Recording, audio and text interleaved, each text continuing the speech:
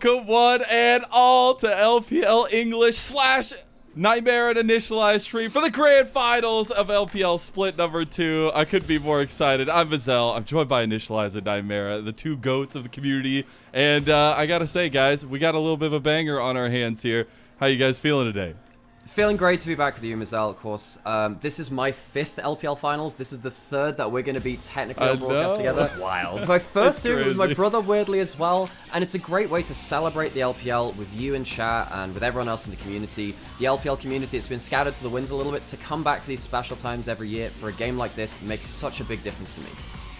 Absolutely. I'm just excited to be here. I'm just excited to be here. I gotta be like, I finally get to broadcast with you, Mazel. It's been such a long time since this has been coming. I have been kind of inducted into the LPL via Alex and by extension the rest of you, so I'm really, really, really hyped to be here. It's going to be an amazing day. BLG versus Anyone's Legend. You can't really ask for a better matchup right now. Those are some big names coming together. They are indeed, and some really nice accolades potentially available today too. Let's go ahead and take a look at the bracket itself here. I got to get your guys' thoughts as we're going to spend a little bit of time on this. Just tell me, what was your favorite moment so far in the bracket here, Nightmare, if you want to start off.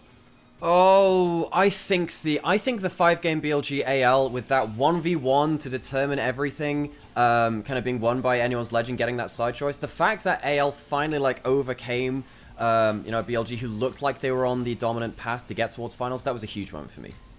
All right, Sam, what do you got? Yeah, I think for me it's the WE run. Like from being a game off, going down to Nirvana, losing to Ultra Prime, to making it all the way to, yes, losing to Invictus Game, but getting all the way to top 4. Insane. I was calling it the first dance, not the last dance, because this was a really, really cool start for a lot of these players, showing what they can do. I can't wait to see more of them.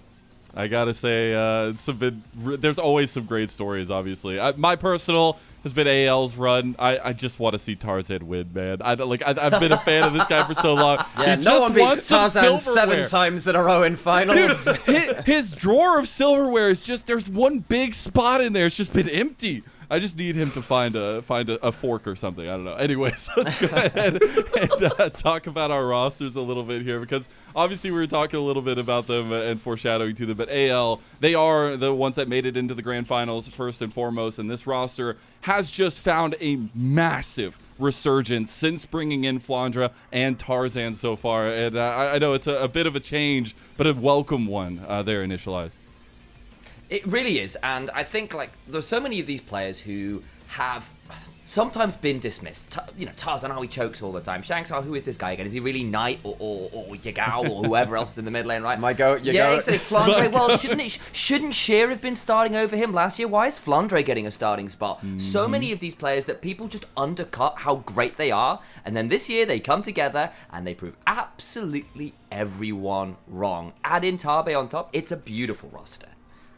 The vibes are immaculate, Nightmare.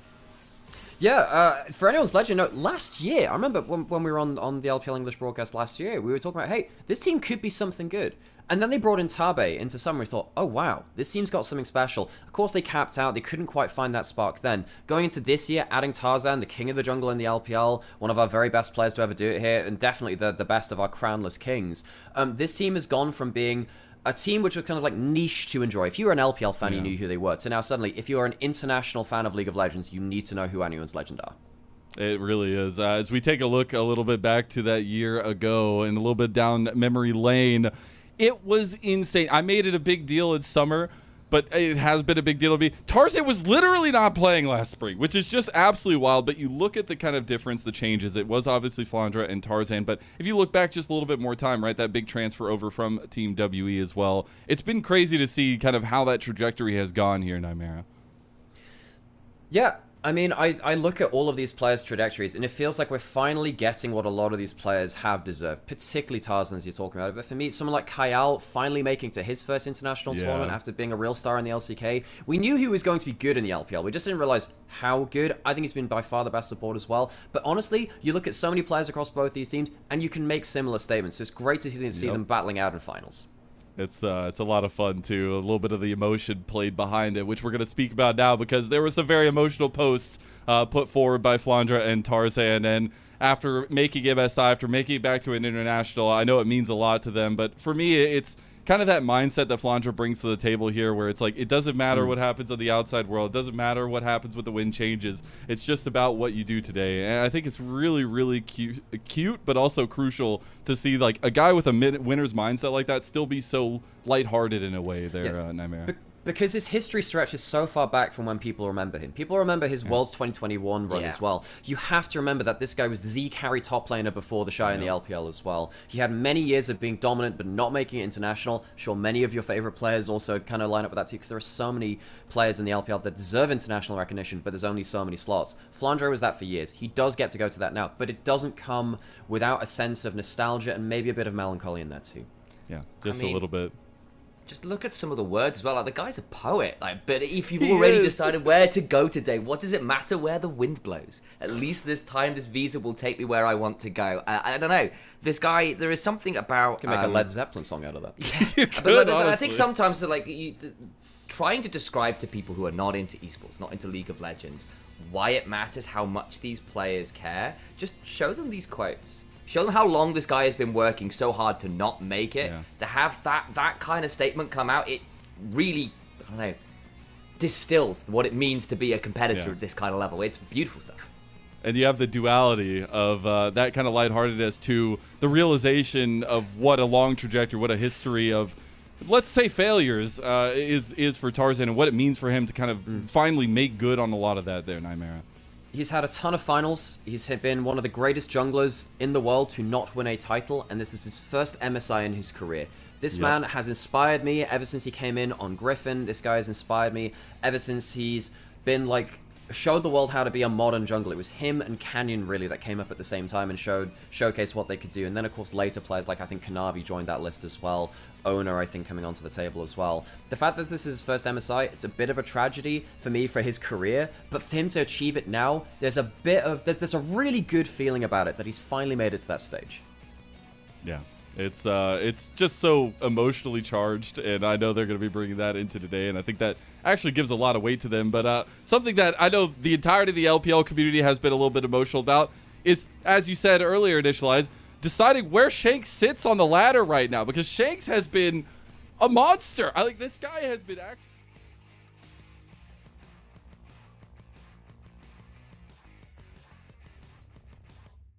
crack at his first finals.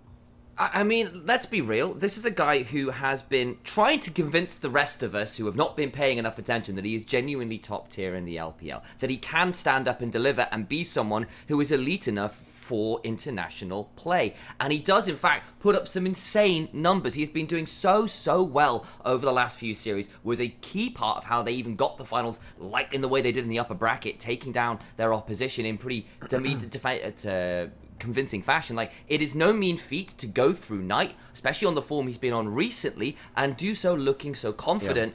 I think he is deservedly now one of our top 3 mid laners, and I think he's trying to put the doubters to rest. It has been a long time coming as far as I'm concerned. And for Shanks as well, getting these stats over a 5-game series, 2 of which are losses, that bumps up the scores more. If this is a 3-0, you think, okay, that makes sense, 3 wins. This is 2 losses against BLG, who often stomp you so hard in their own victories that these stats will just tank massively. Shanks is someone that I massively respect.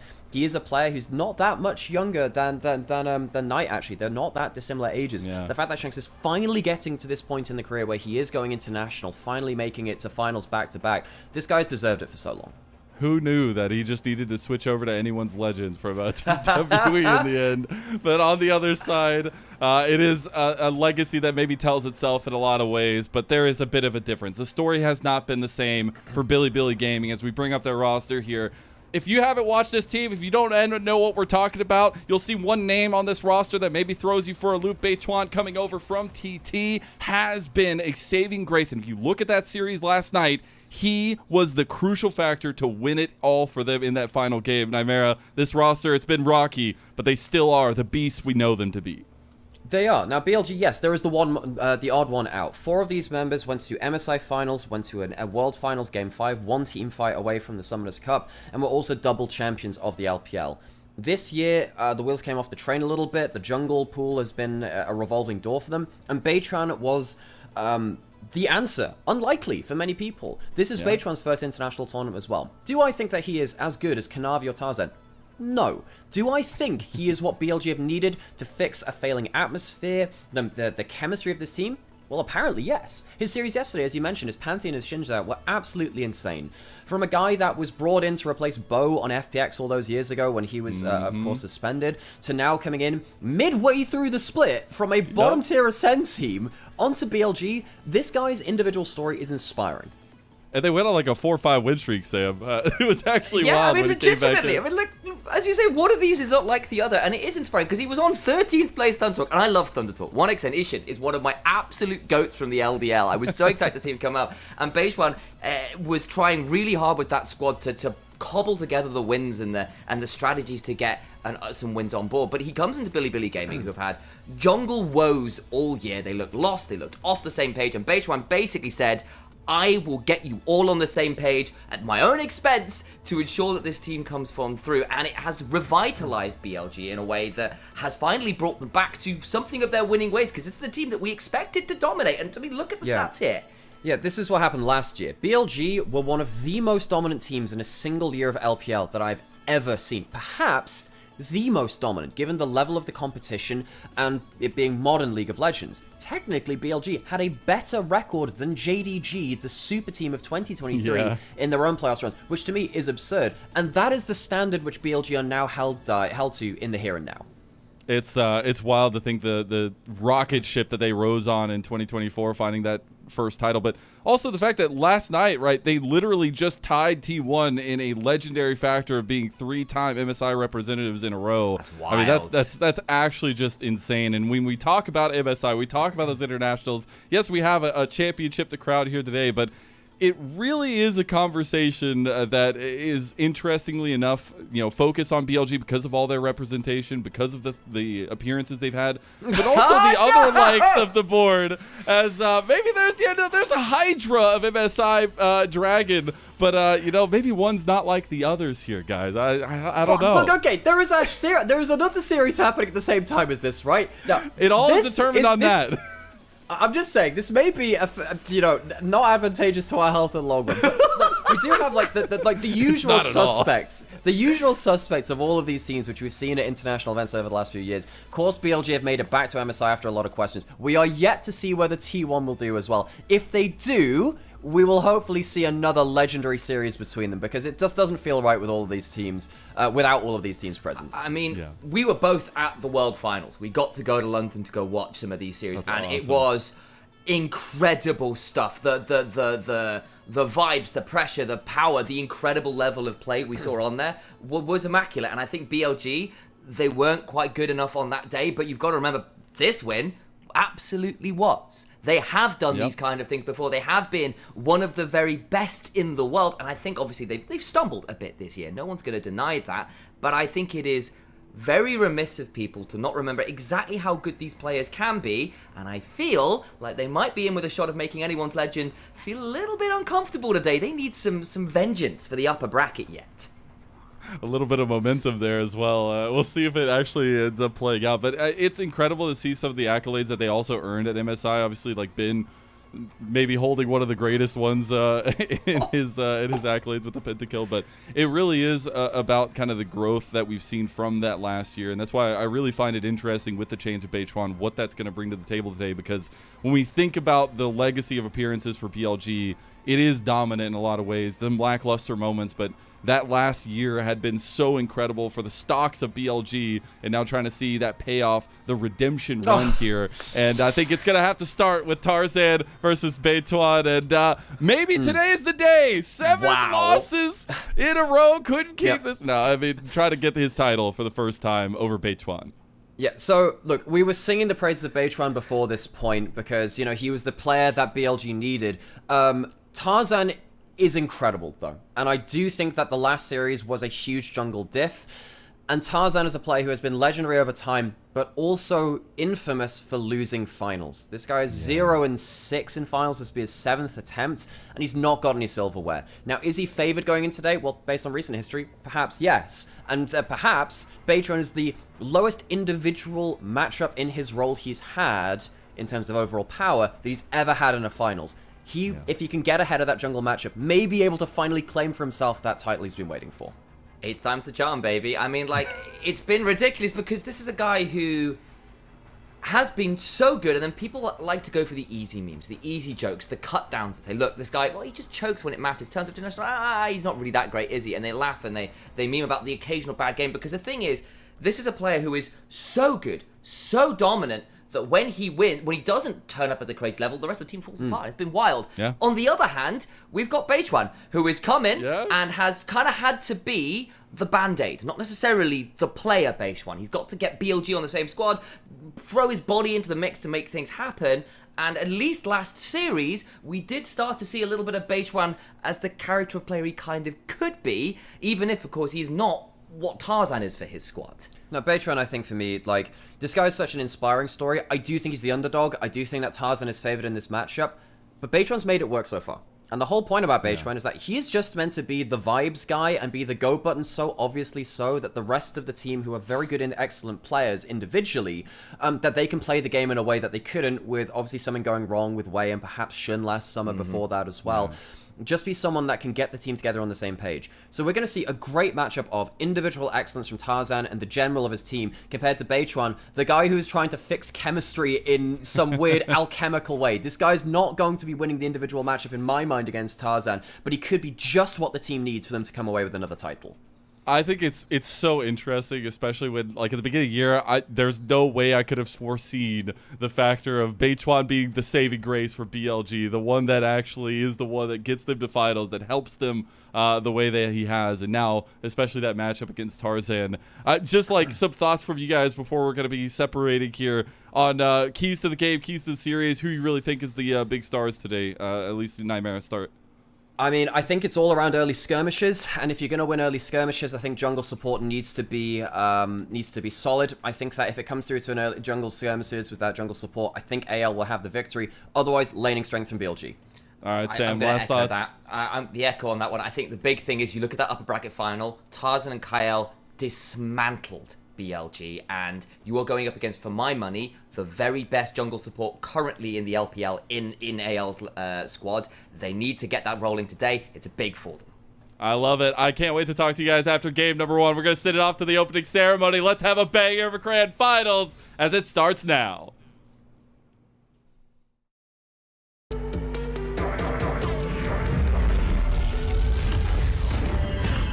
time to hesitate, we at the wire. So now we make it happen. We hitting harder, looking for the high, for the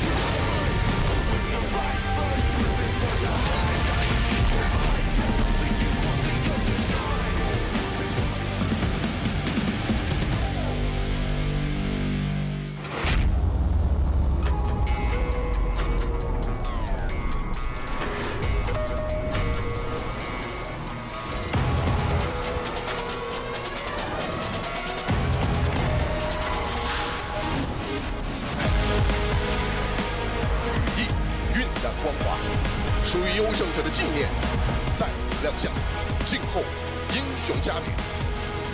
剑气沧海，先攻破阵，战斗一触即发。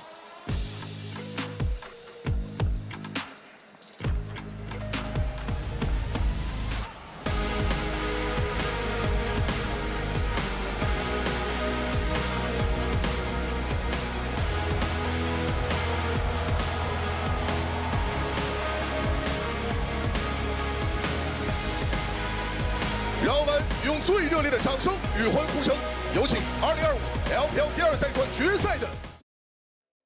Been a long season through play-ins, 2 versions of the group stage, and an 8-team double elimination playoff bracket, and we've gone from 16 teams down to 2. And even though Bilibili Gaming and Anyone's Legends have already secured a spot at the mid-season invitational in a couple of weeks, there's still one thing left to do, and that is to crown a champion before those planes take off towards Vancouver. It's the grand finals of the 2025 LPL Split number 2. My name is Graves, here for the call alongside my good friends Covey and Alk Battery as we get our players walking out onto the stage. We are very excited for what is going to be a thrilling rematch of that upper final that went the full distance last time around. Oh man, this is so much fun. And this time I'm sad because Flandre gave us an amazing intro when he was playing against Top Esports, maybe toning it down here to try to maybe get a different result. Speaking of different results, hoping for no trips on stage here from Tarzan, probably walking out next, right? As he's going to have to start on the right foot as he's trying to break that streak. Of course, 6 finals appearances for Tarzan. No trophies lifted for him. And the best matchup that he's ever had going up against Beishuan, who has really stepped up throughout the playoffs, but again, every series that he has played has been the biggest one of his career. Let's see if he can do so again tonight. And you know what they say, 7th time's the charm. That's what Tarzan's at least hoping for. It worked well for him against Beishuan again in that upper final. It was a 3-2 victory for Anyone's Legends. But BLG did have a good showing against Invictus Gaming just the other night. A 3-1 victory to get them back to the stage and allow for them to potentially win their 3rd title in 4 splits for Knight, his 5th title in 6 splits, Alkin. When you take a look at the historical significance of a player like Knight as well, he's looking to become the winningest player in LPL history, on top of all the other accolades that BLG is looking to accomplish. There are 5 players right now that have 5 titles. Knight is obviously one of them, and his win here today, if he finds it, puts him as the most winningest player in the LPL, which is not only a testament to, I think, the level of dominance that we've seen from this player throughout the years. Again, the last 7 finals have had 6 of them have had him in them. 4 of them have seen him pick up the trophy. He has performed admirably for so many years, and obviously last split we didn't get to see him in the grand finals thanks to Top Esports. He wants to try to rectify that here tonight. Yeah, and frankly, I think a big part of that upper bracket series between these 2 teams was Shanks really stepping up to play into Knight throughout the series. We even had wholesome WE fans just happy that Shanks was making it to another final. One where I don't think Shanks played very well against Cream and Top Esports in the first one, so Shanks going to look for some redemption tonight. As, of course, the support's rounding things out on stage. And I know a lot of the matchups on paper, support may not be the most interesting for a lot of people at home, but I feel like these are the 2 strongest supports that we have had in the LPL throughout playoffs. And I do feel like, much like yesterday's series between BLG and IG, the series just might be decided by the bot lanes again tonight. You can make the on versus off argument for that BLG support, but it's kind of been the story of their season. Starting off the first half of that Rumble stage, really middling, and then they subbed in Beishuan, and suddenly everything seemed to click. Of course, they did lose to Anyone's Legends in that upper final, but other than that, it's been really smooth sailing. Only a couple of series dropped ever since this iteration of the roster has come together. And obviously wanting to rebound off of what was a very disappointing split number 1, where they lost in like the lower quarterfinals to Top Esports. Yeah, Cubby, I know we've been kind of going back and forth about where we feel like this BLG roster has been, and I know that we've obviously started talking a lot about what Beishuan and his inclusion to the team has looked like. Kind of wanted to get your thoughts and kind of just round this out of where BLG's Split 2 has been, because for fans, they're only going to know that BLG made grand finals and that they're going to MSI, but they may not want to know the whole story. Yeah, I mean, it was a struggle for BLG with Wei. Like, Wei on this team, we had people like Jamada, you know, tweeting that BLG's dead. This team's gone.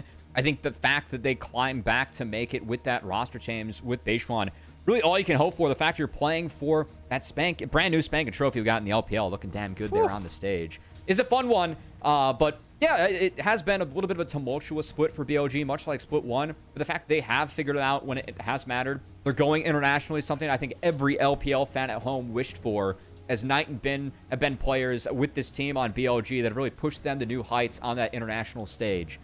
So I think a lot of fans are excited, and we're just going to have to see who hoists that trophy and does go in as the #1 seed to MSI. And again, for Anyone's Legend, they were in that final just last split, as you mentioned. This time, top 2 is good enough to get you to international, but for players like Shanks and Kyle, their first international appearance is about to, occur. And for somebody like Beishuan as well, that is going to be the next step after the grand finals, win or lose. And I love the point that the desk brought up, that it's not necessarily Beishuan being the best player to like in the world that's replacing Wei, but he's the jungler that BLG need. And if he's able to do his job, play his role, that is what's going to lead to some of the best players in the world, specifically in those solo lanes, Cubby, to succeed. I mean, those guys are unbelievable. And going in, I really feel like going up against IG, it was good performances from Bin and Knight throughout the series that helped them overcome a IG that I feel like didn't give BLG the greatest test outside of Game 1, where they played really well. I know Game 1 for me actually gave me some hope for anyone's Legends to take this matchup. I have them favored going into the day. I feel like what Nymera was talking about with jungle support, Tarzan and Kyle have been that duo to beat in the role, and we'll see if Beishuan and Honor up to the task today. Well, let's get into things here. Anyone's Legends having side select for game number 1. They're going to be on blue side, and that means that our draft has begun. Let's get into things here. No Trundle ban yet, Dimitri. Instead, it's the Poppy taken away. Yeah, we were coming in, we were saying, okay, what were some champions we were thinking about? There's been no priority coming in from AL on things like Rumble. Wonder if that will be something we saw it from Flandre early on in the regular season. But Poppy, especially for Tarzan, has allowed for them to have so many open strategies. And Trundle, the big champion, we thought maybe was going to be a permaban all series long. Don't expect it to see it here in game number 1, but things like Yorick are still up and down on the table. Yorick's a big champion between... Flandre is really the first person to really pick up and popularize Yorick in the LPL. And Bin was the one who really started to master it as well, but it's going to be the Gwen. Expecting maybe that Rumble that you teased, Dimitri, to come out now, as that's not a pick that Flandre and anyone's Legends have really put a lot of time into. And BLG with Bin, he has gone on paper talking about how much extra time he did really put into figuring out Rumble the past couple of years, and his Rumble definitely one to be feared now.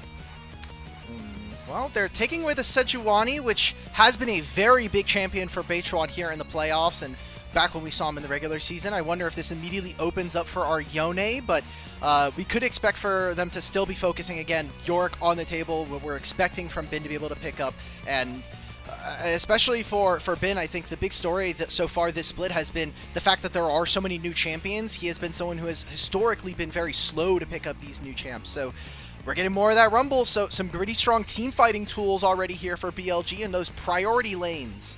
Yeah, top lane looking very much like the split 1 meta, as some of those picks like the Yorick not coming up just yet. I am surprised to see this Vi being hovered. I had imagined that with the Sejuani getting locked in, it would be an easy Trundle angle for somebody like Tarzan, but maybe they want a little bit more point-and-click CC. They're still deciding what to go for here. Not against Rumble. I do think that sometimes you need a few other picks to be out and fearless, and that's what BLG might be thinking too. As it was a pick that they banned all day yesterday against IG, so for me it made sense to maybe see it banned today, but instead the Poppy has been a really big pick for Tarzan. And Beishuan, who is 5-1, found his first loss on the Poppy in that first game yesterday where they first picked the Poppy and it didn't work out for BLG. So gonna be the Aurora, expecting the Yone to come on in, and that's gonna be the lock-in for Knight. Of course, got solo killed by Rookie early on yesterday, but had a great bounce back in that final game to wrap up the series. Right, well, second phase of draft here, and we're seeing Yone Sejuani pair really great as we go on later into the game and talk about side laning. With Rumble, we are expecting for BLG to maybe play with a little bit more top priority, but the fact that 80 carries, this pool is about to get pinched, and we're thinking about Kaisa now gets taken off of the table. We had Varus and Kalista already gone. Yeah, Ezreal and Mef come to mind. Jhin. For sure. Yeah, okay, Xayah taken away. I do feel like Elk has shown a lot of prowess on the Ezreal specifically.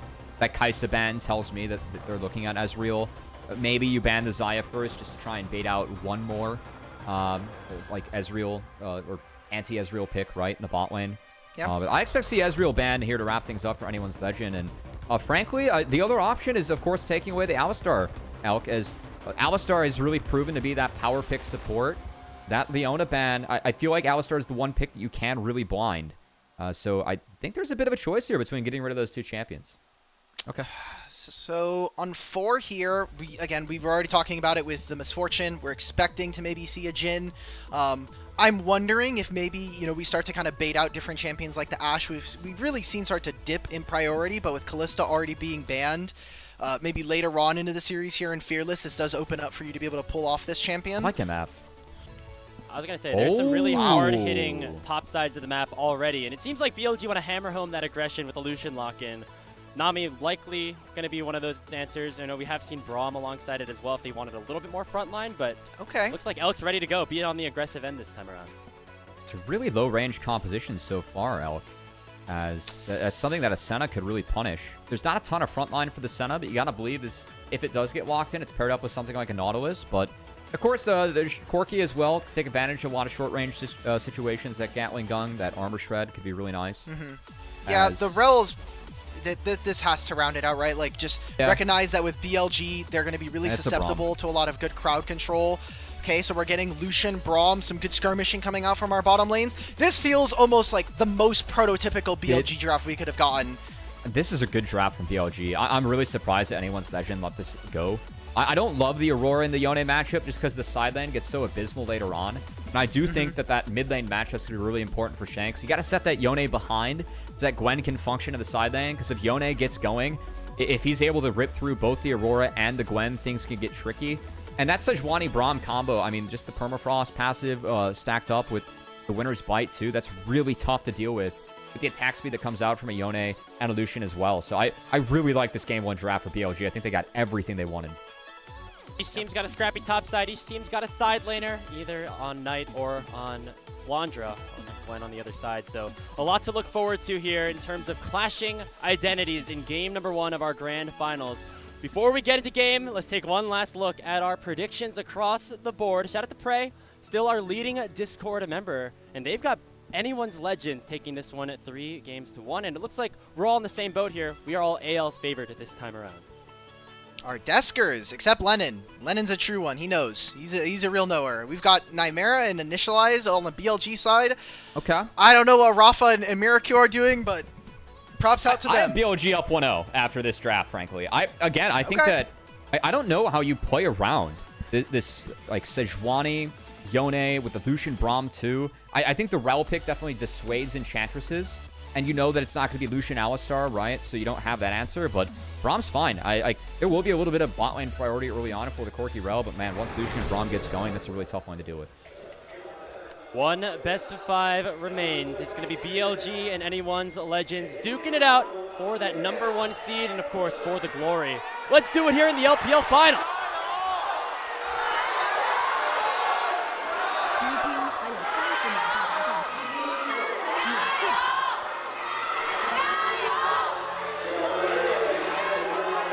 We're going to need the fan chant leaders to get in line. Yeah, for we this gotta one, guys. sync It's up game here. What's 1. going on? Oh, what's going on? Utter chaos. We're just excited to be there, man.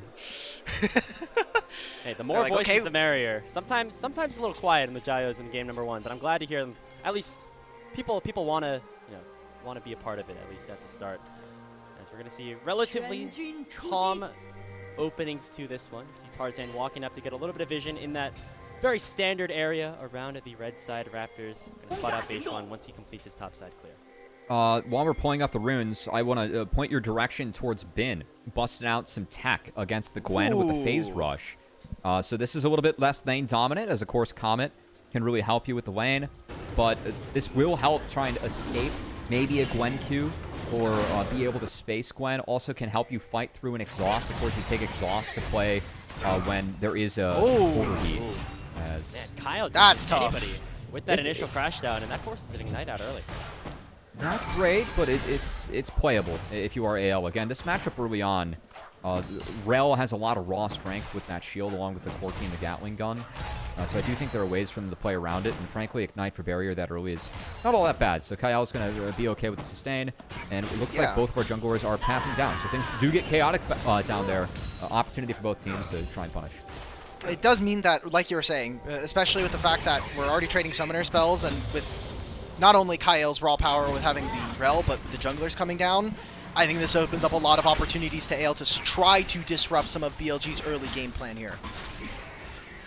Like with the early game being so strong for BLG, or at least that's kind of our expectation, specifically with the Lucian lane, with just the Sejuani combined with the double melee topside, having the ability to match up a little bit is good. And it seems like Kyle and Hope have neutralized that bot lane enough to keep things even in the HP bar side at the very least. As you see both junglers pathing down there. And we'll see if anybody wants to create some early action here, although I don't think it's going to be particularly easy. Let's take a look at some of the win-loss records here. Knight 7-1 on this Yone. And in terms of how I expect some of these lanes to play out, of course, that Aurora versus Yone early on, really advantageous for Aurora, but Yone can flip that pretty easily once he gets some items. Rumble needs a few levels to get going, but I think once he gets a 4 or 5, this wave's going to bounce back into the Gwen. Things will get a lot harder for Flandre as aggressive dash in from Elk, but they have the level advantage. Going to be okay there. On spot lane, it's been a little bit more priority for BLG than what I thought going in, but sometimes that's how the Braum can augment some of these matchups going up against the melee supports. Ooh. Ward gets spotted here. They know Beichuan's down in the river. You see pings coming on over. Instead of even trying to match for what could be a potential dive on the bottom side, Tarzan's just completely ignoring this. He's going to go straight towards the top side. There's a single ward from Bin, so I wonder if we'll see something a little bit more creative from Tarzan to kind of get around this. Well-timed ward from Bin. I don't think that Tarzan can play around it. If anything, I think that he can maybe look for the Raptor camp, which he's going to do here. See if he gets a timer, but not going to be the case. As Beichuan, I believe he did start with the red into the Krugs Raptors, so not going for the AoE clear. And Bo5 Jungler is going to be able to just farm up the second round of camps. Pretty quiet here early, guys. Yay! Full clear regank! Yay! This is my favorite kind of game one for a grand finals. And he's literally just standing there waiting. Now that's what we call oinking in the business right there. Quite literally on the Sejuani. If I had my soul lanes, if my soul laners are Bin and Knight, I'm taking that stimulus check every day of the week. You know, eventually that money's not gonna last for much longer. Soon Bin's gonna be like, yeah, that's mine. Those cards are mine, bro. Like, what are you doing here? Well, I'm curious. I think that the next point of action we might have in this game is if we get a bot lane reset from either of these guys. I'm just wondering if we get any rotations coming out. Nice combo. Rock by Elk. The barrier's right back off a cooldown, but he already has to flash away. As anyone's legend with the wave pushing their way, end up getting the better end of the trade. I mean, hell, this should just set up for Kyle and hope to take the recalls. On still has his flash, the Unbreakable gonna do enough to block things off. Beichuan here, but it's not going to be there in time. Another reset going to be imminent here for anyone's Legends bottom lane, unless Hope steps up and tries to breach the wave. Oh, he does not know Beichuan is here. Arctic's all forward, but not going to find any knockup. I think there's a world where if Beichuan Q flashes, they can actually find that one, Dimitri. Yeah, maybe. I think it's a little bit tough, but you would be willing to trade, like, hey, Beichuan's like, I'll drop flash, and Hope has to use at least one of his summoner spells, right? Like, get something out of that. Just kind of looking at it, that's a 2-for-3 trade in terms of summoner spells in favor of AL, and now they can have pick of the litter as to which objective they want to play for. Yeah, their first reset, so of course Vi with the denting blows can rip through those dragons. Curious if that's going to be the play here for Tarzan. On the first one to get some information in the river. But it will be Hope that's going to be first to that bot lane. So yeah, I think there's a real angle here for anyone's Legends to just get this dragon uncontested because their lanes are better. Knight also with the reset. But showing some apprehension here. And BLG showing some willingness to fight. I will say fighting Braum Sejuani is scary. No flash. That push here. Kyle already gets stunned up, taken very low. The permafrost's going to land on top of him. And with that, it is Bilibili Gaming picking up first blood. And they're looking for more on. Flashes out of Tarzan, lands that Winter's Bite. 2 more auto attacks to get the stun, but they're not going to get there in time. Meanwhile, up on the top side of the map was the ultimate's blown, summoner spells blown. Flandre has one more proc and needlework to try to slow Bin down, but the Electro Harpoon's coming on top of him. They're going to follow up with the flash. Flandre is burning down at less than 200 HP. And now can he escape? Can he dodge away from it? Looks like he will survive as Beichuan now makes his way towards the dragon, but instead going to back away. All right, big thing for me with that dragon, I don't like the way that anyone's Legends pulled that. Notice how Knight was coming out of base from mid. They should have played that dragon up towards the mid lane. Instead, they kind of got lazy with how they pulled it. IL walked bot. They didn't have control over that section. I think if they picked the right quadrant to have the dragon on, could have been a lot more controlled. Didn't do that. Kyle, of course, burned the flash for the trade to the lane. Didn't find any kills. Gets punished afterwards by the Sejuani Braum. And that first dragon goes over to BLG. I think it's a big deal for them because the Yone, Rumble, like the way these guys can play the side lane later on, and some of the scaling, I mean, they have more options to now drop the dragons and funnel that Yone if they want to in the mid game.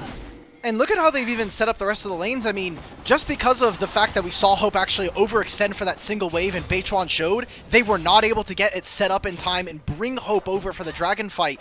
They're now in position to potentially start these grubs, but you look at where BLG are right now, I think you're going to try to take this. Elk's about to hit level 6. You're going to have all of this topside control, and while you're trading for plates, BLG can still grab these grubs and be in a good spot.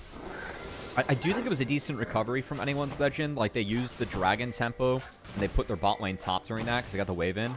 And again, like, Hope was in the bot lane, but again, they just didn't connect with how they played the Dragon, right? Yeah. Which led to that desync and not bringing Hope in, as you called out. So I think that the recovery, though, from Anyone's Legend is pretty nice. And, of course, denying Yone any of these grubs and getting them for the Gwen would be valuable for AL throughout the game. They're just forcing this, though. Like, Gwen just cut through mid lane. He's going to catch Elk before he gets here. They're just forcing. I like this. I like this a lot. He got there first, and that means that at least one of these grubs is going to go over towards Anyone's Legend. Now, Beishwan is in the area, but still far away to get into range for that second grub, so it's going to be the victory secured here for AL, despite the potential tempo advantage on the map here for BLG. I think it's well worth the waves being dropped by Flandre, by the way. This Gwen's going to slingshot back into this matchup in the mid game, so like picking up 3 grubs for your team. Again, any mistakes now that BLG makes, this is kind of the equivalent of 4 grubs from the past season, right? That's going to be a lot of pushing power coming out for Flandre and AL. And not only that, but they also allowed for Hope to get a bunch of plates on that top side as well. And despite, you know, losing a little bit in that early game. Good recovery. Yeah, he's able to come back in here and now, you know, eventually get to the point where, I mean, he's been really good in this 4P all season long. Ooh, they're pulling the bot lane over. Gwen has a flank. Glacial Prison on to Tarzan, already at half HP. The Equalizer doing so much work to burn down the Vi, who's now forced to go forward, but a huge between worlds comes through from Shanks. But it's Tarzan going down first. Culling comes down. Elk is somehow still alive, but will finally get taken down by the needlework of Flandre. And now Anyone's Legends can bounce right back into this team fight, going 2 for 1 overall with the bot lane of BLG down. And this is a massive win for AL because not only are they there to defend the camps, but look at what Hope is able to get on the top side of the map. They just pulled a TP from Knight. He's going to get nothing for this play aside from the mid wave. And look, I know it looked goofy from Tarzan going back in, but he set up a 4-man between worlds at this point of the game for Shanks. Like, that's massive. This is where Aurora is really strong, much stronger than the Yone. As we're going to take a second look at this one. Again, we gave credit to Tarzan and Kyle, their ability to play together. Tarzan gets caught. But even just buying this much time, again, Shanks is in a great position. The Equalizer is pretty much null with how Kyle and Tarzan were able to play out. Yes, he goes down, but BLG, way too much of a commitment. This was one of the mistakes we saw from them in Game 1 against IG yesterday too, Elk, with just overcommitting for plays. I feel like this wasn't really their timer to fight and commit those TPs. Definitely an overcommit from them, and AL punished on the map. They weren't thinking that maybe Flandre was going to come off. They did not have, you know, all the perfect information. This is something we've seen from BLG all season long. Them being willing to try to hands check a lot of their opponents. And honestly, a lot of the times you get away with that. When you have players like Bin and Knight and Elk, if they're performing on the day, they're going to be able to smack around a lot of their opponents. And that's just not something that they're kind of getting away with right here in this game. So for now, it's going to be BLG coming back to their lanes, redistributing their lane assignments right now. And we don't really have much to talk about except for a dragon in a minute's time. I mean, you talk about how BLG hasn't been able to hands check so far against Anyone's Legends. A large credit to that is Shanks. You know, that was a huge ultimate that he had setting up that fight. Had a good performance in those upper finals as well, even against somebody like Knight. And, you know, this is a guy that really has stepped up and now back in his 2nd straight grand finals after he underperformed in the first one. Gonna try to have an opportunity to redeem himself a little bit here. Yeah, I think he's trying to get some of that bad boy status going on as he's double masked up with the Haunting guys. Of course, utilizing the fact those passives are not unique. That will likely go into Leandri's and a Riftmaker. I will say I don't love the Riftmaker on Aurora, so I'm curious if he actually sits on it or will build it. But the Haunting guys in itself, pretty efficient item to pick up. And Shanks definitely going to be strong for this dragon fight that I feel like at the moment with the items that we have, there's no Bork on the Yone. There is an Essence Reaver on the Lucian, which matters a lot, but I think this is a fight that AL might want to take. Most importantly, BLG here first to clear out some vision with it spawning. Now, Bin has his teleport, but so does Flandre, but right now it's the Rumble who has the advantage in terms of the wave. That means he could likely get there first. He has the Andres AL right are now, okay too, with giving this, though, right? Like, yeah. Do you really want to fight this? You have 3 grubs. There's still plates out on the map. Like, sure, you're giving over 2 dragons to BLG, but can they stall? I'm kind of curious about that. I feel like that's a decent option, too. Like, sure. Rumble's waiting the TP, and I think that fighting Rumble at this point is really scary. Yeah, here comes Bin, Flandre, too. All right, here we go. Going to be immediately matched. All right, well, we're going for it. Fight around that second dragon. Kyle finds a 2-man Magnus Storm. Already locks down Elk and secures the pizza support fair already for AL as they have regained control of the dragon pit, but the dragon does go Beishwan's way. His price, though, will be his life as Tarzan will shut him down. It's Hope picking up the gold. And despite the Drake going over to BLG, AL find a great engage back. I almost want to see the setup for that again, because keep in mind, BLG, they cleared out that bot tri-brush, but it was Kyle that went through BLG's own bot tri-brush to find that flank, that angle. Him and Shanks completely split the fight up at the start, and BLG, yes, to get the dragon, but lose out on some kills and that gold afterwards when the triple grub's out. Oh my god. Well, you know, I said, hey, maybe you'd be willing to give up the dragon. They ended up following some parts of that. They got more plates. 3 plates split between Hope and Flandra there. That is massive amounts of gold. And yes, Shanks does have an advantage, but now we're going to be seeing Hope with a Trinity Force.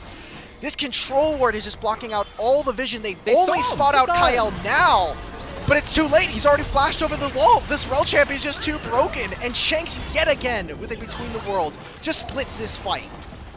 Yeah, I mean, it's such a good engage there from Kyle, who's been one of our best supports in the LPL all season long. He was our first team support, I think 2 splits in a row. And this is a guy who didn't have a ton of success in the LCK cubby, but now making it over to the LPL, making a big name for himself. I mean, when I was over there and stuck in the TV, I was lucky to see Prince and Kyle and the Live Sandbox team. That was my favorite team. It was a stupid team in League of Legends. Dub was not the best top laner in the world, but, you know, they made it work. And Prince was an AD back then, was really, really good, but somewhat notorious for kind of bullying his supports and, you know, playing the way that he wants to play. Since Kyle came over to the LPL, I think it took a little bit for him and Hope to kind of figure things out, but I really feel like pound for pound throughout both splits, he has been our strongest support in the league. Shout out to Sandbox, now FearX, facility I'm in right now.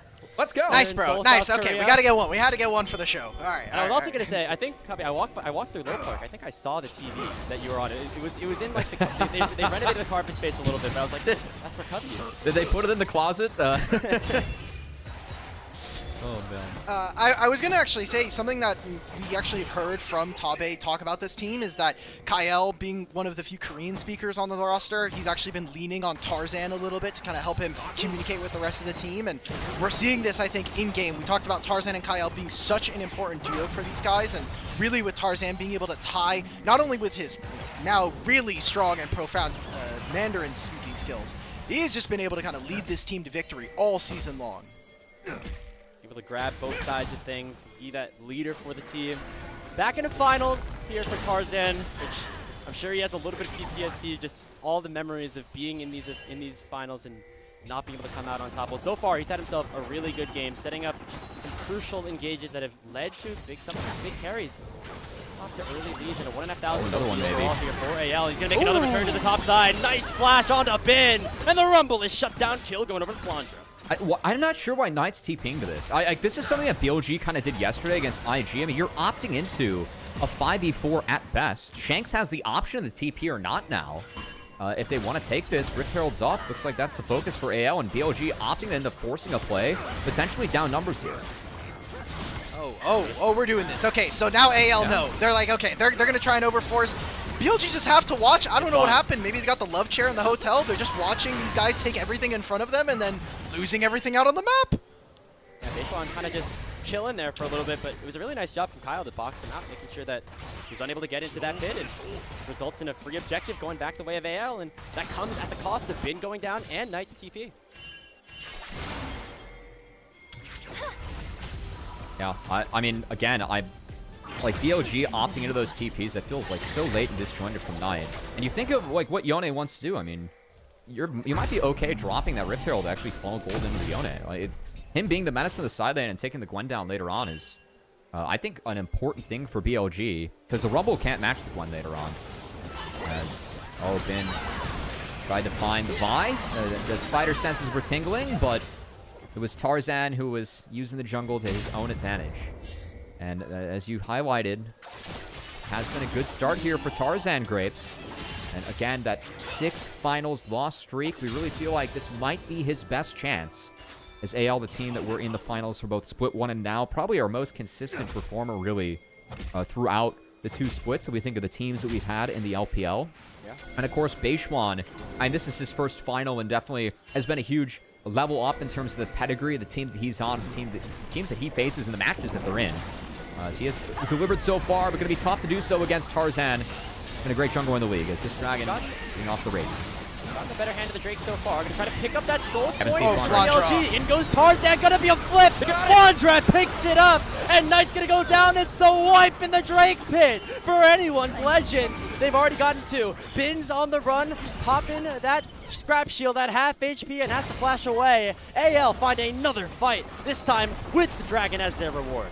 They're going to blow up this map now, and think what happens after this. They can take whatever objectives they want, and after they recall and spend all of their gold, there's going to be an Otacon spawning in a minute and a half. And we haven't really touched on too many items outside of that first couple of moments, but you look across, I mean, Shanks is about to finish 2. You're going to have Hope on 2 core as well. This is going to be a huge injection here, and the fact that they're able to stop the dragon stacking of BLG just gives them time to play this game. Flandre is TP diff too, so I mean they can go send him top lane if they really want to and try and stretch the map for a little bit, as he's gotten really far ahead. This is really nice from Flandre. He snuck in, man. The setups from BLG, they really got out set up by IG in game 1 yesterday. It feels like that's been the same case today in this game 1. When have they been able to get the jump with some of these plays, Dimitri? It just hasn't been the case. Anyone's Legends are the one that are controlling vision, dictating the terrain they're playing these fights around. And the response from BLG just hasn't been there. And that has been one of the big criticisms for this team, has just been the fact that even before the jungle swap, that this team just did not have great objective setups. They kind of, I think, relied on the fact that they would have winning lanes and move that into having priority. We're seeing it now. One of the greatest things that we've talked about for AL is the fact that this team is just one of the most well-coached teams. And that's always going to happen when we have a guy like Tabe at the helm. It's really fun to listen to some of the conversations that he has. You know, at the show, he's done a bunch of interviews with Dom and the like. And I remember the one talking about like Hope, like, yeah, we just stick about things game 5, and it ends up working out. Maybe a preview of what we're gonna get later on in the series. One of the most legendary coaches now on a new team that again has not won a title so far. It's another thing that we have to bring up. We talked about Tarzan not having earned a title. Anyone's Legends looking for their first. They came as close as possible without getting it last time around, and they want that revenge here, and it's looking good for them so far. I mean, the way they've done so, too, like this core of Shanks, Hope, and Kael, they've built really on their own, right? Kind of taking some pieces from WE, putting them together in the right spot, rounding it out with Flandre and Tarzan, really bringing that experience to the top side. Again, it has been a winning formula for this team. Just have to convert it now into a split win. Looks like it's looking pretty good for a game 1 win here.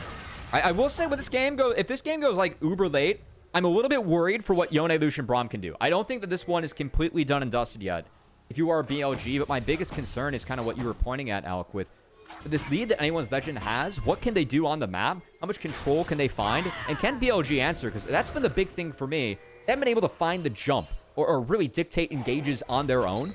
And you can see AL, all this control they have around the Otacon. Flandre up top with a TP. Only Knight can match, and we'll see if they want to pull the trigger here. I think we've seen bits and pieces of that from a player like On when he is, you know, using the Braum, but that's not typically a champion that we're going to be associating with primary engage, and especially with Beichuan, it feels like they have to be a 1-2 punch for this team to operate right now. Oh, yeah. So I think we're seeing a little bit of what happens in that draft. We're seeing a collection around this Otacon right now. Oh. It's less so the engages for me, it's just the vision. Like we've seen Kael and AL play with vision so well. Even here, BLG, that part of the map is dark. They're assuming that they aren't on the Otacon right now with everyone showing in the lanes and Flandre having to clean up that top lane. So this isn't really AL's timer to hit this, but it might be their timer to actually go on Knight. Tarzan. Okay. Right. They forced Knight out. I mean, they could look hard bot now, too, if they want to. Hope's about to hit tier stack, right? He's about to have Muramana. Oh, they won Knight. This guy's insane. Oh, he Q3's backing. Has to use that Fate sealed out. That's a big cooldown that will no longer be at BLG Superstar's disposal, as they're still kind of hovering around that Otacon right now. A top outer is going to fall. Yep, Flandre takes it, but they could like start the Otacon and see if they can get Knight's TP out. This is a really tough map state for BLG. They don't have a lot of tempo anywhere. You can see Bin catching that mid wave -1. Top wave also -1. Bot lane's even, but Shanks is here. And he's playing cautiously as no one from BLG is showing. Yeah, his spidey senses are also tingling. He knows that BLG are going to be in the neighborhood. Yeah, Shanks is the one play that BLG could go for if he steps too far, so nicely done from him to back away. It's going to be a reset coming through from Beichuan as well. As overall, anyone's Legends continuing to grow their lead. Over 4,000 gold at this point. However, On with the unstable Spellborg teleporting back in, trying to regain a little bit of control at the only area of the map where they've seemingly really focus their attention. Dragon spawning back up real quick. Alk, are you surprised that there was no Otacon start there from AL? I'm a little bit surprised. I think they scaled decently, but... I think it's, I mean, yes, like, right, we were talking about it, like, you just pushed top lane, you just got Knight's ultimate. I think maybe there was an angle there, but you can kind of see that they were a little trepidatious about where exactly, and they hadn't been able to reset and get all their wards for Kyle. So I think I can understand the caution from them. They recognize that this is a really tenuous game number 1. I think the BLG's been... Oh, wait, we're going in. Oh, Kyle! 3-man Magnet Storm, and already Beige1's at half HP. Tarzan goes into the season assist, but he's stuck in a 1v3 until Flandre arrives. But is BLG pushing forward, and so far they've already taken one. On flashes in, Elk somehow survives until Hope flashes in and takes down the Valkyrie. Knight will fall. It's on the run, but he won't live for very much longer as Flandre with the scissors is trying to hunt him down. He uses the stand beside me to go back to safety, but it's a 3-for-2 overall in favor of AL. They're not even caring about the dragon. Let's just take Otacon, let's get our experience bonus and our kills afterwards. They're gonna shoot up into the lead right here. AL with another amazing find from Kyle, and that vision that was lacking from them that we had noted earlier, BLG get immediately punished and snapped on. And it was such a good engagement, Cubby. Like, how did BLG somehow, like, almost turn it around? I mean, for the last 2 or 3 minutes, though, like, leading up to this, it felt like BLG were just jailed to their tri-brush, right? And, yeah. You know, I mean, we're gonna get a second look here. As it was a decent start on the Shanks. Kyle hit such a big one as Elk was coming in off the blast cone. I think that the equalizer actually got a lot of value here from Bin, which is what made it close. Shanks was stuck on it, the red carpet, thanks to a Knight finding a knockup. But once Flandre connects, this Gwen's really big. I respect all the flashes being thrown into Hope, but he's able to flash out. Great exhaust from Flandre coming out to make sure that Knight falls. And Hope managed that situation quite well, too. So, again, that short-range Corki, like, this is a game where he doesn't really struggle with a lot of range. You can interact with everything on the map, and Hope's been pumping out the damage.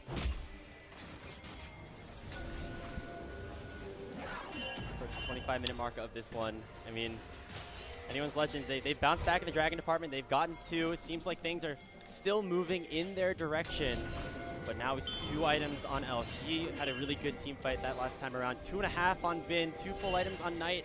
Could this be the moment that mid-game composition, that mid-game power spike has come in? Beige1 gonna look to try to find something onto Tarzan, but he already buffers the CC with that cease and desist, staying alive for so long. Meanwhile, Kyle will whip his ultimate onto the backside, but does still find the stun of the Q onto Elf, who's now 1v1 in Hope, and losing at that. But the equalizer comes down. Bin doing so much damage on the Corki, forced him out of the fight. Somehow On still survives, but Shanks will take him down. Now it's Knight and Beige1 on the run. Shanks is massive on this Aurora, level 15. Already procking that shield off a Knight, and in a 1v3, he will go down. It's the Shanks picking up another kill, and anyone's Legends picking up 3 more. That almost felt like a desperation fight from BLG. They thought they had Tarzan caught, but that cease and assist to buffer the Fate Sealed was really prime. And Beige1, that's a recall that you can't make, buddy, as he has been good for BLG to get here, but in the biggest match, it feels like Beige1 and On have really been gapped this game by Tarzan and Kyle. Definitely something we felt like AL had an edge with that jungle support duo coming in. Something that Nymera talked a lot about on the desk, too, with Initialize. And it does feel like they've really got the best of them in this game 1. Oh, yeah. It kind of has felt like it's a little all over the place, right? Like, obviously, we're talking about the jungle support, and we'll see that reflected in this clip. But Tarzan has played so well in this game number 1, which feels really nice to say, especially when you talk about his history that we had noted during the desk here. But this fight is so split. Tarzan lives for so long, and I mean, Hope is just able to survive as well. I mean, him and Flandre on one side. Yeah, I thought Bin played that really well, actually, to even try and get Hope. The fact that Hope lived, that's kind of a stinker for BLG, as Bin did his damnedest to try and take down the marksman AL, but not the case. Of course, Knight falls too. And yeah, you called it. Like, Tarzan, yes, he was caught, but I don't think he could have bought more time. We have action to the bottom left, Grapes. Yeah, On tried to catch out Shanks, but now it's going to get punished. Here comes the Magnet Storm. It is just going to be the support for Bilibili going down as Shanks picks up yet another kill, and in goes Tarzan onto Beige1 again. The Equalizer going to try to space out the solo laners. The Blast Cone taken over by Tarzan is going to mean that the fight can continue underneath this tier 2 turret. Tarzan dashing forward, forcing Knight to pop that Fate Sealed, but now the target is out, and the Lucian is immediately shut down, and Bin is the last remaining survivor for your 2024 champions. Anyone's Legends might not even need the Baron to run away with this game number 1. That's it. There's no equalizer on Bin. Anyone's Legend. What a performance by Kyle. I think that's an easy MVP from me this game. Start to finish was fantastic on the rel. One game down for your winners bracket winners, your underdogs potentially in terms of expectations from last year, and it was just an absolute clinic in that first game. Yeah, Kyle definitely, I think, deserves an MVP vote, and I love that we came out of the cams and we see right there immediately coming out from Shanks. He's like, okay, game one's over, let's get back to work. He knows what happens in that first split, and he wants to make sure it comes to reality this time, picking up that trophy. A good time. That was a really good game from Kyle, and him and Tarzan, those two players that we were kind of highlighting. One in terms of looking for their first championship, the other looking for their first championship out of not after being at a bunch of finals, I should say. Really stepping up. And when you look at the other side for Bilibili Gaming, I mean, there was good play from Elk. I think Bin played well on the Rumble, but Cubby, I'm looking at Knight on that Yone. Really didn't feel like he had an impact in that one. I feel like that was more of a team decision. I was really surprised with how they were grouping so early. Like, you take away a lot of opportunity to actually get power into the Yone. And, man, I just can't give enough credit over to Kyle and Tarzan. Like, the way they played out that duo, I thought they ran the map from start to finish was fantastic. How many instances did I feel like BLG actually had control of that game after the grubs were taken, Dimitri? I really didn't feel it. Yeah, it was not great. Honestly, that's what you get for saying that they had a better draft. I'm just saying they're cashing in on that one. True. Yeah, true. It was Kyle diff sadly, In terms of our predictions, we're all happy, but we all had this series being a little bit more competitive than that game number one. So BLG have some work to do if they want to even things up in our split to grand finals. But that does it for us here on the caster desk for game one. Let's send it on back to Mazel on the analyst desk.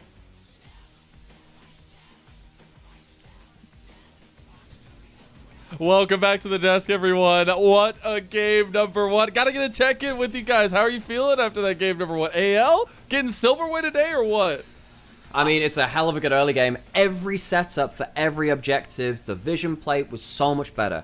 Anyone's Legend are our strategist team, and they showed exactly why. BLG, they never approached a fight in as well as AL did in that game. Every dragon fight, Anyone's Legend still had wards, still had angle for Kyle to go lurking for insane magnet storms. Flandre getting into the back of that dragon pit to steal away the soul point as well. How can you allow that to happen, BLG? On the other side, Anyone's Legend, they take those momentary advantages and blink and the gold lead's expanded by 2,000. The game is bloody well over. Yeah, it's crazy how much momentum, how many, honestly, nice little plays in terms of mechanical outplays we saw that one from the side of AL as well. I know we were talking about Shanks a lot going into the series itself, and I think, it's a pretty solid game number one from him as well. I want to get a check-in on some of those matchups that we were talking about, though, especially the Tarzan versus Beituan matchup. How do we feel like Beituan can actually get himself back into the rights here? Well, I don't think this game was on Beituan myself. Now, because I look at Elk doing absolutely nothing in the Lucian. This guy, when he fell behind the game, really struggled to do anything. Good for early few levels in lane, struggled to capitalize beyond that point. Bin's Rumble strikes again, not really impacting the game in the way that we wanted to. Knight losing the early lane. It was an overall team diff. Bin, that's just a couple of equalized damage. Look how low the team damage is from BLG. Yeah. How do you play around that as a jungler? Beituan is not the guy who's meant to be bailing out losing lanes. He's meant to be leverage off of winning ones. They're not holding up their end of the bargain. And I'm just looking at those damage numbers, Sam. brutal. Oh, God. Like, if you've got a Lucian and a Yone paired up with a Sejuani for the melee synergy, and you're doing less than 10k damage, that's like, what, a third of their opposite numbers? That's not good enough. I think a lot of this is also then based around things like the fact that we get plays like this one on screen where you overplay a little bit, and then you don't do your due diligence in terms of your vision setup, which is a team sport, guys. And then Anyone's Legend get to leverage off that. They have always been the masters of map movements, of using vision to get fantastic setups. That one play where Knight is forced to ult away under his own tier 2 because somehow we see Tarzan roaming up to wolves unspotted cannot happen. It's making BLG's life unplayable. Yeah. I just think it's also just a little bit of a side factor of a lot of very powerful picks, I feel like, for at least the rosters that we do have, and I think it makes things get a little bit more interesting as we move forward. Did you feel that way at all, guys? I'm trying to think about that. I'm not going to lie. I think you might need to repeat that statement because I was busy thinking about that game. No, you're good. I find it interesting, some of the big picks that were already taken off the table, like especially like the Shanks Aurora and things like that. Like what kind of pressure this kind of game gives the rest of the series itself, if it does even add any pressure in that way. What it does is it opens up more tank top laners because Rumble and Gwen are gone. Those are two big ones. Now in terms of like your anti-tank picks, you have something more like, I mean, obviously the Trundle, which AL and BL, well, no, AL and IG have shown more, because of course IG went out with that pick. BLG were banning it a lot. I was surprised that they didn't ban it away in this first game, given how much it destroyed them the last time around. That's the kind of thing which you have to keep your mind on, because later into the series, stuff like Scion will still start to come around, and if you don't have a Gwen or a Rumble to impact them in that top side, potentially that can change the face of these drafts. I think the other thing of this as well is you're looking at teams with a lot of big champion pools. Flandre has always been a bit of a chef on. Is someone who's playing Shen and Elise support still. Like, we have got players here who, when the meta picks start to dwindle, have still got aces in their sleeve. It's partly how they got here in the first place. And the power of Fearless gives you that option, particularly later on into drafts. But BLG probably need to get there first. And anyone's legend, if this first game is anything like the second, maybe we'll just not let them get there in the first place. Yeah. And I know BLG, at least in a trend of their come up with Beichuan, they like to play decently fast. They like to have a little bit of momentum in the early games, the mid games. It feels like we aren't getting that necessary like clean angle that they always are looking for, especially in this one. And obviously it's one game in a best of 5. There's a lot to go. And blue side is definitely a favorite for BLG, but it's really trying to figure out how to get the engine started is a lot of the trouble I see with BLG a lot of the time. Yeah, and you can see them trying that this game. And in fact, this has been the case all of this year. It happened last split as well, where last year, when they went for that play around the Raptors where they tried to kill Tarzan, they would get the quick kill and they'd somehow turn it into a 3-for-0. Now they're doing it this year. The Braum Q misses, they don't get that passive on target, they don't get the quick kill, Tarzan ults around, and then suddenly Aurora's dunked them with a 4-man ultimate. That is the difference between BLG of this year and last year. They were always looking to thread the needle in the early skirmishes, and it just hasn't happened cleanly this time around. It wouldn't surprise me if Aurora gets the MVP. It's Kyle. He was pretty great. He was pretty great. Like, I just saw like 3 or 4 4-man Aurora ults, and I thought, goddamn, that's a lot of damage. I thought this champion was meant to be useless. But yeah, BLG really falling prey to the clumped up engage of anyone's legend. When they went just a little too far, couldn't thread the needle. Yeah, and I'll echo that as well, because actually for me, Kyle was definitely up there as one of the MVP candidates. I think his rel is arguably his most like prolific champion. It's certainly the one that I think came over from LCK with a lot of like hype behind it. I've been chatting to Chronicler a bit this year, and he's been so excited about Kyle still doing well. And like, we are seeing this guy develop into, I think, our best performing support. There's not really many other supports who've been up there. And on the other side, one of these great supports that is a bit more mercurial in the LPL, yes, but is really, really good, isn't quite at this level. And this support jungle that we were highlighting before the series, we were highlighting in game, we're going to highlight it again now, guys, are so damn dangerous, especially when you get the kind of vision control as Kyle to find these insane flank angles and just cut BLG off at the knees.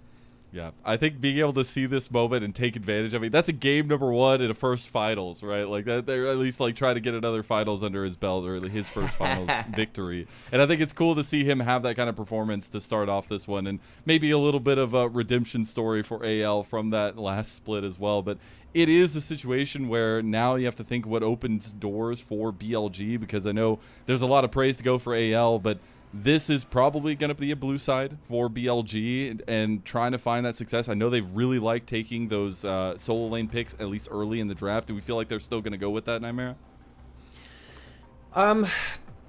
Blue side obviously lets you pick a more coherent composition on the whole, because you pick like one power pick and you build around it. I don't think that BLG walked away with a bad composition last time. You can see how the 5 champions want to play. For me, blue side, and I just don't know how this works. Blue side is aura in LPL. Do I think that red side teams are walking away with worse drafts? No. Are they losing anyway? Yes. Blue side is just an aura thing within LPL, and maybe look, BLG are just a vibes team at points, and if blue side helps them fix the vibes, maybe that will help them with that. But on a more serious level, what I need to see them, regardless of which side they're on, because I don't think this should be gated by red or blue side, is you need to have better early presence on the map to allow those early skirmishes to go in your control. I don't want to see stuff like Annie into Ahri, or in this game, stuff like the Aurora into Yona. You can't allow Knight to get blasted in early lane. He'll survive, yes, but you need him to actually have pressure and to do something to unlock your early skirmishes. I really want to echo that bit, particularly because BLG, without priority in mid lane, are not the same team.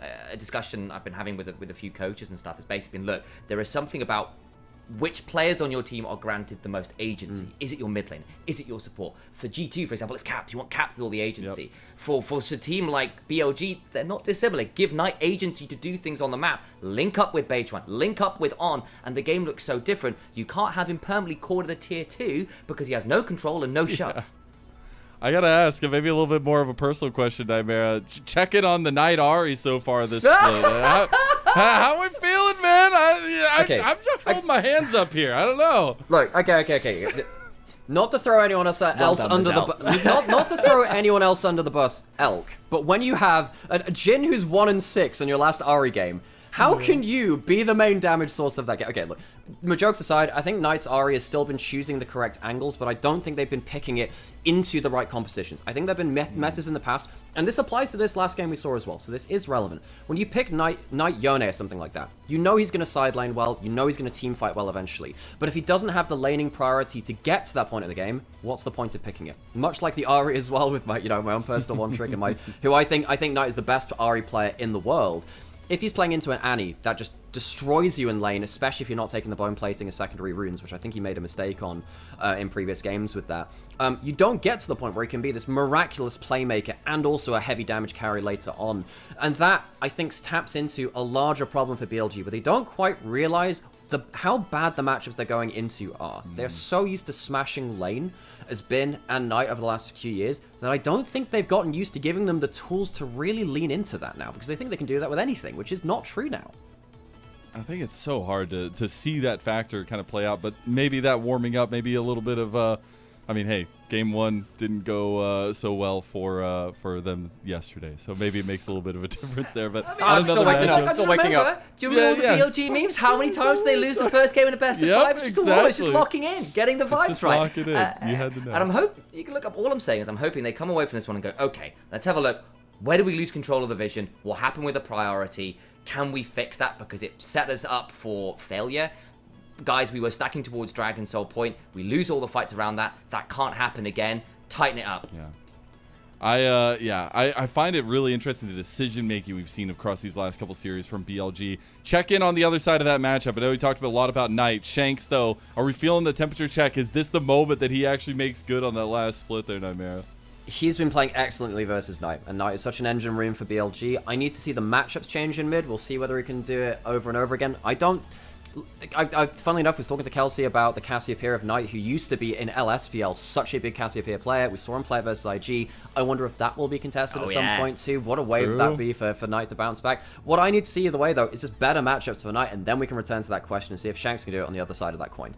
Yeah, somebody's got to have the answer today. Either Shanks is going to get his first, or Knight will break records. I mean, it's actually insane having those 6 titles and a possibility there, even with the change in the setup that we've had. But that means we're getting ready for game number 2 here. Last thoughts, at least, before we get into that here from Nightmare, and then we'll do Sam after. Blue side aura. What can I say? Aura, it's LPL easy. Blue side aura. All right, Look, Sam, one quick. I want to see people finally use the Luke Skywalker peg. Red 5 standing by. Get that counter pick in. Bring down the blue side Death Star.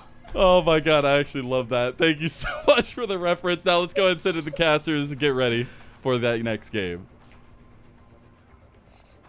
Thank you very much, Lennon, and welcome back to the caster desk for game number 2 of our LPL Grand Finals. But before we deep dive into what happened in terms of anyone's legends getting that victory over BLG, we have a quick question to ask you. Have you ever heard of MOBA Trainer? It's a new app that teaches you League of Legends with a series of puzzles. Just boot up the program and work the puzzles every day to improve your game knowledge. You can select the puzzle from a map, answer the questions, and unlock more features. And we're going to do one right now as we wait for game 2. And this time, I've got 2 analysts by my side. Oh, God. That means that we surely cannot go wrong, right? Don't put pressure on us like that. I'm not good with this. Well, EU there's gonna be Diamonds, pressure North nonetheless. American Gold. It's chill. All right. Well. All right. I like that. I like that. That's a good start. I mean, JoJo's proven us right. Pick something for us, Producer Kai. I have the utmost faith in you to not look too goofy. Let's go. Okay, random puzzle. Let's do it. We're Check gonna learn the from my guy setups Tony. My guy Tony. With the jangle. Okay. Looks like we have bot prio here, Elk. Wow. That's a first. Okay, What does well, that we're mean, getting 80 carry invaded. man? There's a Blitzcrank and a team We're on gonna- my jungle. We're going to back off. We Yeah. don't have a Corky mid. Yeah, we're going to back off. Our bot lane's on the way, so eventually we will be able to get back in, but not yet. I like how it's how you have a ward and your W is ready, and not the fact that, like, their mid is pushed under tower Like, and they're it's gonna kill you, 2v1. dog. Yeah, Your that's Corky's the in real Narnia. way. Your bot lane's in Narnia. All right, let's keep on going. It's a 3-stepper. Oh, dodged out of the hook. That's nice. That's a Okay. good start. We are following my bot lane. We are not Oh, taking yes, my Krugs. no. If No, my bot lane absolutely. moves, if you and I, Cubby, are this bot lane and I move and you're literally, and Rafa's taking Krugs, I'm hitting this guy in the head. There's Well, literally no way around you know it. for sure that he's taking Krugs, and he can't defend himself here, so I feel like I can push whatever narrative I want. There you go. Yeah, That's as bot that's the lane is vegan style. crashed, they where's MF in all this? You have to see the misfortune. That could be important. Yeah, even better then. If Varus just Also, throws is that this ulti out, this Broxa playing the Teemo jungle? I think this is. Yo, where is the option to type at Varus like alt question mark? yeah, where did our ulti go, my Take guy? the dragon. Where- Take what the are we dragon. doing? Take the dragon. We take the dragon. We're gonna get full prio. 3 for 3. This is what happens. That when we was got an easy two, one. Two big brains on our side. I like my around. solution to type at Varus, by the way. I feel like that's appropriate. That should have Cubby, been like normally- the diamond one. You know how like they usually have like the good one and then there's like the radiant brilliant. Like you pick the very best one. That should be All type chat. at my 80 carry. What is my Varus doing? Cubby, we normally kind of stink. We normally kind of stink at these, so I'm glad that we were able to Well, put our we have minds a third. together and get. We them have a in. third. We're gonna do one more random puzzle real quick because we have a little bit of time waiting for draft. But just as we go into it, if you enjoyed that, you can subscribe for 20% off and unlimited puzzles by using our code LPL20. Proceeds will benefit the MOBA trainer designers and the LPL English unofficial broadcast. You can start leveling up your game today with the help of MOBA trainer. And now, speaking of Rafa, we're playing Nidalee here in this one. Yeah. boy. It's funny because we haven't seen any Nidalee jungle. Fun fact: I actually got pinged yesterday by an NA player that's over there on the LCK server. That they said BLG is gonna win because I faced Beishuan on the ladder and he beamed me with 4 straight Nidalee spears at level 4. Oh, okay. we so are shout out to we Medivh. are keep clearing, right? Yeah, keep there's clearing, keep no. clearing. This? Are we, No, we clear. Keep clearing. What? You might. What's the EV on this? You know, estimated value. Is it plus We're minus? diving. We're diving with Nidalee. there's a Jinx and a MF Rel Realm. stuck under their turret and I have Exit Kick as my 80 carry. Okay. MF Braum. Let's keep it moving so we can hopefully get in the draft soon. Alright. I see a Voldabear into Aurora, and I feel like my top laner is really angry I'm not playing towards that lane. Because if I'm playing this game, we're flashing on that Aurora, and she's going to hate her life. I'm just throwing that Do one you out see there. what my Nidalee's name is, by the way? I think we're waiting for Brahmin Just Gage here. But where's the option to throw a Q? But don't we all know? I think that's what the engage is. I think you mean Frankly- flash. By the way, I think it's going to be a wait for Braum Gauge, but I actually think that Yeah. Nidalee should, like, Nidalee can go in here, but Nidalee wait for can't Braum. Wait take for care. Braum. Let's Wait for Braum. let's wait for Braum. Wait for Braum. There's no point You in can click CC sacrifice- here, so. Yo, we're Nice. this is some LPL pilled MOBA trainer right now, all right? We threw the Q. Okay. That's fine. Wow. looks like we were right and this wrong. was played horrendously. No, it doesn't matter. It doesn't matter. Look, all I said was that EU Diamond, North American Gold, and we can already see RJS runs the server. So that's all I needed to see. real. Okay, last one. I think. recall. I mean, we don't could wanna- continue the fight technically, but I think we just recall and stop there. Let's wait for recall. tempo. Recall. Wait for tempo. Recall gaming. You need the help. No, that wave is frozen, by the way. Guys, I have 3 camps on the top side. I really That like wave to go is to my frozen. camps. All right. Not if I'm Nidalee. That wave is mine. We Smite it? could adjust that wave freeze.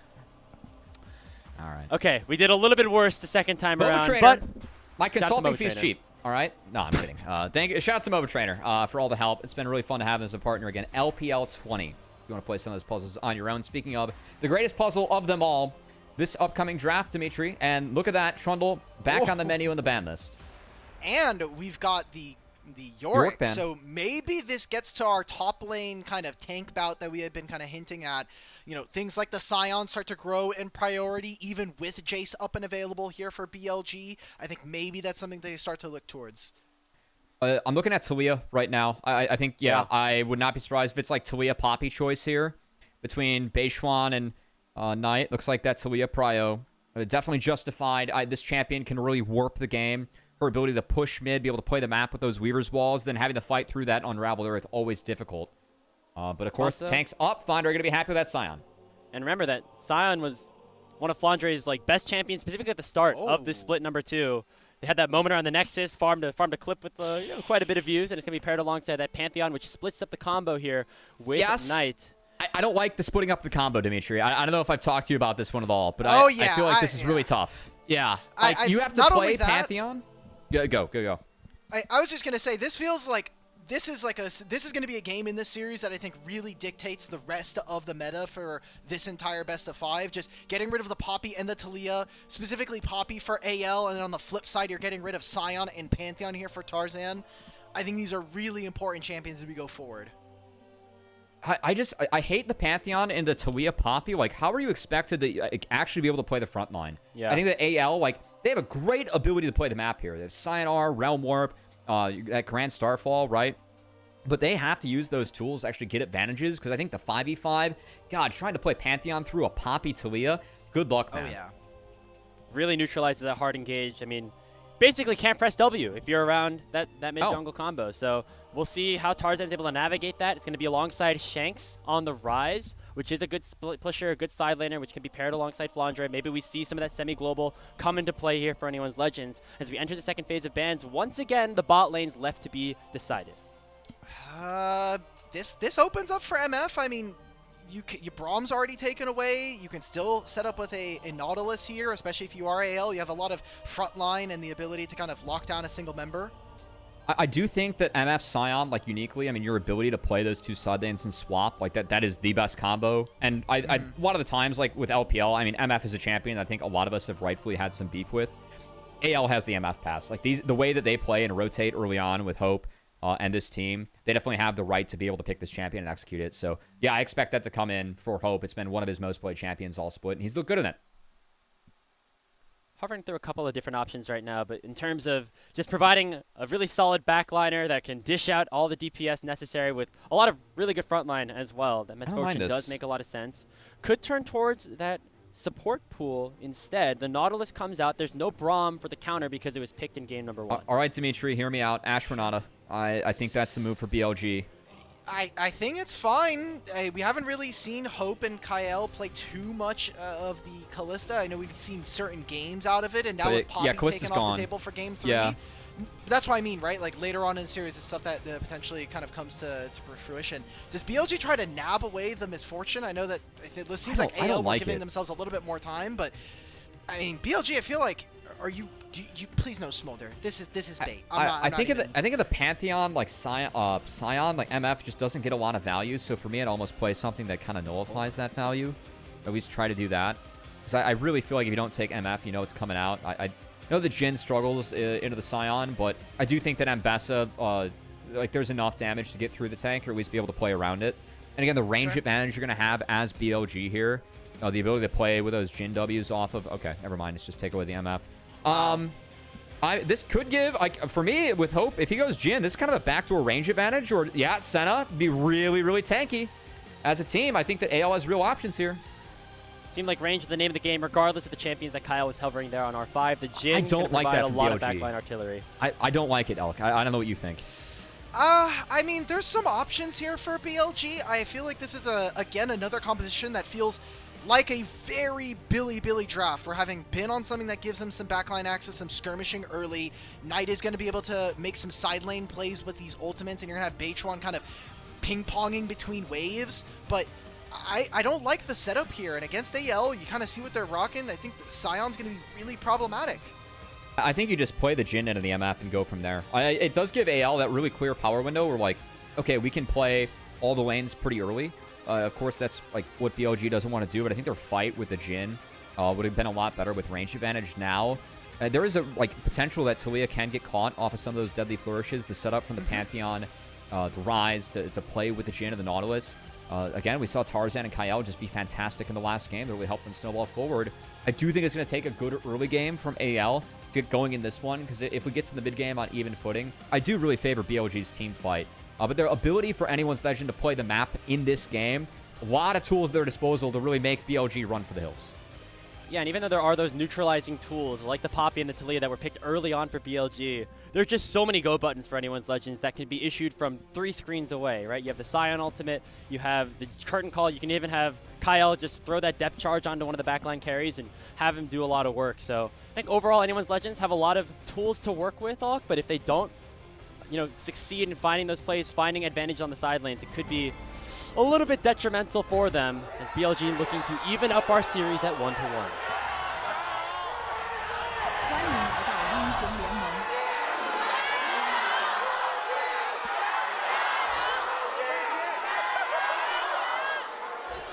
It's getting better. 30秒到达。 Gyos are getting better. We're in sync. We're in sync. That was like a solid 8.5 out of 10 in terms of the synchronicity right there. Ooh, okay, You're already starting with a swap? Yeah, well, could also be a level 1 if you were watching the T1 KT series earlier, which I understand did wrap up in a T1 3-1. Congrats to them on the victory. Game 1 did start with Doran playing the Scion. He cheesed this brush level 1. We spent a lot of time talking about it. Doesn't look like that's going to be the case, but opportunity. But it could happen. Some cheesy plays. Could happen. Yeah, it could have happened. Yeah, it could have. Those are boring LPL teams, right? Who would have thought? The what the LCK region's does the known for, creative. The you know? LCK does the creative thing, and the LPL it's just 5-pointing. All right, man, it's fine. We get the short end of things this time around. For right now, junglers aren't starting on opposite sides here, but Tarzan has shown to be willing to kind of flip the pathing, maybe do something a little bit more creative. He does have the Pantheon early. Maybe he looks for something, especially with the Rise in the mid lane. I know that we've been seeing a little bit more action for Rise versus Taliyah. The Rise, you get pretty tanky and you have some shove early on. I still think that Taliyah kind of gaps you in the fights. It should be hard for Rise to play later on. And I know that the Pantheon was taken to deny that Taliyah combo, but Unraveled Earth into a E from Poppy, you can still actually proc some of the rocks, and definitely still that is the one tool to really do that they can control on their own. So we want to see if they're able to hit that with level 2. Snagged here. Late Deadly Flourish from Hope, so not able to chain that one up. Don't think he was able to level fast enough and chain that with Kyle. A little bit of an oopsie there from the AL bot lane, but a good start for them nonetheless. Another good advantage for Hope and Kyle, who we mentioned Kyle having a really good game, #1, but Hope able to provide a lot of value as well in that first win for your red side. And this is a player that was previously on teams like JD Gaming, has been internationals before, but is really starting to come back online in 2025 after having a couple of years where he has not performed to that high level and wants to re-elevate himself to one of the best bot laners here in the LPL. There was a clever ward drop here by Kyle that was actually spotted out by On. You can see it by the Krug wall as it's trying to avoid a sweeper spot or a control ward spot. It was spotted by On, though. Meanwhile, I'm kind of curious in the top side. Flandre looks like he shoved hard early. He's going to stick around. That wave's bouncing back for Bin. So curious if we actually have a visit from Tarzan. I do think that Pantheon Scion early on can be really deadly and dangerous to face his top lane. Let's see if Bin's up to it. Nice cancel. Yeah, really nicely done there by Kyle. It does force the flash from On. It's going to be responded to by Hope's Cleanse. And a couple of summoner spells traded back and forth. And overall, you're going to feel pretty good about that if you're AL. However, it means that Hope might have to go for a reset with Beishuan in the area. Oh, they spot it too. That's nice as they can fully shove out with the MF. They're going to start them out of a little bit of a wave. Meanwhile, Tarzan on that top grab, of course, Bin doing a nice job. He dropped a couple of these wards on time. And it doesn't look like Tarzan's going to make a visit up here. So, been able to play around this timer well. And Kyle might be in trouble. Oh, great aftershock. Going to be a lot of damage taken. So the Deadly Flourish, it comes up from Hope! And that means that anyone's Legend's going to get that first kill. Oak dies as well as a double kill in for Kyle. 3 for 1 on the failed dive from BLG. That was masterfully played by Kyle. He caught the E from Poppy with the dredge line that procced the aftershock. And now we have another kill going down as Knight gets solo boloed again. Well, guys, it's looking like an early night for us. AL's doing great. All the AL believers are in absolute, they're in harmony. Oh my god, I need a replay of that Kyle play. That was one of the best dives I've seen played. And again, like, this is why sometimes you see the preemptive poppy flashes to pull the dives, so that you can prevent reactions like this. Kyle played that perfectly in the bot lane. Again, proccing the aftershock when all the damage came in was so clutch. Now Kyle's on a ward, and Bin's still trying to play this wave out. Pretty confident they can sneak out of this one. Just have Beishwan in his back pocket that's not spotted. Trying to bait. It's a 1v2 for now, but Beishwan is very quickly on the way. They're going to try to buffer that crowd control here for Bin. He dashes out of the decimating smash in time. But that was a lot of stuff that just happened in a very short succession. Give me the Surely replay. we get a replay right here of this stuff. Watch the Q from Kyle. Oh, it's the auto attack. Didn't even get it off. Okay, but still, that flash away was beautiful. Deadly Flourish also beautiful. And then the red buff going from Beishwan actually ends up going over to Elk. It flashes out, still goes down. A tragedy from start to finish in the bot lane for BLG. Meanwhile, mid lane, oh, Shanks able to flash over the flick. Goodbye. Wow. All the mana used, just enough to take down Knight. And during all of this, while we were in the replay, they had initiated the swap while we were coming out of this. So that just means that now you have this Scion, he's able to hold the Misfortune. Happy Scion. AL are trying to make sure that they can just keep pressuring onto Bin and make sure that this Ambessa doesn't get much done early. I love the Warden Smell start too. I mean, most efficient armor item you can pick up. That's a really, really good start for Flandre. You mentioned that bot lane at the start of this series, Cubby, could be the difference maker in this series. And right now we are seeing it from anyone's legend. Hope and Kyle really stepping up. And this is going against Elk and On, who really have turned up during these playoffs specifically. I think that they've been really good throughout the playoffs. Like, again, Elk and On, I think quietly, like a lot of people, I mean, they focus on Knight, Bin, rightfully so when it comes to BLG and this team. But Elk and On, for me, were performing really consistently in this Dodge one. there from Beishwan. Yeah. A little bit of poke damage is issued onto Kyle, but that Nautilus is too tanky. Got those 2 kills. He's rich at this point. Flandre's Flandre here. has level 6 with He that has first no dragon TP still top. available. Yeah, no Maybe just send it right down mid. TP. Does he Yes, rip ultimate it? though. Yep. Hot soup coming through right onto Knight. He has to flash on out of there. And that's a good set of cooldowns issued. However, they're going to try to issue damage back onto Scion. He might go down, but in the zombie form, can try to put things back down onto On. He'll survive with 150 HP and make it overall a 1-for-1. That's a win, though. Right now, BLG, they're putting gold into Bin. He's not going to be able to teleport, but AL now, they get Dragon. They get to set themselves up in mid. And now Knight has lost Flash. That's something that they can replicate. Once we kind of put these two side laners into opposite sides of the map, I mean, Tarzan still has the ultimate. Any moment, Knight has to basically spend the next 3 minutes under his turret or with some kind of support. I don't know, but do you feel like burning some of those summoner spells is worth it for Flandre's life? I feel like Vale just played around the dragon with Scion in the area. They would have been able to get that, maybe just ult back to the top lane. I'm not sure. I think that, like, I don't know if the dragon goes their way either way. So I think ensuring that the first one does go their way is good. I think that it is kind of important for them to push the pace of this game forward. Like, Pantheon Nautilus fall off really hard in this one in terms of the scaling aspect, and I do think that BLG's team fight later on is actually quite scary. So again, it's about these global tools and their ability to pressure. Like the range that, or the reach this team has between Scion, Realm Warp, Grand Starfall, the Curtain Call too. Like, they can find engages from very far out, but I don't know, I think AL kind of overgrew for that one. Like, looking at the levels, Elk's up a full level, I think that's pretty important. And Flandre is down a full level too, so a couple things that BLG might be able to play off of here. I mean, look, they're willing to just trade experience to say, like, we're going to take gold, right? Like, just make sure that we have the numbers advantage, maybe go and try to overload onto one side. Some pings going on towards the bottom side of the map, as, again, we noted, Knight no longer having Flash. You can kind of see that Kyle shifts over to that side of the map. It's going to be 3 grubs going over to BLG, which will feel nice, but how much more time do they actually get to hit on these turrets? Because they're a relatively short-ranged composition, all things considered. Yeah, I think it helped. Like, for me, AL really want to play a 4-1 and play for overloads, so it could help him pick up some more gold in the back half of some of these plays. Of course, you'll take that whatever EN win you landed. can. I feel like maybe Flandre's a little bit more inclined to want to shred all those resistances. Yeah, maybe. I think so. Still a little bit stabilized. I think for me, Shanks has that flash coming back up. You both called out Knight, of course, losing that flash with the roam from Flandre. I do want to see AL punish this. We have yet to see that second Grand Starfall get cast. I was actually cast the first. Did I miss that one? I know. I was about to point that out. I don't exactly. Was it just get back out on the map? I think so. He could fast play Bin. Oh, he's think playing he's waiting. he's playing very respectable Bin's like, right now. he's like, yeah, okay, something's going on. I see Nautilus bottom lane. I know that there's 2 lanes, but I don't know where Tarzan is right now. And there's really only a couple of plays, especially with Knight coming out of base right now. So for the time being, we're probably going to be in a bit of a holding pattern, at least for BLG. They have a lot of ways they can play, especially with Elk just sitting in mid lane by himself with this misfortune. Yeah, I know we talked about the MF pass for AL. Elk has definitely earned that one himself, too.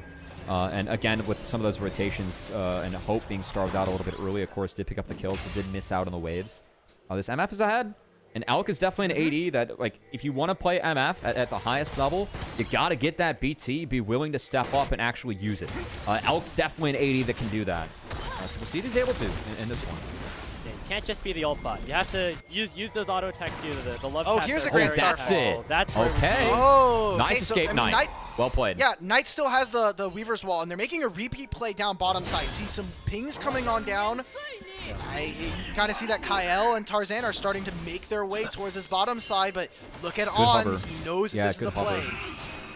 I think On's kind of doing Beishuan's job here as he's trying to keep on clearing from top to bot. Like this a lot from On. Recognizing that Knight, only a couple more waves where he is down that flash. He's going to dissuade any attempts, so some good defense being played by BLG early, and of course this comp to scale really nicely. So like what we've seen out of BLG with a couple of the plays, definitely slowing things down a bit and kind of hinting at what Nymera was maybe talking about on the desk, as they were hinting that BLG as a team sometimes just, okay, drop game 1, wake up, and then become the dragon afterwards. BLG for sure, yeah, slowing down and playing good defense here. I mean, after what was seemingly like a disastrous early game where they died 4 times in a row, in the span of like 20 seconds, I mean, also you kind of said it jokingly, but you're like, all right, this game's wrapped up. We're going to have an early night. BLG are now in the lead in terms of gold. I mean, it's not by much, but it is a little bit more when you consider that Kyle has 3 kills right now. He's very rich on the Nautilus, but that's not going to really impact some of the damage that can come out from anyone's Legend in these games. Yeah, and look at where BLG and their spikes are right now. You're going to have a completed Sundered Sky here for Beishuan. That Bloodthirster that Cubby was mentioning earlier here for Elk already completed. So AL, they don't really get a chance to kind of contest at whatever objective BLG want, which seems to be the Dragon in 30 seconds. That seems like that's what their kind of objective to play, unless AL, they can maybe show up and try to overload, but they have no vision. Look at all the vision. Look where all their wards are. For me, it depends on if Bin's there or not. I think if Bin's here with Eclipse, it's game over. But if not, I do think that AL might be able to sneak in, as Tarzan actually found Beishuan early W. Nice timing. Yeah, not using that W, waiting for the steadfast presence to come down. And that means that Tarzan's going to be able to survive. Nice flash away from the public execution. Now Shanks coming in, though, with that Realm Morph immediately to flash on out. But there's the dinner bell. Flandre knocking up one. But a really nice keeper's verdict from Beishuan. Wait a minute. Away the Sion, but it's not going to matter. Shanks gets the kill on Dawn. It's a supportive trade so far. Grand Star fall in, and it's Tarzan who wants Beishuan. He goes too far forward. A heroic charge straight into the wall. And it's BLG going 2 for 1 so far in the fight. I think Tarzan going in that deep. We talked about the difficulty of him playing into the Poppy and the Talia. The first skirmish was good because he got around the steadfast presence. The second one was not. He could not escape the clutches of BLG, as that was way too far deep. Yes, got good damage on the ultimate, but got wallbanged in one shot, not able to get any other abilities off, and that for me is what really shaped the fight. And now there's no contest for Dragon. I mean, hell, BLG can walk back into this. You still have Elk. Yeah, Elk still has the bullet time if you really want to, and AL, you see kind of numbers starting to regain out of the map, start to push back out. Knight just uses teleport on the bottom lane. He'll have priority from this bottom side, and he'll be able to link up with the rest of his team. Both teams realizing how important the second Dragon could be, how important controlling this mid lane could be at this point in the game. We are dead even in terms of gold, but it's going to be Bilibili who have the inner workings of that Dragon Pit. It was Beishuan to start things off, and now it is on going forward with that Zenith Blade. Solar Flare lands onto Kyle as well. They'll die for the second time in as many minutes and force anyone's Legends back away. I didn't like how AL were trying to contest that again. I think that if they're missing the ultimates again, so much of the power of their ultimates are how they can play the map. If BLG are going to overload like this, go play the map. Give this over to them.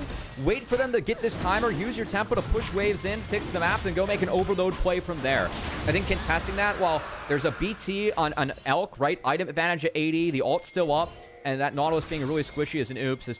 Dimitri, take a look at this one for me. I thought this was a really good start to the fight, but again, the back half got a little bit iffy. This was so good for them. Like, the fact that they not only get Beichuan out of this pit, but then there's no public execution for Mbessa. Potentially a re-engage, I thought, maybe from Tarzan to kind of get back into this after a lot of spells had already been used, but Tarzan, brother, this is a one-way trip to the gray screen. Like, you have to know that every spell is back up. This immediate snap from BLG was exactly what we needed to see from them to get back into this fight. Even if he drops that, like, in the middle, because he dropped it kind of close to a wall, I think that if you drop, like, in the middle of the circle, maybe you don't get instantly wall banged, you get your abilities off, you can play from there. But yeah, like, dropping it next to a wall made it really easy for Beichuan. With Tarzan already flashing previously in the fight, he didn't flash out of the E. Didn't have that available to him, couldn't outplay it, and ends up taking that one-way trip to book for him. And really, why we've seen Pantheon really fall off during the playoffs, and especially fall off with that Taliyah handshake, is teams just figured out, like, it's not even worth denying, because playing Pantheon and Taliyah is so difficult, and you throw a Poppy in there too, and it's not making things any easier. And during all of this, right, when we were talking about the Dragon setup and the way that they had come back out in the mid, Flandre was taking a lot of space and really dropping a lot of waves. We'd already seen that Bin had opened up an advantage for himself. Well, now he's yet again going to be able to do that. He has like almost 1,000 gold lead to himself here. So I feel like for BLG, you're getting into a spot where, okay, everything's starting to hit. We're using our power spikes. I feel like AL are stumbling a little bit, and AL are overstaying in place. Another solar flare. Kyle gets caught out for the third time in a row, and the steadfast presence will block him up, make sure that dredge line doesn't find anything, and they find the seismic jump into Tarzan as well. Keeper's verdict knocks up 2. Will there be enough damage though from BLG? Not just yet, as in goes Flandre. The Scion goes straight onto Elk, but the decimating smash is not going to find the MF, but the curtain call will. It's a double kill in for Hope, and BLG are forced to the runaway. And Bin never comes to this fight. He has teleport advantage. Why are we not getting in this? You know you're never going to be able to match someone like a Scion charging from around the rift. That was a huge mistake from BLG, and now they lose out on the advantage through mid that they had with this misfortune, and now AL get a little bit of breathing room in this game to go fix their waves and set up the map for 2 minutes time.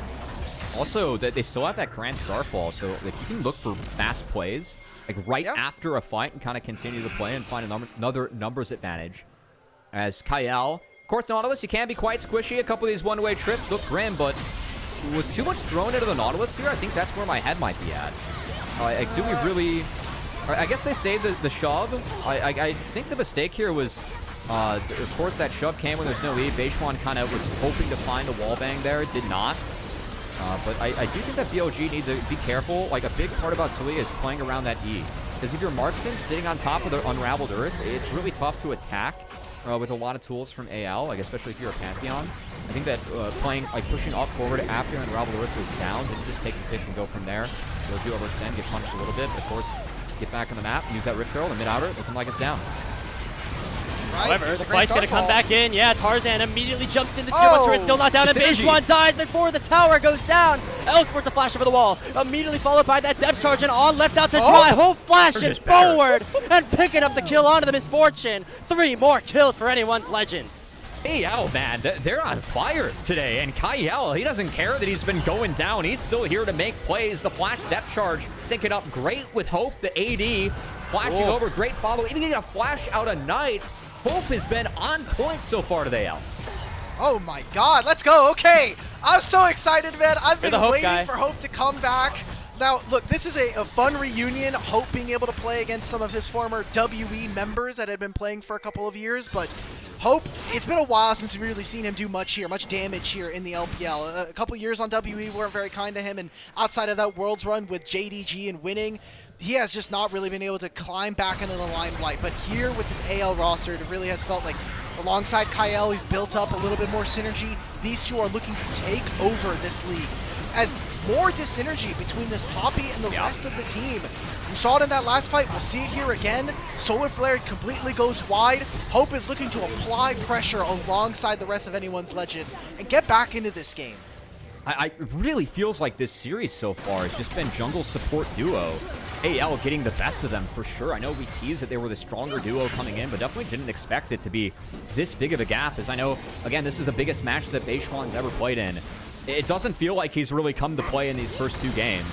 And it's been Tarzan, the player that is 0-6 in his finals appearances, has never been able to hoist to finals, that has been really outplaying his opposition today. Looking good for anyone's legend so far.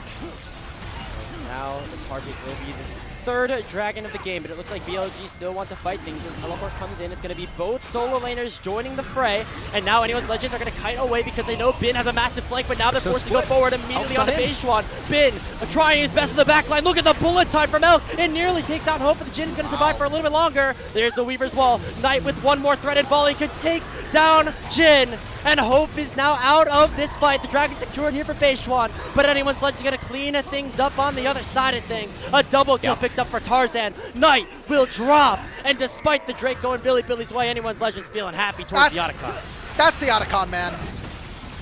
I mean, the start of the fight was just so split there. Like, I know the bullet time was big from Elk, but it felt like where Bin was TPing and where BLG were at, they couldn't pinch her at the right time. And this core of AL, like, being grouped up with a Scion, it's really tough to get through that depth charge. And despite Elk's best efforts truly in that fight, there's no chance of busting through is a pretty tanky AL. And this is kind of why I didn't like the MF being taken here, because of how big the Scion and Pantheon can get, like even despite a great R. And look at the opener of this fight. We're way too far up as the jungle support duo of BLG. There was no ability to follow up yet with where they were at. Like, yes, Knight and Elk are there, but they're late. We have to hold our horses and wait for our team to actually get in place before we can make a play like that. AL get a really free start to the fight. I know that Hope goes down to the back half tonight. This doesn't matter, because Elk can't fight for the rest of it because his front line's already dead. Just like so much from BLG. We saw an okay enough early game from them here in this game, but 2 games in a row now, and I feel like even in the series before, in the upper finals, AL just looked like the more composed team, especially with their, again, objective setups. Something that has been a big criticism for BLG all season long, and this is kind of the last hour for them to be able to fix that if they want any chance to be able to hoist a trophy here in 2025. I mean, I don't know the exact history about reverse sweeps, but I'm sure they're not all too common here in the LPL Grand Final specifically, as anyone's legends looking to jump up. I'm sure Ades can cover that with the experience they have in the LPL if you want them to, Graves. One of them has to know it, and if not, Kelsey does, right? Like, yeah, someone on the show has it. I like our cover. I like our chances with the coverage that we have with everyone there. Of course, with Nymera and Initialize joining us. Of course, streaming on his own channel too. Always shout out to Nymera as well, as you can join us through his channel and or LPL English as you are here. Support of the unofficial broadcast has been unreal from everyone so far this split. Yes. It's been a pleasure so far to be able to be a part of the conclusion to our split 2. And excited to see it. If AL can continue looking good, and if BLG can really dig deep and put things together, as so far it's been an off day for On and Beishwan. And even though, you know, both of these teams are fighting it out for the grand finals right now, in a couple weeks' time, they're going to have to be brothers in arms towards MSI. And even though there's a ton of experience, right, we're seeing Knight looking for his, like, 6th title. There's 3 new players here that are going to be making their first international competition, that being Beishwan, Shanks, and Kyle. So a big shout out to them. And so far, it has been those members on anyone's legend, specifically those newcomers that are doing pretty good for them. Really excited to see Kyle go international as that engage punts it away. Shanks to be isolated. Good find. Oh, yeah, there goes that heroic charge. And now Beishwan is looking for that engage. Grand Starfall comes out of Shanks, dude! Separate out BLG. Shanks He's somehow 16. still alive. He's Level 16. 16 on the rise. Finally, a 1,000 gold shutdown goes in the back of Beishwan.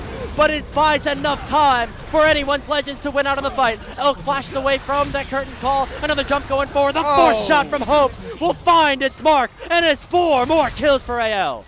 Shanks has been on side lane. He's been getting gold in experience alongside having the Otacon and the Rod of Ages. So he is so damn unkillable alongside having the Seraphs. I mean, BLG threw everything in the kitchen sink at this guy, and it took everything for them to just get a single kill, and they lost everything. For me, that's been a huge part of the story for AL on this run, how damn good Shanks has been, taking down Knight in a one best of 5, now trying to do it twice to win his first title. I thought that he had a terrible final against Cream in Top Esports Split 1, but man, the Shakes come to play today. As honestly, a really cute play between On and Beishwan. I do think that Solar Flare at least somewhat connected, but look at him, he's up 3 doubles. That's huge on the rise. You know, you get access to that bonus overload damage, and Shanks, with all the tankiness he has and the extra levels in his kit, was able to buy enough time to have his team rotate over, and Kyle, that sneaky depth charge over the wall, Elk not escaping that. And we got another fight already breaking out. Oh. Depth charge onto On. Kyle this time finding the engagement. Narnia, man. And all 5 members of anyone's legends collapsing upon the Leona as the Sun God has sunset here in this game number 2. Beishwan on the run as the Unstoppable Onslaught does come out. They're going to try to chase down BLG's jungler and maybe try to stall things out. Look at the clock, guys. 30 seconds until Baron spawns. Yeah, I don't like this chase at all. But there is no Baron up, so I guess they're just kind of going to chase Beishuan to the ends of the earth to try and hit this dragon. I mean, what do you feel like is a good trade? Because yes, there is Baron, but the dragon there potentially puts BLG at soul point. Yeah, just do the Drake. Okay, everybody, look away. Oh god, oh, we're doing this. Tarzan has ultimate. That could be Beishuan caught. Oh man, wall coming in? We have gone all around the map. Oh, Beishuan's gonna flash away. Cue the circus music. Oh god. What we do to get Smite out?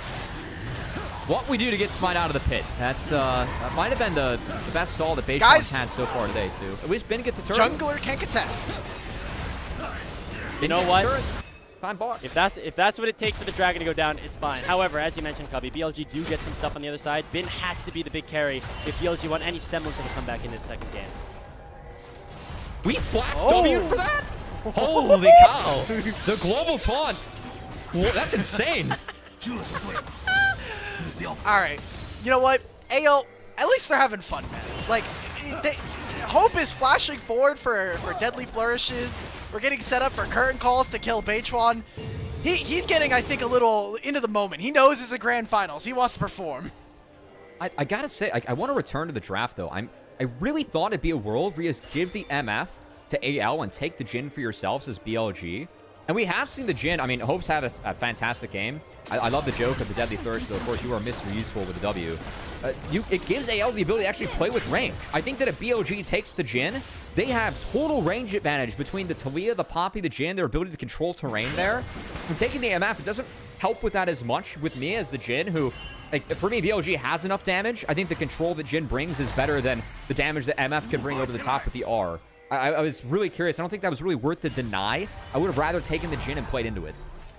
But think about the lane, Cubby. That's the whole point. We got to win through their lanes, and then, you know, what happens after that? That's you know, that's for later. That's for later. Leo and the Nautilus diff, you know. That's hopefully you get the Leona stat check the Nautilus. We definitely have seen a little bit of that, but it has been the hands of Kyle that's been checking everyone for BLGs so far.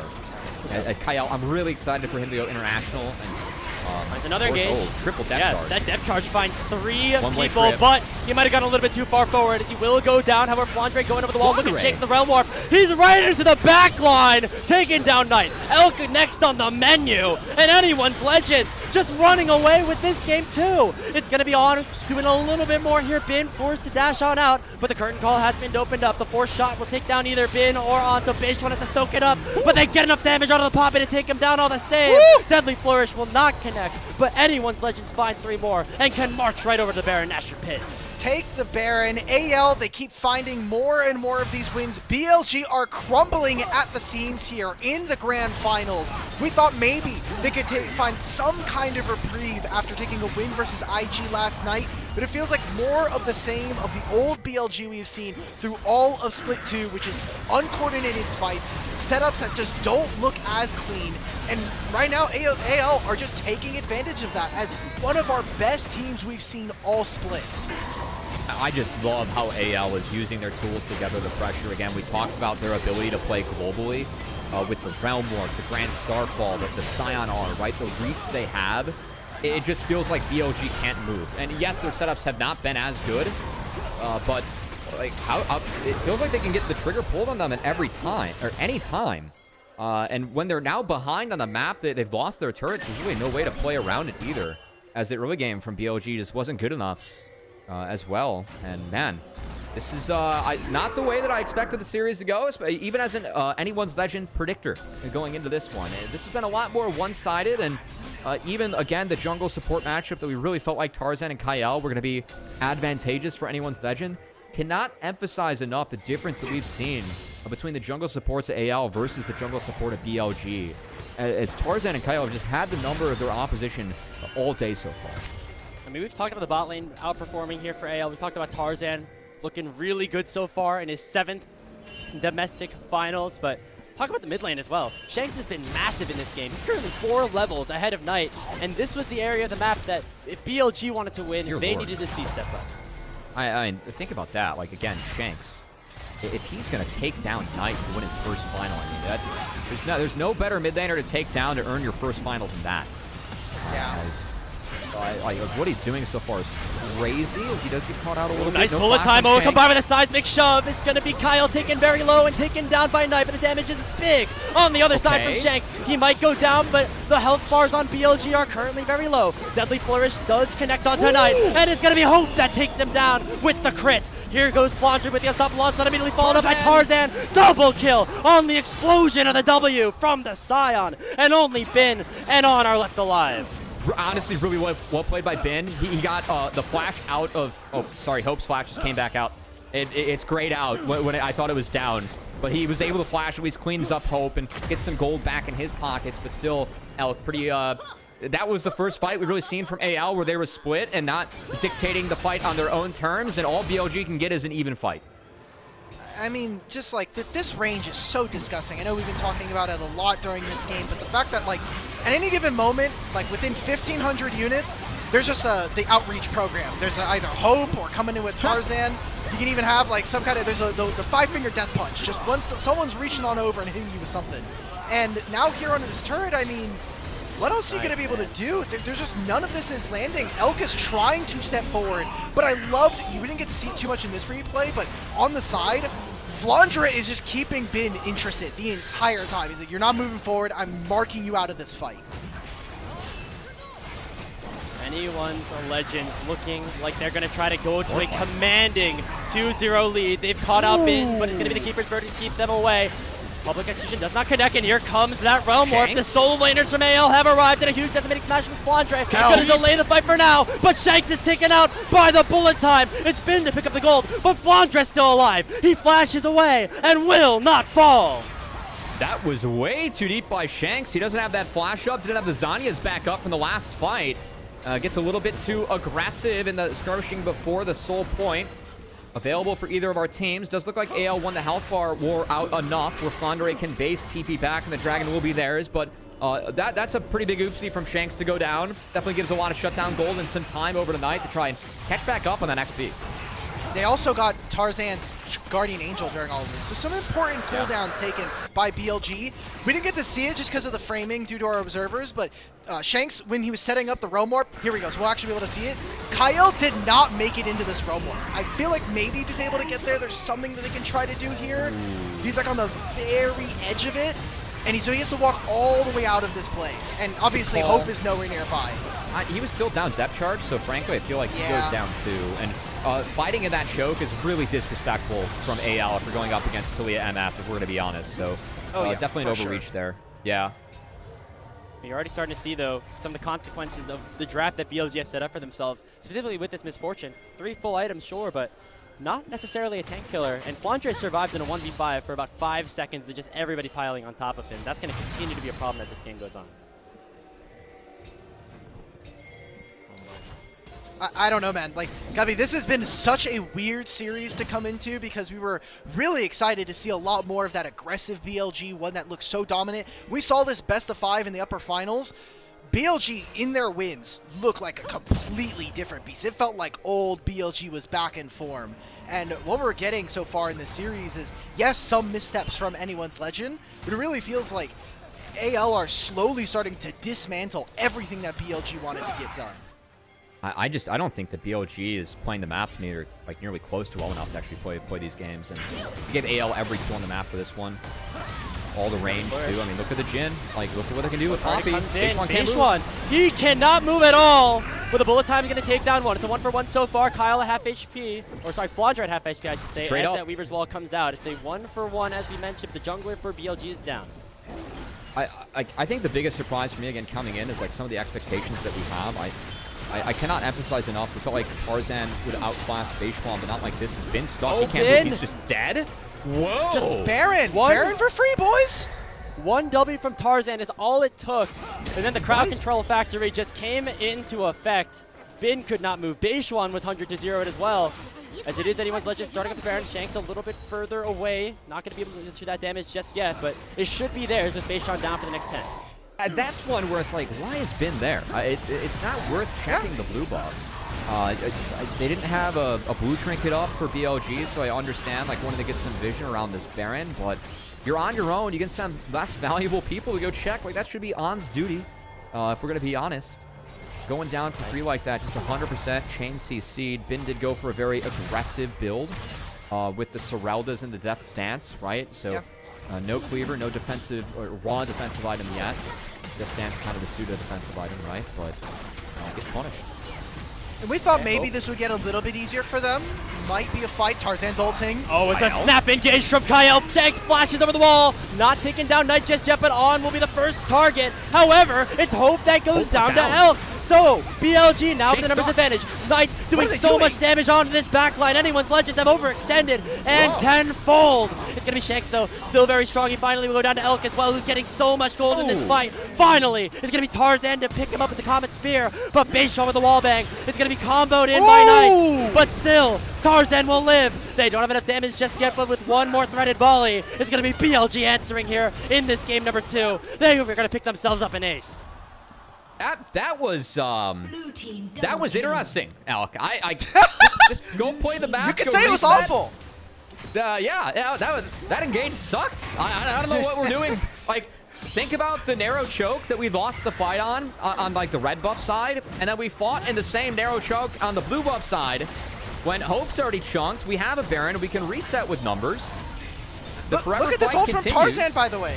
So they're trying to pressure Elk out of this fight. But look, Pantheon is under the turret. Elk has already decided I'm walking forward, I'm flashing forward, and I'm killing Hope. We didn't even need the MF to set up for the rest of this fight because now we have Beishan, we have Bin, who's incredibly tanky with that death stance that we had noted earlier, and with this Talia, this is a never fight that we're taking from AL. Just flashing over that wall is absolutely ballistic to me. I do not understand why we did that as AL. Nice Baron buff. That's going to go to the wayside. BLG gets a lot of shutdown gold, and BLG, thanks to the credit of AL, decided to take a couple fights that aren't theirs. This game just got a little bit more interesting. I thought with the Baron, because that was 2 minutes 20 that should be Drake done. 210 yeah, into sold. Dragon. Yeah. Exactly. That would have been perfect for them. And so they've given over a window for BLG back into this game. It's still a 5,000 gold lead here at 37 minutes, but they've given over complete control, and it is darkness here in the river. I gotta say, too, that's the first time we've seen control for BLG. Good Keeper's Verdict. Keeper's Verdict, it takes away Flandre. He already used the ultimate, but there goes Tarzan into the backline with that Grand Starfall. Get his depth charge landing on tonight. Dragon secure for BLG, so Soul denied for now. But now we've got to fight on multiple fronts. Elk gets hooked. Kyle picks it up. It's going to be Hope that gets the gold. And now it's been singled out here by Flandre. The Curtain Call going to try to take him down. Knight teleporting away and will allow the rest of anyone's Legends to finish off the fight. But can they actually win this game? Beishan sacrificing his life, maybe using some of that movement speed from the Keeper's Verdict? Yeah, not right now. W? Okay. Yeah, I think they just got to push. It's going to take another Baron, maybe. Like, I think the tough part about this game, too, if we want to get really into the metagame. Hold on. I like this. Realm Warp over the Weaver's wall. That's going to deny that delay tonight. Anyone's Legends are going for it right here and right now. It's 8 seconds on 20 seconds on Elk. Wait a minute! A huge ulti from Flandre, and one single blow is all it's going to take to separate anyone's Legends with one more game for their first ever LPL title. Shanks just put them to match point versus BLG with a single Realm Warp right there. Incredible stuff from the mid laner of anyone's Legend. I did not see that one coming. I did not see the Realm Warp up. That's a beautiful play by Shanks. A great connection by Flandre with the choo-choo train in. And anyone's Legend. They made that one a little bit more interesting than what it probably should have been. But man, I cannot emphasize enough just how damn well Kyle and Tarzan are playing in this series. It is ridiculous to me to just hear the caliber of a player that Tarzan is. Be 0-6 in finals. This is a jungler in Beishan that historically he has outclassed, outperformed, and he's doing so today. And Beishan's biggest match where, again, not the carry piece of BLG, but he has been the glue that has really stuck things together.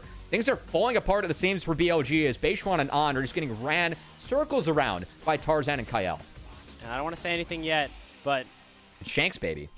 The opportunity for Tarzan looks like it might be the best it's ever been. It's a 2-0 lead for anyone's Legends. Just one more game for this organization in their 8th season to win their first ever title and enter as the first seed from LPL into mid-season invitational. And BLG, they've got to answer something quick, otherwise it's going to be a very disappointing way to wrap up what was an awesome second half of the season.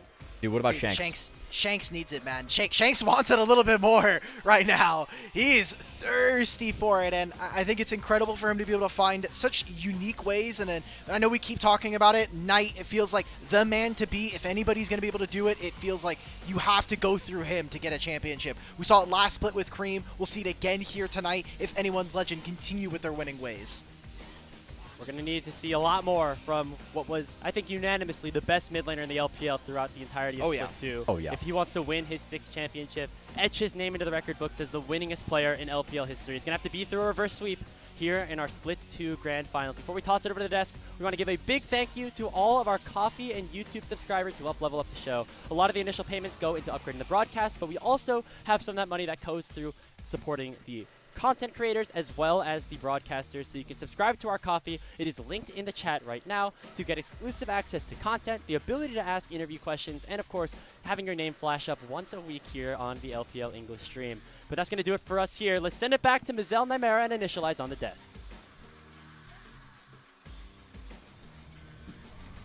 Welcome back, everyone, to the desk. And Initialized Nymera, welcome back after a roundabout game number 2 victory for AL. I mean, things are already trending the way of the Pandas, and it's looking like a dominant performance from top to bottom. Did y'all have any feelings from that? Any signs of life from BLG here? At least Nymera, starting with you. Well, yeah, I think, you know, mechanically BLG aren't playing necessarily badly, but on a strategic standpoint, BLG are just getting massively outplayed across the map by anyone's Legend. In that game, Shanks got a huge level lead because Knight had to drop waves so constantly, protecting his team with the ultimate and also being afraid of the double globals from mid-jungle jumping onto his head.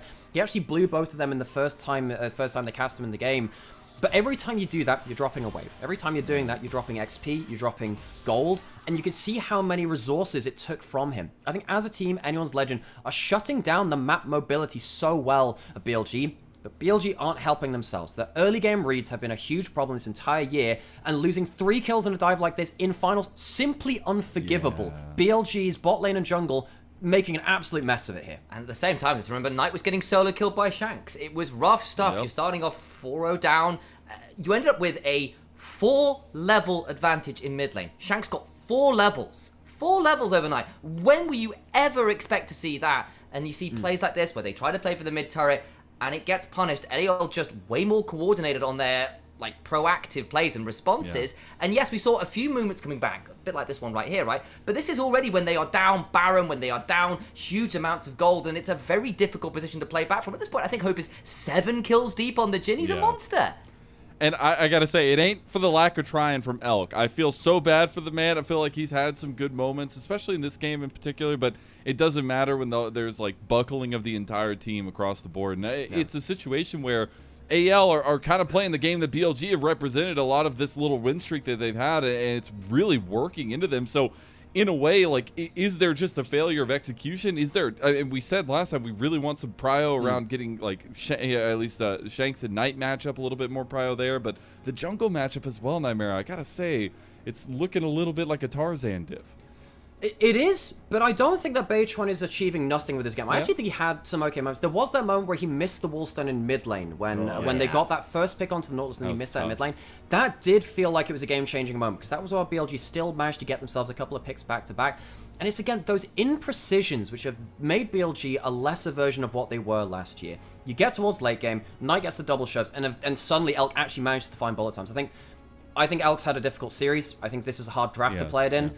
But I am also worried about the value he's bringing to the game on both the Lucian and the Misfortune. That's a huge issue. I think that Hope has brought more value, even if Elk mechanically can't do much else on the Misfortune, because it's a hard game to play it. Who is going to pick up the slack for BLG? Bin was the one with the gold lead in this game.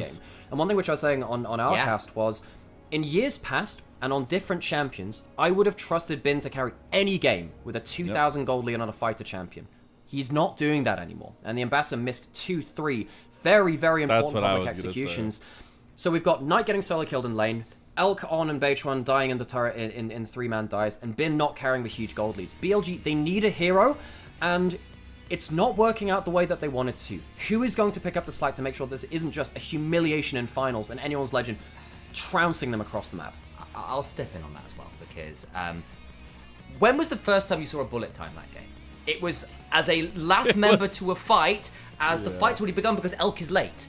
And they get this fight having gotten these massive two-man keepers verdict knock-up, and all the mechanical bits are okay, but the desynchronous nature of these plays is hurting more than any individual misplays because we are seeing mis-executions on their proactive moments, and that is problematic. We saw Beijing with this incredible great escape. We saw multiple keepers verdicts landing. We see Knight finally finding these big shoves, but these moments of greatness on individual levels are not as a whole. And Anyone's Legend are the most coordinated, most synchronous team in the LPL, bar none, and it is hurting BLG. It truly is, and it hurts to watch in a lot of ways, but Shanks earns MVP for game number 2. First it was Kyle, then it was Shanks. Maybe not the biggest spotlighted players, I feel like, if you're just looking at names on the roster, but definitely 2 of the biggest pillars that AL have developed over this time, and it's really cool to see that come into fruition here. And it's also just a situation where, like, as BLG and as you're talking about, they need somebody to show up, they need somebody to cash in, but are we feeling like some of the momentum was burned yesterday? And for me, I know it was a big deal to talk about, but the fact this is like the first time in years that you're going from playing lower bracket finals directly into a grand finals, do we feel like that has any impact here? We've seen this across different regions now. We saw this with Jojo Pian talking about this in LEC Plus, talking about the one-day turnaround. Now, they had to do that twice, remember. And the first time, they're like, well, we got blasted in the second day. The one-day turnaround was hard. They prepared for that harder, and the second time, they had to play 2 best-of-5s back-to-back, and they were rewarded with it, with a title as well. It's a very hard thing to do. I think Anyone's Legend, if there is any team in the LPL that is going to watch your tape, prepare overnight, and punish you with it, it's Tarzan and Tabe on the Rift and off the Rift as well. These 2 are our strategists. They are our grand viziers, grand generals within the LPL. And I've loved watching them develop Anyone's Legend from a team which... They were relegated to being just awesome logo a couple of years ago. They were just this panda team. Now, if you're watching this stream, you're watching these games, should be an internationally feared team. Players like Tarzan and Kyle have set up this team for success on the Rift with the guidance of Tabe off of it as well. And with that one-day turnaround for BLG, I don't think that they are competing across the map, across side lanes, across vision of setup, nearly as well as they need to walk away with the title here. And what is a Vizier without their troops to command? And they've got some mighty champions to Anyone's Legend at this point. Shanks has been hunting for this for a little while, and the question will always be, if you're going to win an LPL title, if you're going to win an LTA title, whatever title it is, you want it to be without caveat, with asterisks, without saying, well, this player didn't turn up, or you weren't playing against the best version. You're going up against Knight, one of the top 5, top 3 mid laners in the world, and you are diffing. Guys, I guess red side's OP.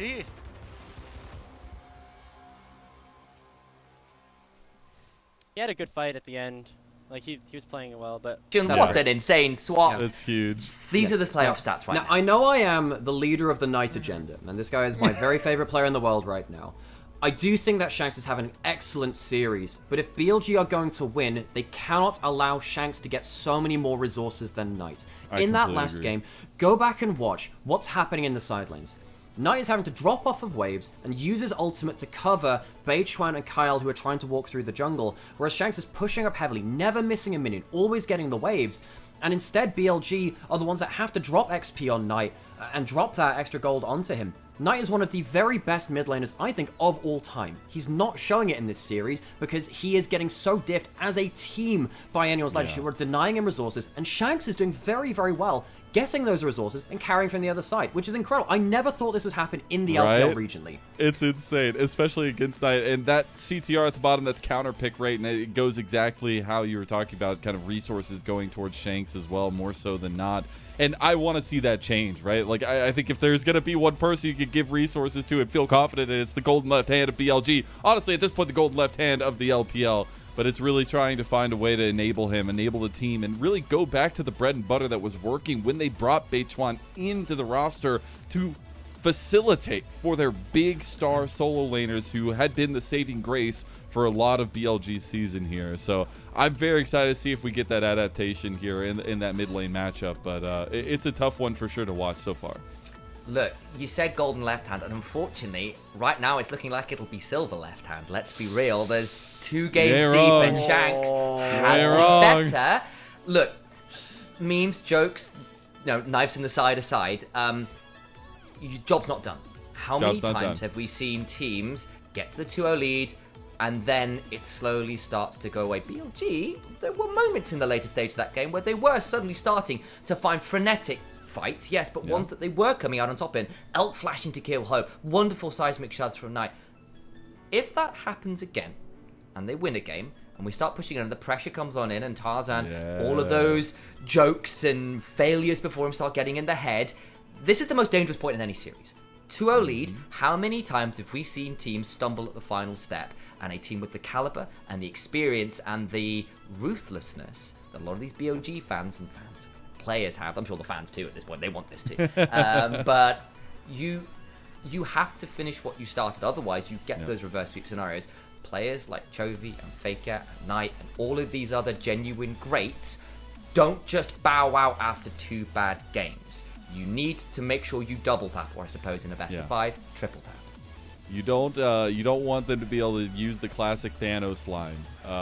You should have gone for the head. Should have gone for the head. I gotta say though, a little bit of a nostalgia trip here. I want to bring up we had some on-site reporting coming in from Patty_esports. We got some photos from the venue. It's gonna bring back some nostalgia for me and you, Nymera, as well, being in Xi'an, but obviously they're in Beijing, just seeing the atmosphere. But I wanted to take a walk down some of these photos that we got to see of the venue itself and see what we see some of the cool stuff, because if China knows how to do one thing, it's esports events, and it's been cool to watch. And you got the Hall. Do they have any tibbers? Do they have any tibbers? Unfortunately, I don't think I didn't see any pictures. Maybe it was for a reason, you know. Wait, I see one right there. I'm gonna go take it. Oh my god. Yeah. I think Mazel, if you just see a Tibbers on site there at any point, I think you should go up and pick it. It'd be a great memento to take back from the event. You know. You know. I mean, yeah. And look, jokes aside. Some internal jokes aside, these kind of moments where we get to see these kind of pictures coming out of here, where we get to share these moments with you, the audience, as well, are very important to me, and they're very important to everyone involved in these broadcasts as well, because the LPL is one of the most historic, one of the most exciting, one of the most fun regions to watch in the world, and it is great to come together and celebrate it with you. If you are here watching anyone's Legend, a team which, let's be honest, on an international standpoint, no one has cared about before this year, you've been here on the ground floor. You might be seeing Tarzan pick up his first silverware ever. You might be seeing Knight and Bin lose a title regionally. When was that going to happen in the last couple of years? It just didn't feel like it was likely to happen. These are special moments, and it's great to be able to come together as a community. And okay, if you're BLG fans, maybe feel less happy about it, but still, be here and witness it and spend this important time together. That's the biggest thing. Awesome work from Patty as well, getting to share that with us, having her on the ground to come and get these photos and bring us a bit of life from the ground, especially because we are all over the world. We're in Berlin, you're all over in the States. We've got friends and LPL family watching globally. We have friends everywhere. Exactly, you can't hide from us, guys. That's what we're saying. The LPL Illuminati is here to claim your views and subscriptions. But it's do we have our own Project Stardust? What's up? I think so. We're not supposed to talk about it. We're not supposed to talk about it. Am I doing an It Starts With Success speech? Would you like me to? Hey, I'm always You tell here me for the now, content, fans baby. of various teams. We need the monologue. All right, I do want to think a little bit more about this game number 3, because we are on the cusp. Again, you say it's not done till it's done. AL still need to handle business, but this BLG team is struggling to find something that works on the map. I feel like, again, we go back to the conversation. The draft's looking okay, finding things that they typically like. What needs to change here, Nightmare? Like, what? Do you just flip the script up? Do you just sub out a coach now? Like, I don't know what you do at this point. I'm just going to take a leaf out of what Cubby was talking about in Green Room in the last day or two before the series. Bot lane needs to have better agency. Bot lane is so important to BLG, and Elk has not been good in these first 2 games. I think part of that is draft. I think part of that is play. I think Lucian was play. I think Misfortune was draft. If he gets a pick which can survive the early game, get through to mid-game, then I think it's game on, because I think the scrappy style of BLG when they're looking for the team fight has been lacking the extra DPS of an AD carry that can actually get damage down onto important targets. I want to see him on Kai'Sa. I want to see him on Ezreal. I want to see him on someone like Isaiah. Something that can impact the game, because BLG is not BLG when bot lane is offline, and that has been a huge difference. I think Hope and Kyle, even though Hope, I don't think has been given like the most crazy execution thing, he's been given the easy tools. That's all he's had to do. Elk has been given harder tools to work with, and he's not been paying that off. BLG need their bot lane online. I'm going to add in on that one. I think if Beituan is sending up the bat signal, you need to join him. There were a few moments that game where the Poppy found really great keeper's verdicts or goes in and tries to get things happening, and the team is a little late. They're not there. Sometimes you just have to shut up and follow the call. And I think BLG are getting a bit panicked. There was issues earlier on in the split about them being on separate pages. You're in the finals. It's starting to come apart a little bit again. Just get on that page, follow in. So agency bot lane will help. It makes that a lot easier. But that's why you brought the guy in. He's not necessarily there to be the best player of all time. But get on something with that agency to come join him. Knight on that till again. Well, obviously it didn't happen last game, but he wanted to come over and support on that front. That little bit of extra, just go and do it, I think will help them a lot. Yeah, I just, it's so hard to see how they do it when there's so much going for AL. Not only is, I feel like they've literally just barely gotten into their pocket of what they have available to them, their resources, the picks that they're willing to go for, but it's also just been clean strategy a lot of the time. I mean, there's been some fightbacks from BLG, but the macro decision making from AL, typically I don't like breaks for our teams, even though typically we get a break before the grand finals itself. I always feel like it makes our teams very rusty in the LPL, but it doesn't seem like AL have skipped a beat from that last series, Nightmare. No, not at all. And I think that is because they are the prep team. They are the strategist team. Weirdly enough, this will come, of course, after this series. I do actually have some worries for them at MSI if they can't get good enough information on the patch to use that prep advantage. So we'll see what happens when they go internationally, because, you know, a lot of these players haven't made an international before. Will they have that same prep advantage? Will they still have that same read on the patch? But in the here and now, you see what happens when they ramp up on a certain patch against certain teams. The longer that they get to sit, it is a really, really powerful team, one that you've had to respect. You know, they have deserved both finals they've reached. You were talking about on Twitter, I do agree. I think it would have been great to see them at first stand earlier in the year as well. Absolutely deserves this. You must respect this team and their big brains in their skulls. All right, Sam, last thought before we go and separate for that game number 3. What do you think? Give me that 1-2 punch again, AL. Tarzan leads the way and have Shanks beat up the mid lane again, and I think this is theirs. 3-0 for anyone's legend, and dare you ever say that? What world are we living in? 2 years in a row that we get first-time champions in spring. Absolutely incredible. Let's go ahead and send it off to the casters and to your guys' stream for game number 3. Thank you very much, guys, and it could be the last game of the series, gentlemen. One more for anyone's legends to claim their first ever LPL title. Hey, I've gotten a lot of 3-0s in the playoffs so far, so maybe this is the curse for me, but I would love to see BLG offer a little bit of fight back. Yeah, me too. You know, they need to follow up and have what T1 was able to do earlier today. Get that Maybe away from here. What? Why? BLG's beaten T1 before, right? It was at MSI. It's a bad omen. They're definitely not cursed against that team at all. There's an Italy ban, guys. Let's just get back into this. I can't believe I have a T1 associated. Do we have a York ban coming in? We had York ban last game, as it could easily be a first pick for BLG and Bin, as it has been a really big champion for him. Yeah, I mean, for both top laners, but Bin really has turned up with the York specifically. Not going to be selected, so instead, going to be the Jace B1 with that Scion Fearless away. Bin played it in both of their past 2 series. I feel like you just pick Ornn here, though, right? Like, we've seen strong team fighting again. Like, you're willing to take the Ornn as your response, and then we were kind of talking about AD junglers that are starting to get pinched. Xin Zhao starts to creep out, especially for Beichuan, and wondering, like, either that or the Wukong.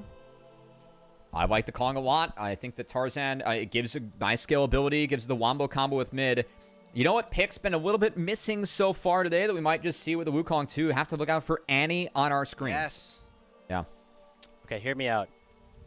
Flandra. Wukong? Possible? No. Yeah, we saw it in grand finals. Unironically into Jace, it's okay. Yeah. Yeah, this is a good matchup for the picks. I'm thinking about it at least a little bit. If you know, there's another pick that we're talking about, Xin Zhao.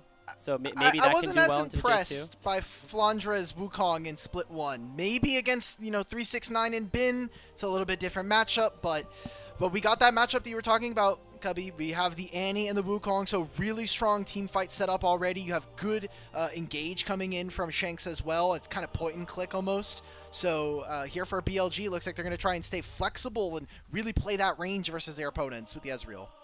I think the Ezreal is a must snag against Wukong and Annie, and we'll have to see what kind of mid-jungle duo BLG can find later on in the draft. AL has been power picking theirs early on.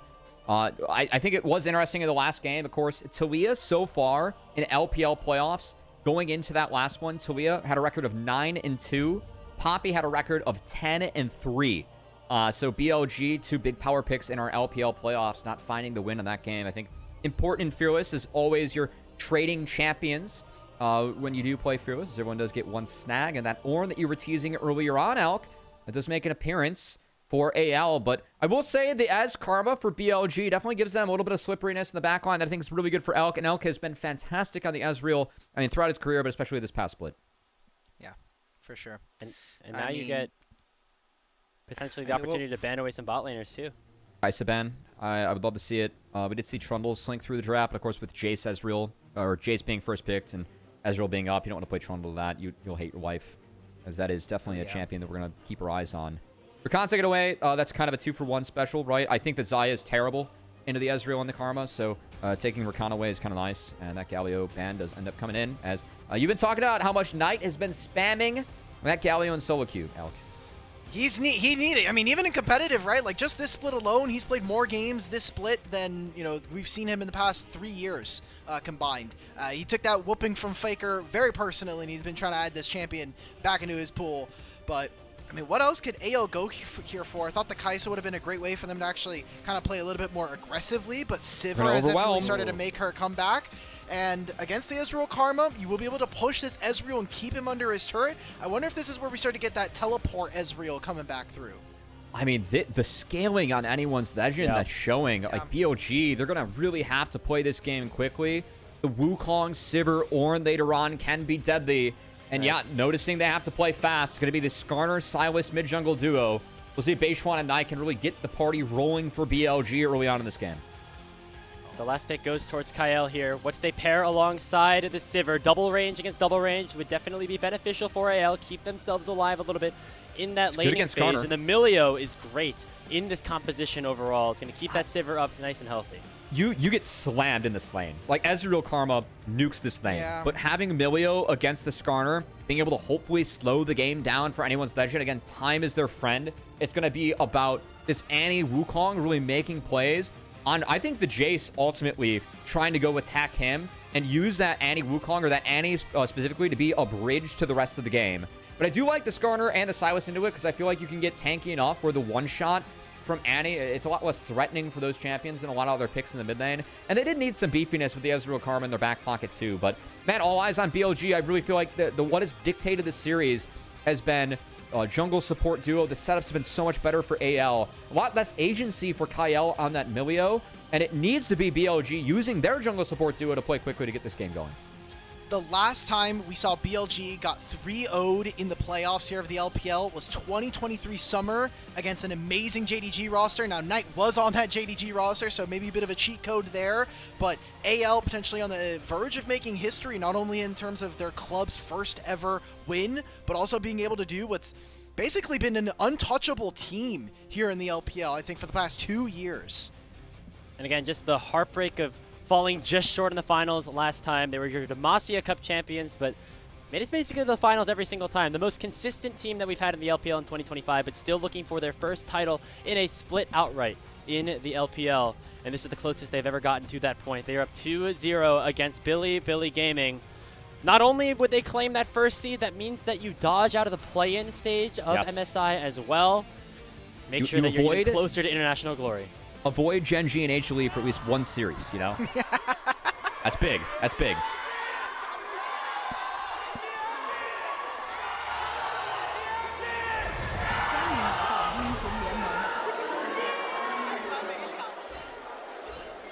You know, Cody, I wanted to touch on this right before, just because, you know, I love looking at items.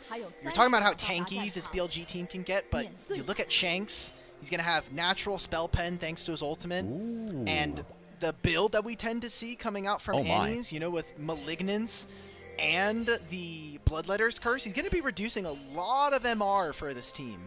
Knight spotted. He might get pinched here. They're wrapping around the brush. Knight doesn't know. Oh, it's all 5 members. The stun from Shanks is going to find him. Knight's knocked up, and right as he lands, he goes down to Tarzan. First blood for anyone's legend. I mean, backs up against the wall, being down 0-2. The best player we've had in the LPL dying like that and in such a suspect manner to start off. That's not the start you want if you're BLG. as standing outside that embankment brush just, I mean, allowed AL to wrap around for free. And yeah, that was a freebie. Like, what's going on? You never almost want to kind of sit in that brush because you know they can wrap around you on mid.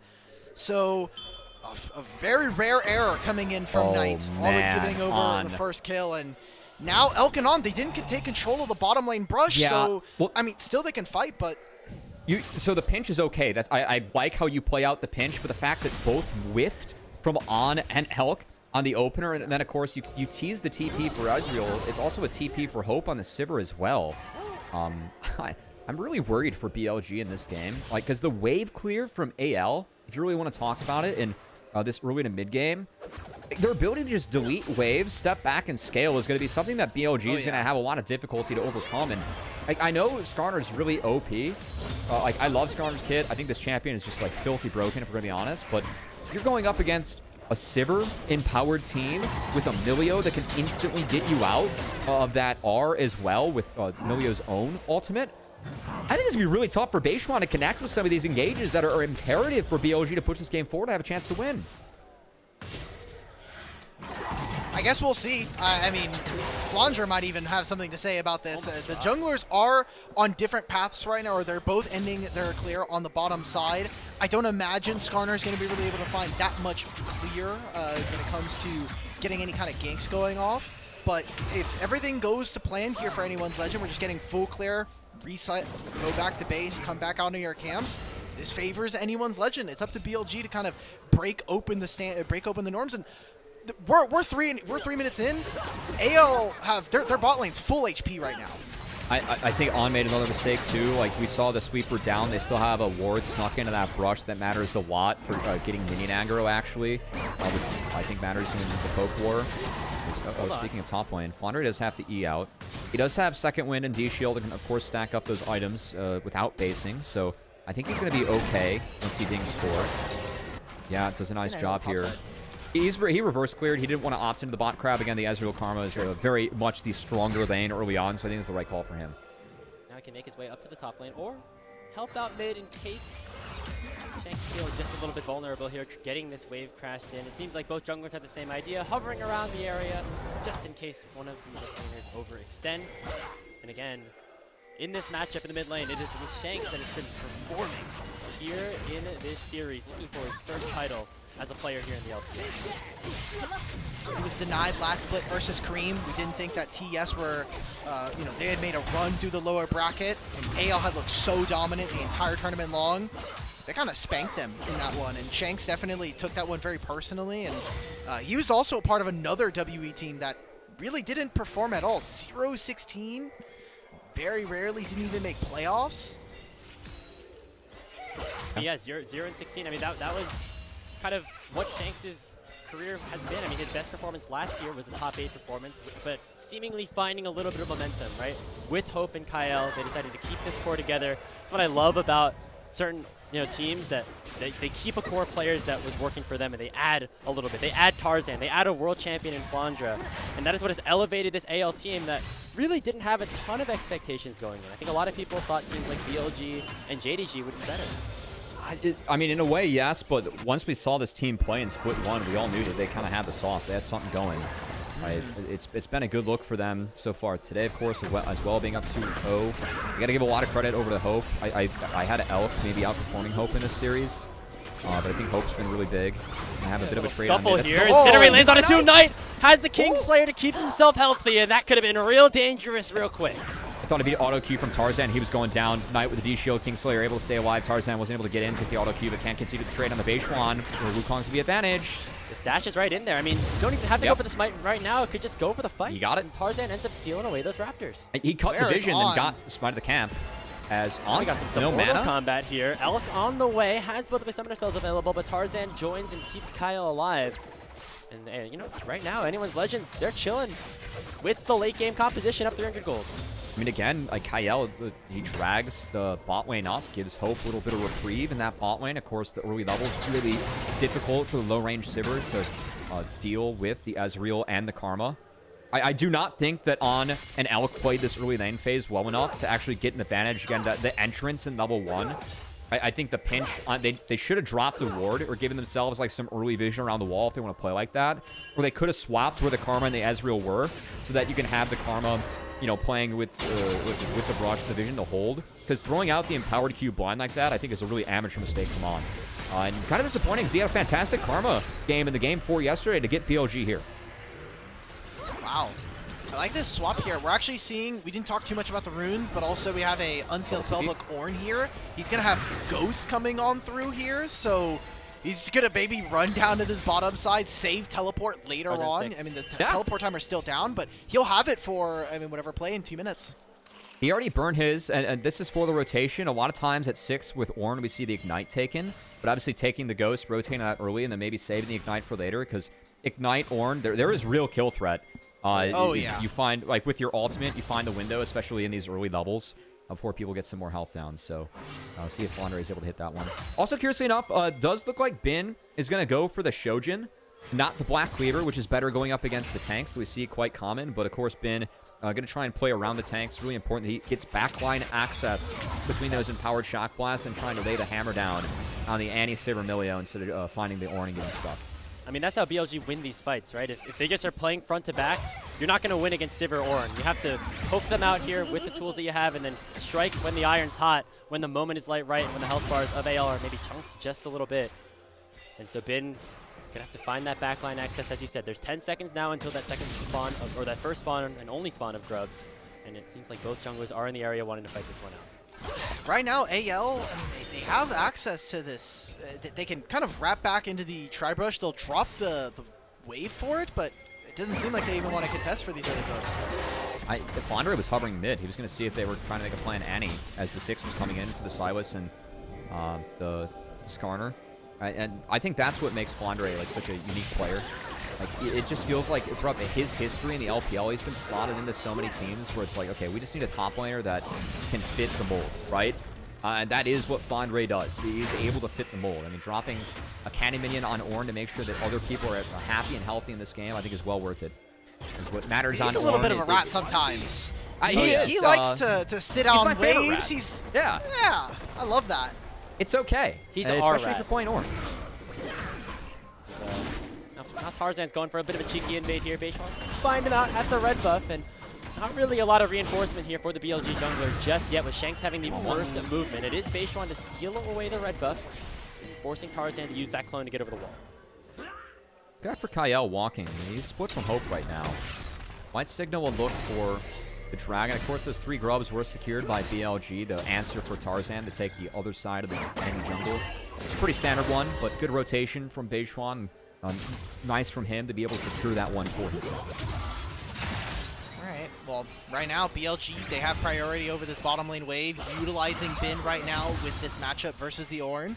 Doing perfectly fine. He has a really nice CS advantage for himself, and with now On moving on over, they have complete control of the Dragon River. I mean, Flandre kind of created that one for himself. Like, he's been dropping to try and help his teammates.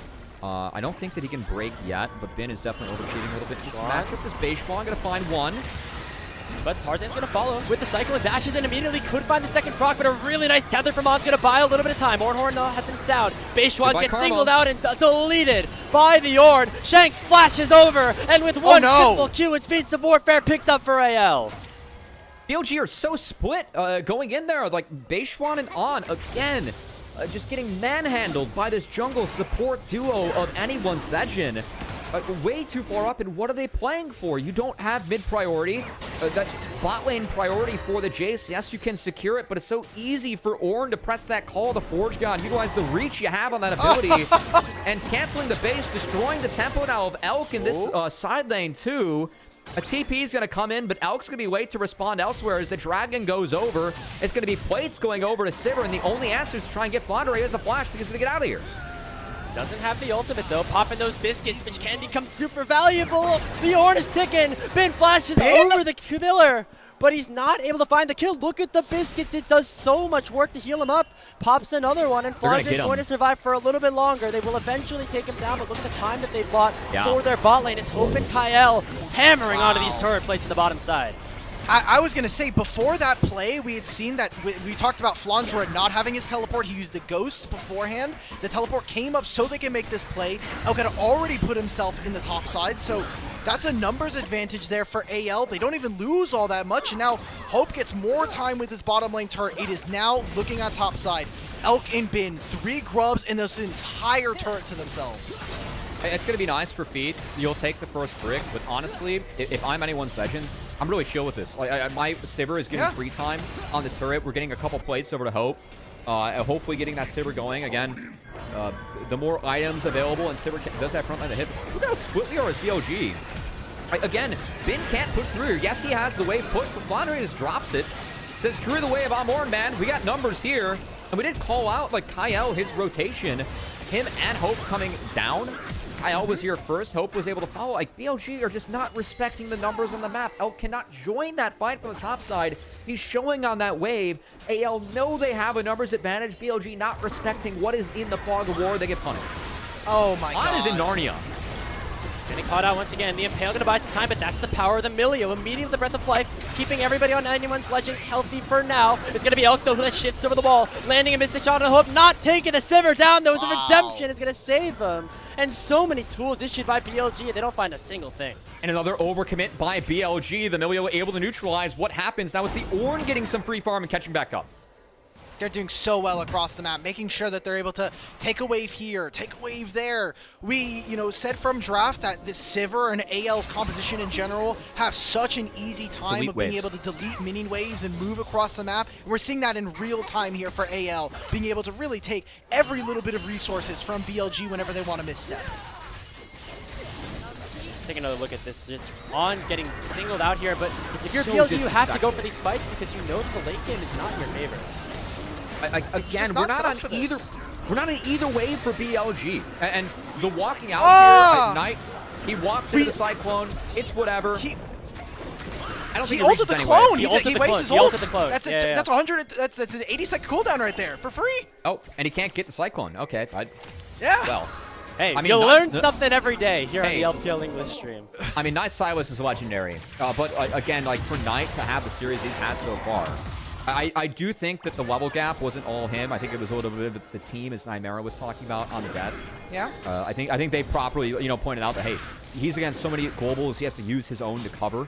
So I think that level diff and like what happened in the last game wasn't all on Knight, but I mean Knight is the raid boss of LPL. He has won 4 out of the last 5 splits, made finals in 5 out of the last 6 splits, and to have Shanks, who back-to-back finals now, who I feel like really choked against top esports and Cream, stepping up like this, and to have Knight when his team needs him the most, really, not being able to perform in this series, I think it's been a big part of the story for BLG.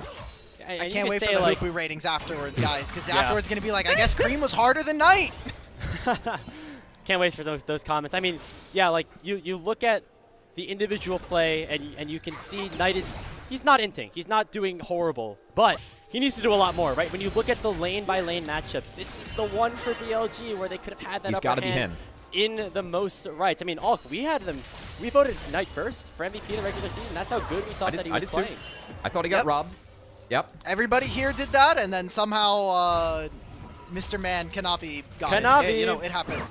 Hey, now, those I MVP did votes want are to say, juicy, you know? as much as we had been hyping up, Knight versus Shanks, I think coming into this final, some of the stats actually reflected that Shanks has been really performing in this playoffs. And while, yes, BLG have stumbled, Knight, yes, still playing well. I think the fact that Shanks has really leveled up has now allowed for AL to be as dominant as they have been coming into this game. I mean, I think the crazy part is that his kill participation was 82% coming into the series.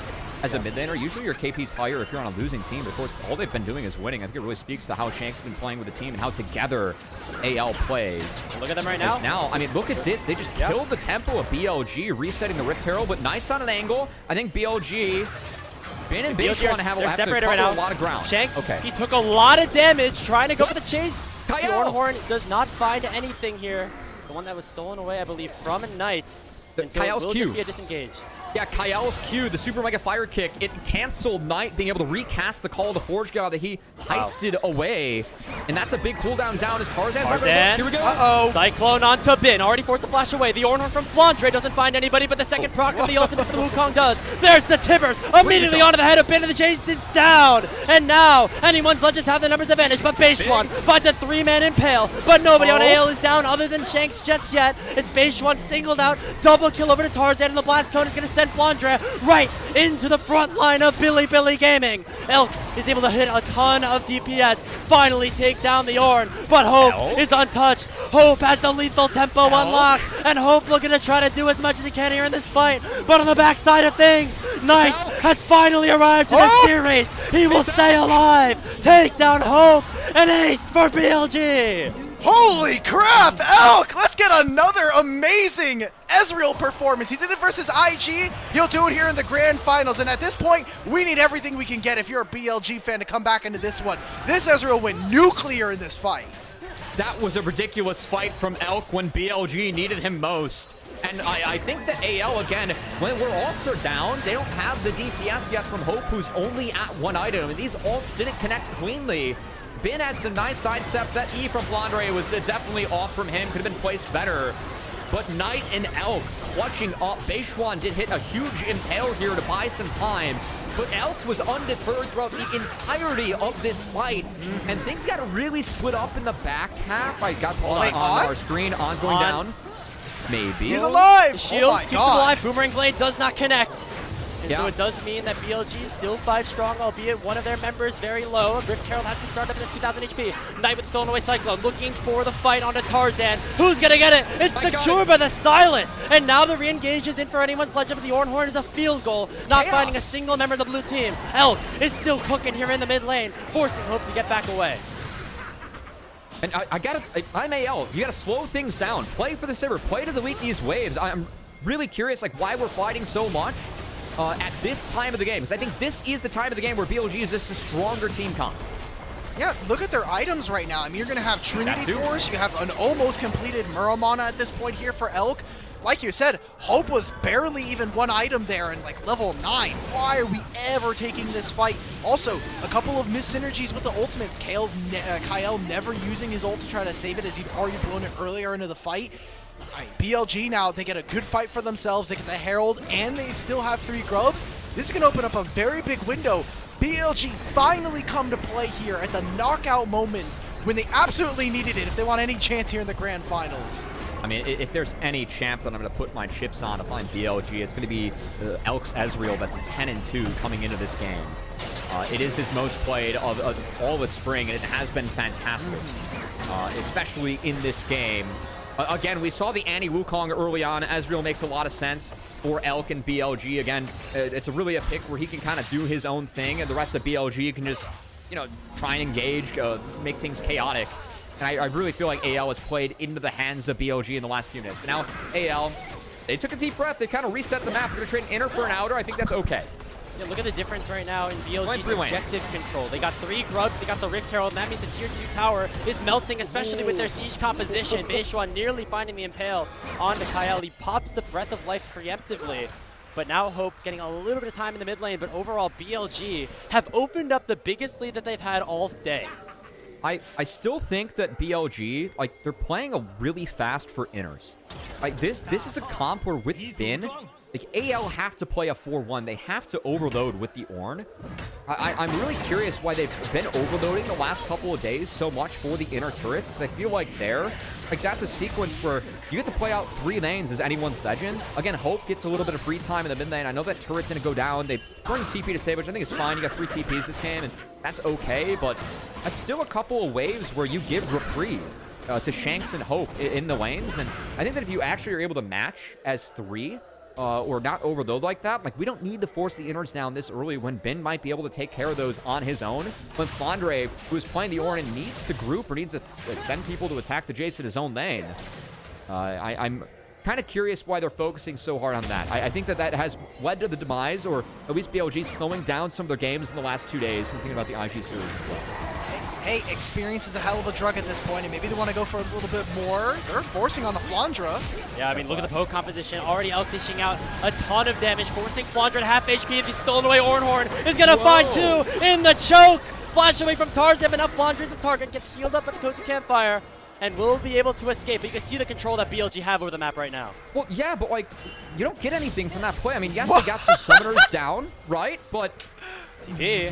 like, was it? We just got 2 was it TPs really for worth free. it? Nice. Right? Okay. Okay. TP in the back half.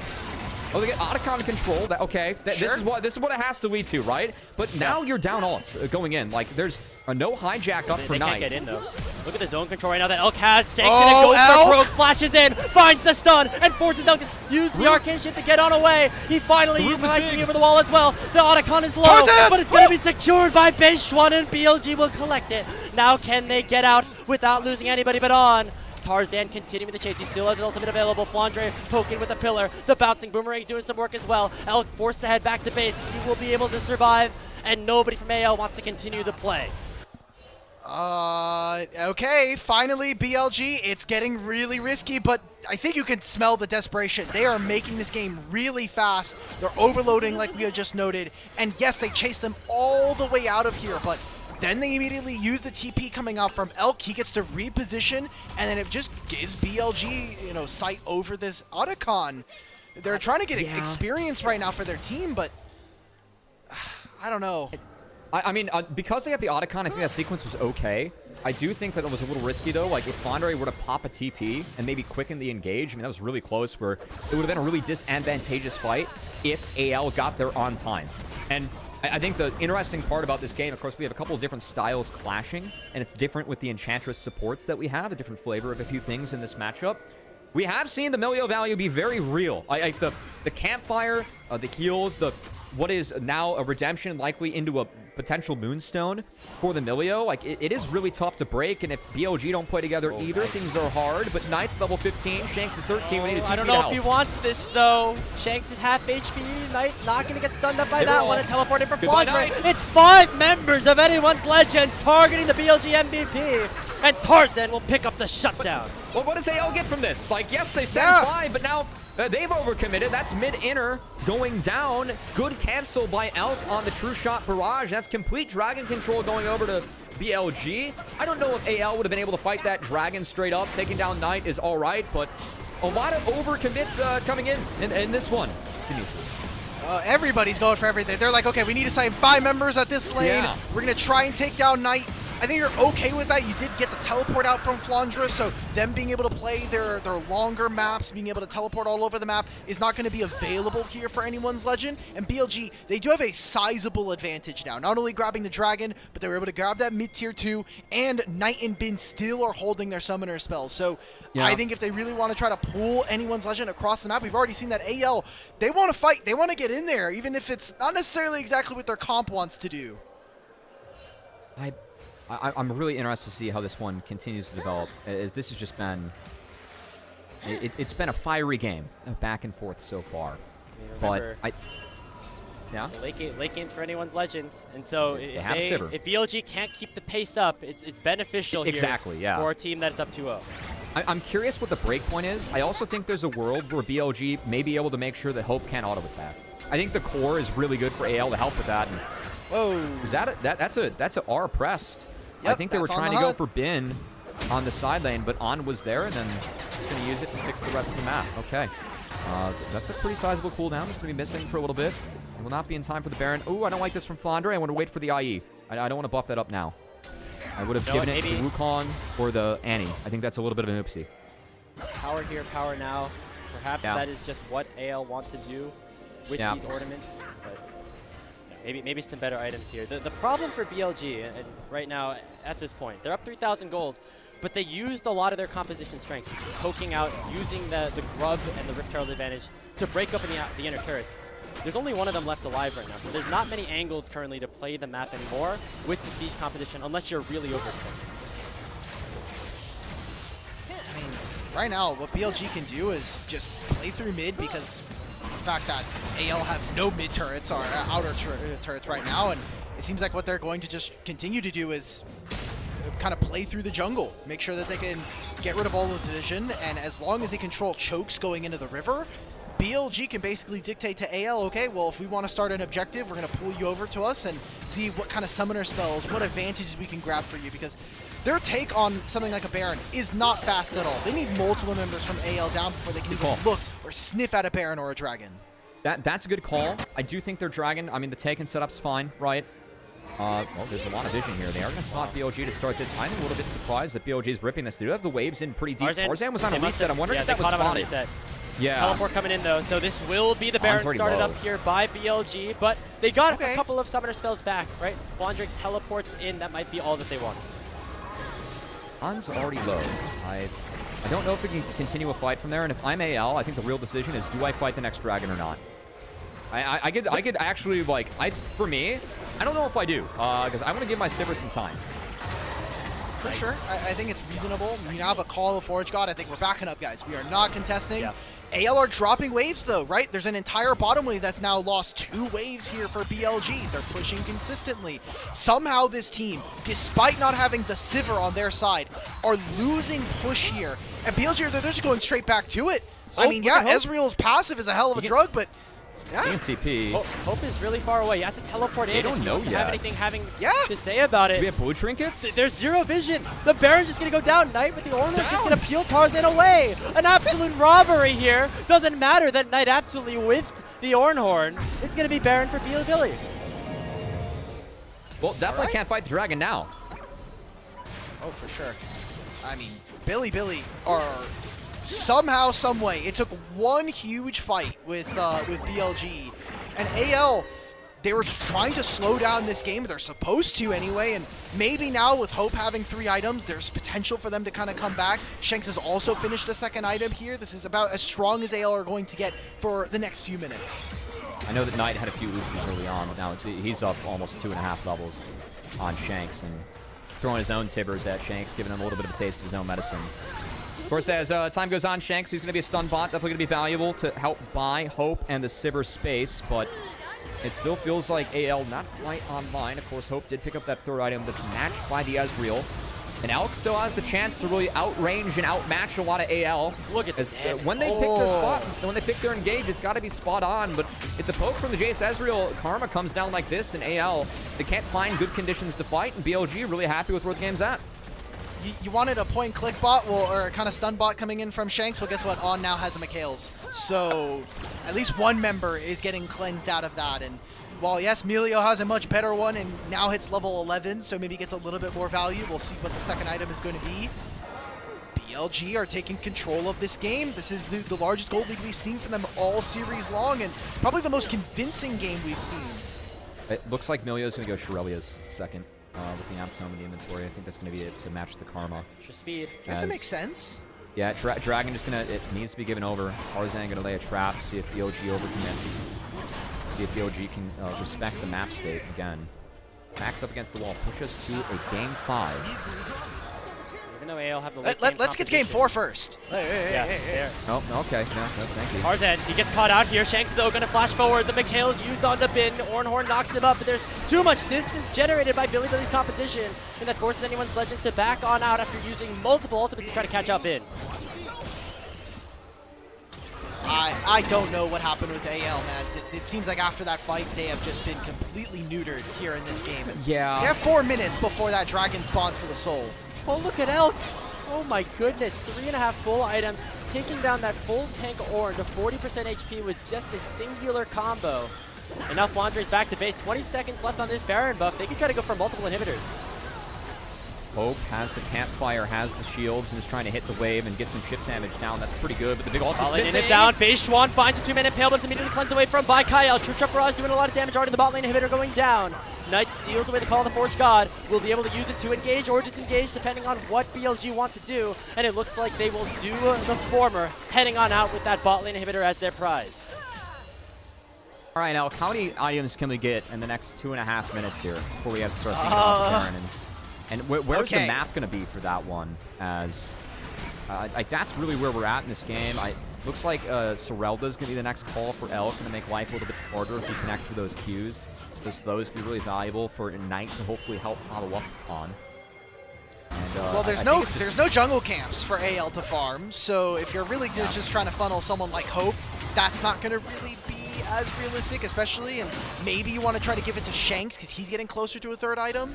He needs 16 too. It's all been Hope right now. Look at the farm at this point in the game. He's 150 CS ahead of Shanks, 170 ahead of Flandre. They've really been sending all the CS into this Sivir, and there's a lot of CC bots basically for Hope to try to carry this. After all the top tier performances he's had in the first 2 games of the finals, the entire composition is on his back if anyone's Legends want to mount a comeback here down 7K. I think he really needs that LDR before they're going to think about a fight too. So, because at this point, Skarner's got a little bit too much armor to deal with. Dude, where's Melio's second item? I feel like we've been teasing this for like the past 10 minutes. This guy's been on poverty game for the entire game. Might not be able to get it. Here goes the call. The Forge God stolen away from Knight. Finds 2 members. Already Tarzan at half HP. Shanks is as well as Baseron's going to chase him down. The top lane inhibitor will go down as BLG have full control over Summoner's Lair and want to keep themselves alive here in this series. It'll be all 3 inhibs down, and they could continue the push right here. Just a fantastic game from Elf. As these 3 inhibitors are down, he won the fight on his own, him and Knight. And Elk with the gold has run away with this one. The Ezreal, like these Qs, you get ahead, accelerated, up levels, up items. AL's ability to fight on good conditions being removed by BLG and Elk. As Hope going to do his damage. Does have that LDR in inventory. And of course, when you hit the waves, those bouncing blades, they do significant damage. So this is still a tough one for BLG to wrap up. I mean, Sivir's one of the best champions to have in this situation, but it's still 3 inhibitors down. Already a little bit of a heal popped here by Bilibili, and they're going to back on out, knowing that the Baron is up in 45 seconds, and with the map in the current state that it is, they should be able to pick it up rather easily. All right, look. Pseudoscience, League of Legends. We have double super creeps. Extra gold for AL, extra experience. Nice it is. With Sivir, it's very real. Like, again, it doesn't matter how many creeps you send at Sivir. Those waves do get deleted. She's going to hoover up all of this gold, and I think this is really important for Shanks. He's looking for level 16 right now. Yeah. Finally a camp that gets to go to Tarzan here, but this is really important for AL. They need to be able to grab this, especially with Dragon spawning in a minute. Yeah, I think that you can give over the Soul. I don't think you can give over the Baron with all the inhibitors down. So I mean, Hope has a TP. They can't get wards past this Raptor Brush. So I know that we're kind of looking for backdoor angles for AL. They do have good scaling with the Sivir, who, if not dealt with, can find the 1v9. But I think this is still a really tough setup as Elf TPing into the pit, Hope TPing in as well. But they can just back off now. Yeah, that's a huge cooldown already utilized. Their main wave clear now for anyone's Legends is not going to have to teleport to rejoin a fight. Look at the so go back and clear the waves, and here comes Knight with the call. The board got stolen away. Going to find a knock-up onto the backline carries, and Tarzan already forced the clone away. He dashes on out and doesn't get hit by any crowd control, and here's AL answering back. Beishwan gets tibbered. Beishwan gets knocked up, and Flandre will pick up the kill. And now Tarzan finds the Cyclone onto Knight. Anyone's Legend with a breath of life in this game, but a teleport is coming for a bit. The super minis are coming in. BLG want to try to end this one. It's immediately matched by Flandre. The Nexus is exposed. Flandre is taken very low. He might die. There's the Nexus. It doesn't matter. Onto it, and they might be able to win this game. BLG still alive for now, but the Nexus will likely survive. The super minions are going to try to take it down. The shutdown goes to Hope. Clear the wave, man. Clear the wave. The Sivir got it. Oh my God! The Sivir, it's sold down. They save. Oh wait, Shanks! Oh my God, these super minions are hitting, bro. Oh my goodness. Hope is getting really rich right now. I don't know if it's going to matter too much, but that Nexus is at less than 1,000 health with even more supers pushing in. Elk was just chuckling at the cam, watching the Sivir hit. It is Infernal Soul that goes over to BLG, but a heroic team fight from Hope and AL. He did burn the Flash in that fight. Being down Flash is significant. But taking inventory of summoner spells, Beishwan has the Flash. It's really tough to flash and impale with Sivir, of course, because of the spell shield and the help from the Milio. But Shanks is the only one that has Flash available. We'll see if he can make a hero play to help out with AL, but it feels like everything falling apart around them. Besides the fact that Sivir is now sitting at max items, and we'll see what Sivir can do. I mean, look, Sivir can pick up the, oh my God, what is this item called? The Zephyr, because of the boots. That's out of the game, no? No, you still have it. You haven't played AD carry in a while. I get it. I'm deferring to the ADC man I have here. it. Yep, it's fine. But what I was gonna say is now Kyle's finished another item. Oh, the Impale Yes. misses. The inhibitors are respawning. Base in a Go back minute in. time. Base one. Here goes the call Here of we Force get God Knight. Forced to go golden. He's trapped between 4 members of AL. And the Searing Charge will find the Silence. 5v4 on the map right now for anyone's Legends, but the inhibitor's about to respawn. Kyle taking half HP by the True Shot Barrage. And Elk still doing a ton. But it's BLG that are faltering and getting picked off. There's no Nexus turrets, guys. Like these things spawn in a minute. There's so that's- much that's a time. good AL point. have been able to a good stall point. with this Sivir. He is hoovering up all of this gold, all of these minions, and now allowing for his team to get back into this game. That experience differential that we saw in mid lane is creeping back here for AL. We are getting to that point in the game where gold and experience no longer matter. Oh, look at Shanks. He's going to try to clear this wave out here with Hope having to make his way towards bot lane to defend that inhibitor. I mean, Seesaw continues here. As soon as BLG put pressure on one side of the map, AL can respond to another. I think that we're to the point where it's got to be Elder Baron to end the game. There's still no way to get through the Sivir. And you're right, Alec. You called it out. That gold experience, it's going null. And frankly, I mean, I'm favoring the Sivir. Because I really feel like the ability to attack Sivir, like the Milio, prevents the best ways for BLG to try and attack this pick. And if AL is able to stall this game out, it will be the flash up for Hope in time for the Elder fight, not the Baron fight. And I'm really curious to see if they actually drop that Baron. And if we're going to keep on going into our pseudoscience League of Legends here. Guys, 'cause I think that that's the most important skill in the game, is just Hope's flash. Surely BLG win this game, right? Right? If they lose Sivir's hard, man. from like 500 HP Nexus, that would be a we story go. of the ages. Elk gets hit up by the call of the Forge God, but nobody can close the gap just yet. In goes Hope. They finally almost knocked him up and taken him down. Respect the But back it's door. Knight who picked up a bunch of the inhibitors as well, and so AL have to go on the retreat. Nobody is safe right now. As soon Elk as can anyone's TP back. Legends go a little bit forward, BLG can try to end the game.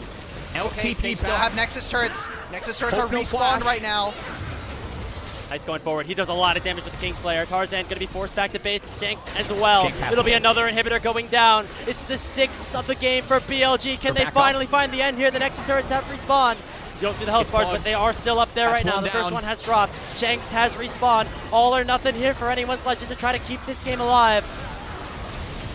Oh my Hope god, does a this big damage. chunk. He's still no. Tarzan. Hope has flash coming up in 10. That's exploded again.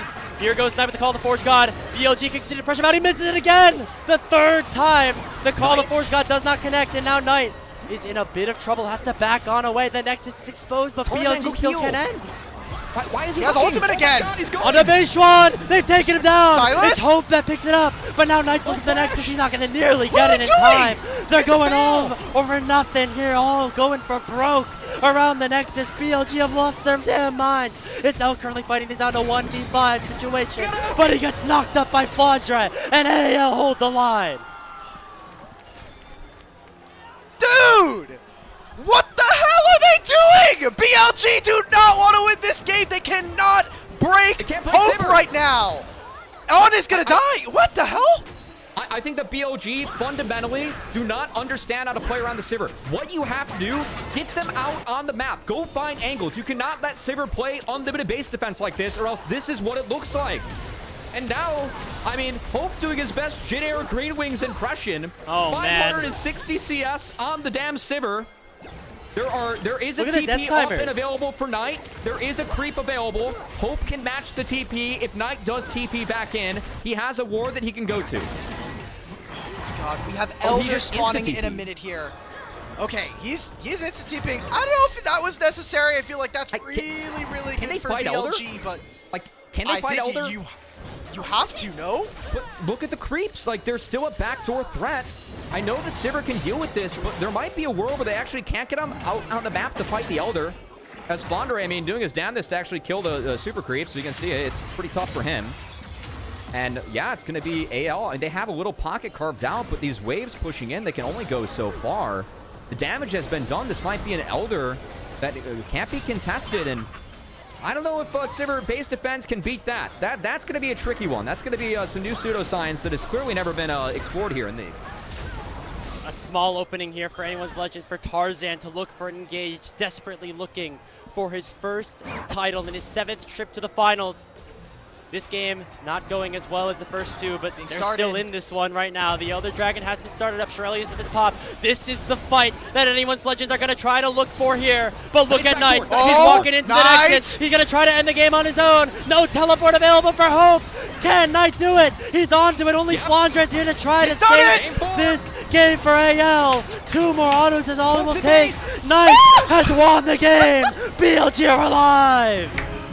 Oh my god, Knight gets it done, but BLG absolutely needed to do sprints. They did cardio. They made it work to the very end. A 42-minute game here for Game 3. BLG finally find victory in this series.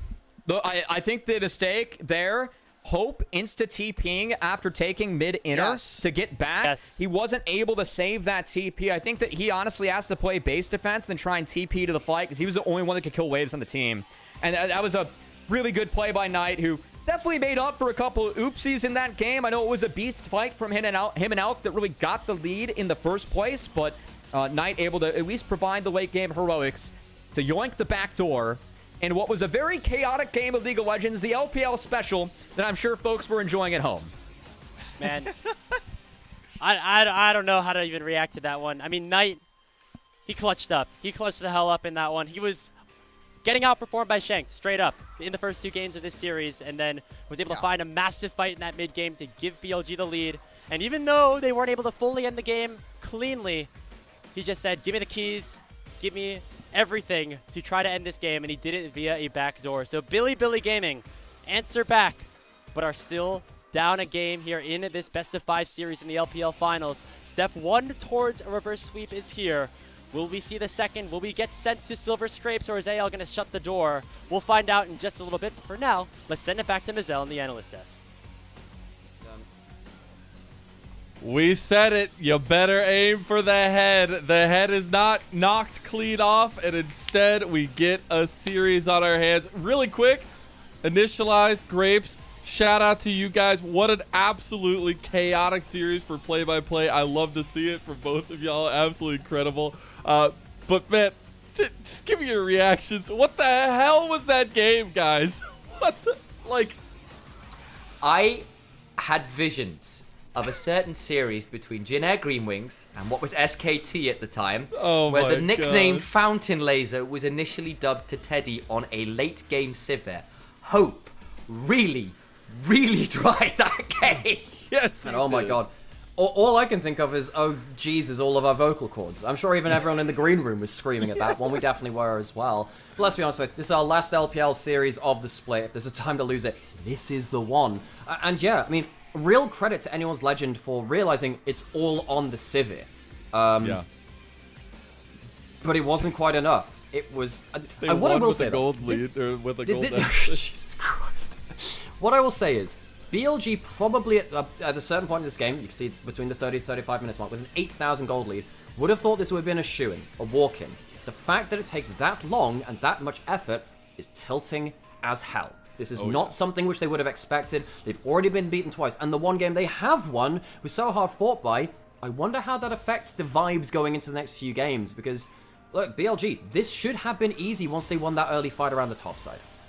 It really should happen. Yeah. I mean, like, how did we end up in this position, right? Because, again, we're going to get some of the early skirmish. Actually, Anyone's Legend did come out with another early game lead. We're going, oh, no, here we go again. Great early game from Anyone's Legend. BLG overplay around Dragon. The setup's poor. And then this little fight here is the one that gets interesting, shall we say. I gotta say, I tweeted it, but Elk realized he was going to internationals. He needed to turn it on for a moment. I mean, absolutely incredible fight from him, but also across the board for BLG. And it was a situation where you needed those clutch factors. And it was so funny. We were literally talking between the games last time around that, you know, they want to find something for Elk. They need to have Elks performing in some way to really enable the rest of the map. And I think we got to see that, not as clean as we expected. And Knight had to kind of pick everybody up and pull it back over the finish line, but still pretty solid performance for BLG to get themselves into the series there, Mira. But even then, there are worries. You know, even in this fight, Elk auto-attacks the Wukong clone 3 times. That's not something I expect from him. And later into the game, Knight misses his ultimate 3 times on the multiple. He does end up killing the Nexus, but Everything I've talked today and about this year about BLG has been about imprecision. Even here in the winning game where they had such a lead, there was still that imprecision there. Now AL, of course, they'll be sat there thinking, well, if we're losing against them while they're being imprecise, that's a bit annoying for ourselves. But BLG on the other side of it, who have been to an MSI finals, that have been to a Worlds finals, of course Beta are not part of that roster, but the rest of them are, I do wonder how it affects them mentally, playing like this, knowing how good they were before. This is not the gameplay which they are used to from themselves. I'm going to put this on the other side, though, because for anyone's legend, you had it all in your hands. It was a 2-0 lead, it was a shoo-in, you had the early game, you have that one skirmish that goes wrong, you go, oh god, and then you hold the line. It's so close, and you lose anyway. You're on the biggest stage in the LPL, you're on the verge of coming first, and you don't clutch it out. I seem to remember saying that the job's not done. I seem to remember saying that 2-0 is the most dangerous point in the series. I seem to remember saying you need to triple tap, and they don't. Those little thoughts in your brain, Tarzan, surely it can't happen 8 times in a row. Surely. Flandre, come on, surely Not it can't in a happen reverse again. sweep against his worst individual opponent ever in these finals. Absolutely incredible.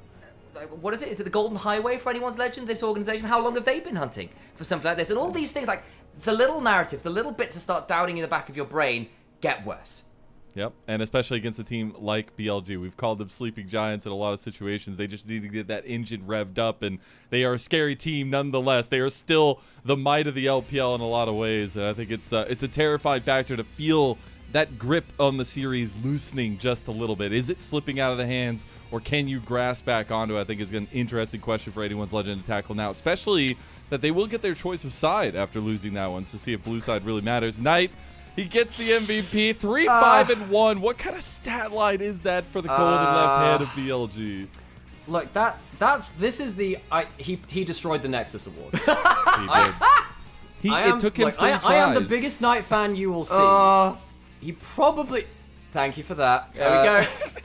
Now, this is our predictions from before... I want to say this is from before the series. And the hot dog giveth, the hot dog taketh away. This might actually be flipped over from that. We'll see what happens with those predictions, because I actually think it's really interesting. I was always hoping and expecting a 5-game series, but hey, I see you leaning on the other side, initialize onto BLG. Do you think the reverse sweep starts now? Do you think it's the moment? I think there's a world where it does. If anyone's legend do give in to the weight of the moment and this close game, we have seen this time and time again where teams have the 2 dominant games, lose a close 3rd game, and it all devolves and collapses from there. It's happened time and time again. However, I think with what we've seen, even in this win from BLG, I think anyone's legend should still have this. They look better on average. They nearly clutched out a game that felt unlosable from BLG. They were down every structure in the game not named their Nexus and still managed to make it a really damn close fight. And so I still think BLG will be going down, but if it was going to start, I can see how it begins, and it will be up here. I gotta say, we have a little bit of special. I know Pray you guys Sam's are hair. gonna be extreme. It starts up here in Sam's hair. It's all up there. It's all up Samson. there within the It's tendrils. BLG Samson hair. That's it. We had, Kelsey Moser cook something up in the background, and I know, especially after your reaction to me talking about Elk, this is going to sit really nicely, because we have Elk'Zreal. I don't know how you say that really nicely. Beautiful. An 85% win rate on Ezreal total in Split 2. Alex Ezreal is such a weird thing for me, because he does carry games. But I was speaking You with remember Kelsey that Moser clip about from this as well too. Internationals? Yeah, I do remember that, and when he beat G2. This is going to be sacrilege, I'm sure to many people remember that. He rants about this a lot. Elk actually missed like 4 out of his 5 Qs throughout that fight. And even in this game here, we were just talking about that top of wow, everyone, Elk autoed the Wukong clone 3 times. What's actually surprising to me is that he still carries games while he's missing all of these autos and skill shots. Yep. And Kelsey was saying similar things, but credit to Kelsey as well, who's basically saying that this split's been more impressive from Elk in a number of ways, because in the past, he's been given a bit of an easy ride mechanically with the tools he's been given. In this split, in this year, he's had to do a lot more on his own without BLG setting him as heavily up for success with everyone on form. I think in this game, he did a lot more of his own stunts, and I do think that he played very well. He doesn't get the Ezreal again, though, in this series, and he won't be able to pull that off again. Do you have thoughts on maybe where we could go in that AD pool? Because, I mean, hey, we're starting to get to the nitty-gritty now. We are potentially getting to all the pocket picks that you possibly could want to pull out, everything you've been saving, everything It's you've been Cassiopeia time. keeping behind. Yeah, what are we going to be seeing? Do you think those adaptations and kind of the strategy implications there? We'll start with you, Nightmare. What do you think? Well, obviously bot lane's starting to get thin on the ground. Actually, partway through that draft, I was thinking, what lane dominance have you got left? And they picked out the Civid that anyone's legend at the end of that draft, but now we're left with like, well, does Nico get through bans because people start to leave open some of those priority bans to give them some extra tools to play with? So you're trading OPs later into the draft that would normally be permabanned. Do we go through into the wacky, weird, and wonderful? Does Elk have to go back to something like Tristana? He actually really struggled on that earlier in playoffs. I actually think bot lane is such a huge question for me because not just the engaged supports are starting to go. We're dipping into enchanters already, but where are the AD carries? Do we have to go towards Zeri Lulu? Do we bring out, God forbid it, a Yumi or something like that? What's the play? Zeri coming out. I mean, the other side is we haven't seen the Callista yet. We haven't seen, I mean, if someone really wants to spell out something like the Draven, if you really, really want to all in on it, there is that kind of option. I mean, if it was LDL, me and you know, Mazel, the Samira would be a consideration right now. It is China, but like you do start to wonder. It's Abel with the steel chair. Exactly. Play Samira. I mean, hell, remember back in spring we saw Twitch Elise from BLG, and I think the other thing is you've got to remember that people like are known for having something to throw a spanner in the works. Your releases, your Shens that we kind of called out a bit beforehand. Maybe that's your way in. We are at this point in Fearless where you can start to find those picks and you won't have your standard engaged support ants to try and manage it. Yeah. I got to ask you guys, are we getting a Game 5 or not? Are we ending with AL completing that first championship? Nightmare, what do you think? BLG just won. Anyone's legend are on blue side. I think they can first pick someone like a Xayah or a Kai'Sa for Hope, and I think that changes the world for them. And I think BLG are tilted as... I'm not going to drop the F-bomb just yet. Maybe the next is full. But I think BLG are playing poorly individually. I think that they don't have the right read on draft. I think Anyone's legend have been majorly outplaying him in the strategy. What do you got, Alex? Initialize? Come here. You've got to understand that the memes and the narrative and the world refuse to let Tarzan win a finals ever. How could I forget? I hate As to a hear result, that. this is going to hear tilt that. him to the nth degree. And let's be real, I'm standing on business. I voted 3-2 BLG. This game wasn't great. But the pressure's going to get to anyone's legend. They're going to crumble under it. Flandre is going to start playing things and not looking any good again. It'll be weird stuff like the Singe coming out and looking awful. Tarzan's out of his AD skirmishes. The Xin Zhao's not going to be allowed through. It's not happening. It's over. This is BLG's moment. I like it. All right, well, you heard it from them. We'll see if we get Silver Very Scrapes or convincing. not. We're going to see that as we're going to throw it off to the casters into your guys' stream. Good luck, and let's see what happens. Thank you very much, Lennon, and we are still here. It felt like maybe we were going to be grapes? over here in 3 games. I got some water. I am hydrating everybody, just making sure you all know that. But as we do that, setting up for game number 4 and the draft for it. Have you ever heard of MOBA Trainer? It's a new app that teaches you League of Legends with a series of puzzles. You just boot up the program, work through the puzzles every day to improve your game knowledge by selecting a puzzle from a map, answering the questions, and unlocking more features. And we're going to do one more right now here, heading into game number 4. We need some redemption, gentlemen. I'm going to be the egotistical analyst / League of Legends player and say the game was wrong, not me, in the last one. But let's get us some redemption here, Grapes. I'm sure you really believe that one, yeah. Let's do the Wukong won't help you here. Three issue one real quick. How to learn to understand your limits on the champion where you cannot control it once you press a certain button. All right, let's go. Yes. Let's hit start. Ninum? It's a medium difficulty, Elk. Oh, Ninum's here. Dog. Alright. I can't believe you recognize so many names in the EU server. I an NA guy, have that's an NA to. guy. I have to make sure. We're killing Ziggs. We are killing Ziggs. Yeah. That guy just flashed. Yeah. Goodbye. Yeah. All right. Get the rat out of there. Syndra. How's my better Syndra start already than the last 10 one. HP dead versus Ziggs? No, if only we had the. 30. If only we had. Ziggs mid's actually kind of slept on. If only we had the player POV. Here's Monkey. I think we could W flash Q for sure. Yeah, Ziggs has no flash. Yeah, I think he absolutely. used a satchel already. I guess no too. flash, no satchel. Get his ass. So the W? Yes! Okay, Oh, I want to see brilliant! where the W is. Let's go. Brilliant. You will guaranteed kill him. Yeah. Wow. Okay. I don't even play Yeah, that nice W, godforsaken too. champion. Why would I play a champion that I can only control half the time? We are clearing we've- top side, clearing top side, clearing top side. Screw my jungle, screw my mid Yeah, laner. We've already shown. no, This is for no, solo no. queue. Remember, We this freeze is solo it. queue. We freeze I think it. we're holding the Briar, we wave. freeze it. Wukong's on the Okay, right opposite top side. He side. had red buff. Wukong at red buff. He's on the opposite side. Nope, freeze. Let's freeze. Let's freeze. I'm breaking a tie here. Oh, yes. I thought it was going to have to be broken by the two in a matrimonial. We win! Oh, good choice. Hey, we basically went mid-laner. 4. We basically Center went scales. 4 for 3 because we Center got a scale, brilliant yes. choice on our second one. So Built different. listen, we're gonna go right back to clearing the top set anyway. We don't 5 seconds is not gonna make or break things, especially because we got to kill on mid. Well played by the challenger player. I wish we could have seen POV if they were F-king or clicking on mid to see the cam. Then they're goated. Pretty Right, good Dimitri? stuff.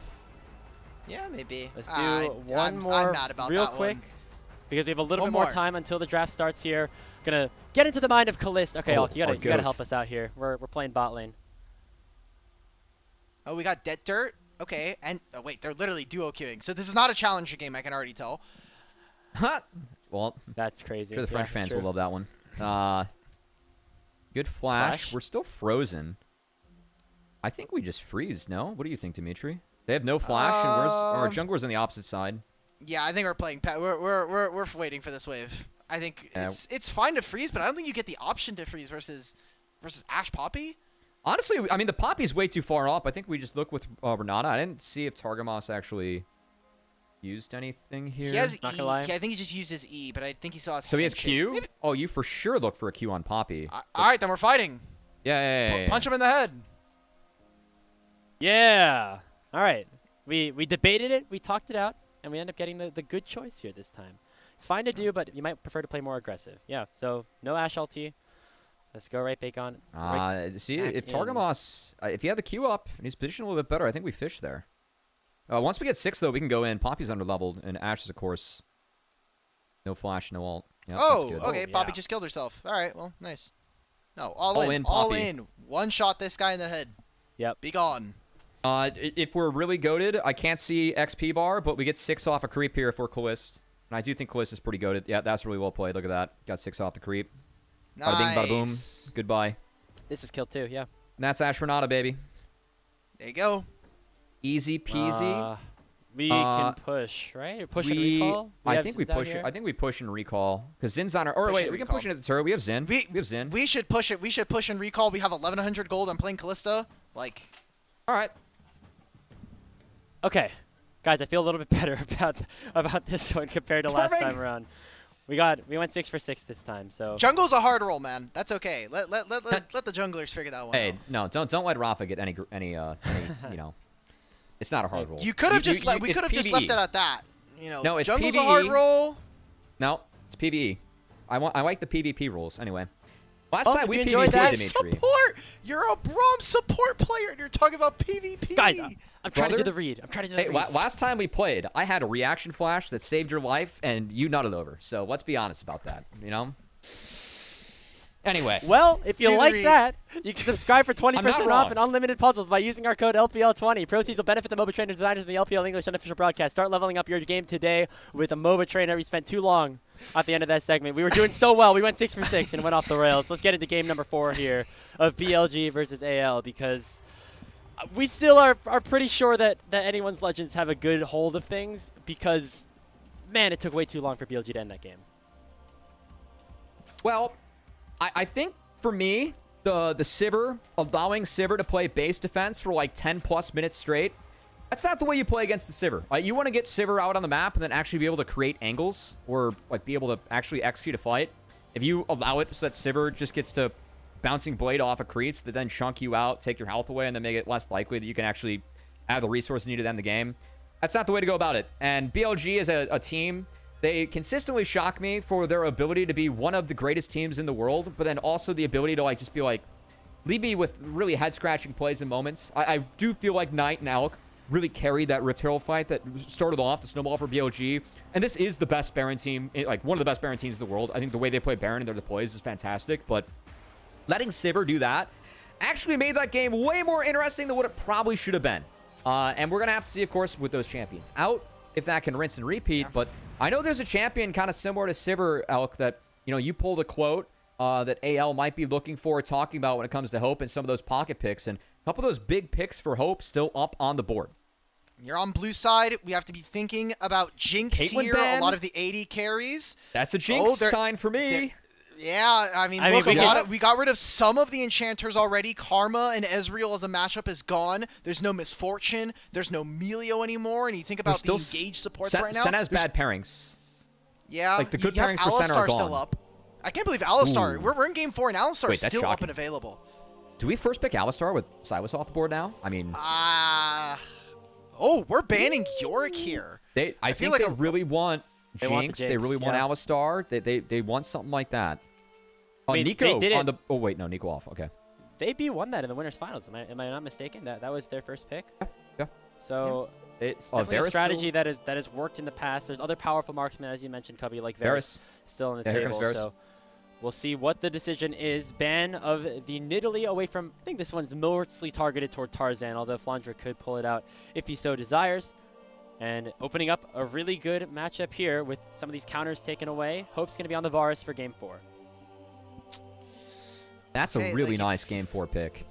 Yeah, Varus making it through, and it's been a champion that we haven't seen from Hope all playoffs long, mostly because the champion is pretty broken. But the fact that they've just been kind of going and moving in, I think in particular having the Kalista still open. Trundle makes it through, and we're playing a Trundle game this time around. So, all right, Patron, let's see what you got here, buddy. First, Trundle of the split. Is it a Tarzan Pillar has Lilia? good impact here. It could be like a Tarzan Lilia angle. I mean, if it ends up being Renata, that does mean that we're playing for likely an on-hit Varus, not the poke. And I frankly, like going up against Trundle, I think that you kind of have to go on-hit. It definitely dissuades tanks being picked up. Xin Zhao is a terrible matchup in the Trundle.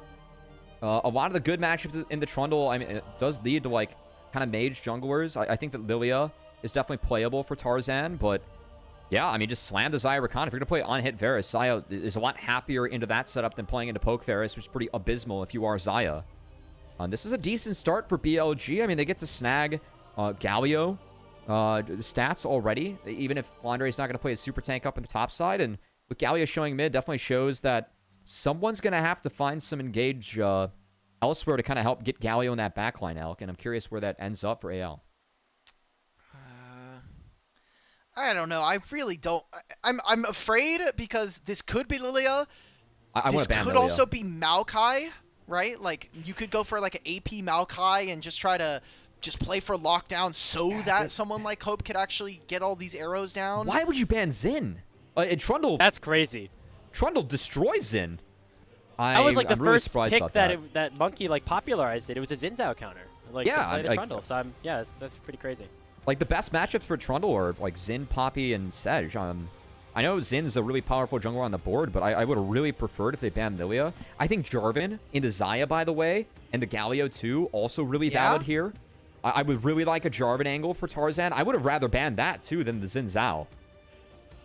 Hey, maybe that comes through. Maybe that's the last ban here for BLG. They've got one more here. Easy Hoon and Big Way trying to figure out. It's going to be Cassante. What are they setting up in topside? Like, are we getting... I don't mind that. I guess, but like, what else is going on for Flandra? I mean, we could just have Ben Renekton being slammed here. I think Renekton's actually set up pretty well already. Yeah. Okay. Renekton ban. Man, what is it, mid or top being snagged here? You could have a Bin Gnar, honestly, like late. I think that Gnar is like pretty self-sufficient. Works decently well with the Xayah and the Rakan, but that's a lot of range being taken if we go for Hui. I feel like right now, I mean, if this gets locked in, full disengaged kind of focus composition overall for BLG, and if the Trundle and Xayah kind of doing that overall. The Gnar adds a sense of engage, follow up on the quickness here. I mean, you're banning Cassante to try and set up the Renekton, but Cassante is a pretty bad matchup in Gnar too. There's a classic to go Cannon, there's no way it's Lilia, but again, very much dissuaded from tanking tankier top laners. Going up against this, do it Tarzan. There's a bunch of conditional CC. It's only the quickness that can lock you down, guaranteed from on. There we go! Get Galio in the backline, baby. I think Zed is really, really, really powerful. You get this champion to 2-3 items. You destroy backlines. Your ability as well to power clear. It's going to be on Beishuan. I think that if you're going to play Trundle to the max degree, you have to invade. And now it's like, do we have lanes that are strong enough to actually get Trundle into the Zed side of the jungle? I think it's going to be really important the first few levels to watch what Beishwan does. Because if you don't fight Zed and Zed's able to take off in this game, man, the ability haste and the shred you get's really, really powerful. Something with push here for Knight It's would a good be Cassio very game. beneficial. Yep, Cassiopeia it's a going good to get Cassio locked game. in. A lot of mobility on the top side of the map set up for anyone's Legends. So the Miasma going to have a lot of value here. I know Nymera particularly was talking about the Trundle plus Cassio combo. This is actually popularized by AL as Tarzan and Shanks played it. So BLG kind of stealing some of the homework for AL. This is a very, very, very good Cassio game. Gets to interact with everything in this one, and it's kind of hard to get one shot by a Zed. But man, it doesn't give you push mid to help this Trundle invade, and I think what really made Monkey's Trundle, the person that popularized that pick in the LPL, so good is the ability to actually play with winning lanes, go fight the enemy jungler early on, and get an advantage. I don't know if outside of bot lane, which straight up, it's winning lanes early on here for AL. I don't think the Trundle could do anything but clear his own jungle, and that means the Zed's going to be able to take off in this one. Hey, the last time that BLG, or, yesterday, the one game that they lost in that series against IG, JJ was on the Zed, so maybe a little bit of a bad omen this time around as Tarzan locks it in and should have a relatively easy start to the game. However, I really do like the counter-engage measures that have been set up on the other side for Bilibili. All the go buttons that have been picked up for AL can be negated really well by that Cassiopeia. I love Trundle, man. I know Trundle seems really simplistic, but that pillar, the interaction that it has just with all of AL, not even just thinking about what his team also does. Exactly. Yeah. The slows, the fact that it immediately displaces a lot, it can actually stop even Shanks from finding any kind of heroic punches. So I want to see how Beishwan does here. This is a really important game, not only just for the series to continue, but you are in a very tenuous spot here as BLG. You just got out of a very, very long game number 3 to get you back into the series.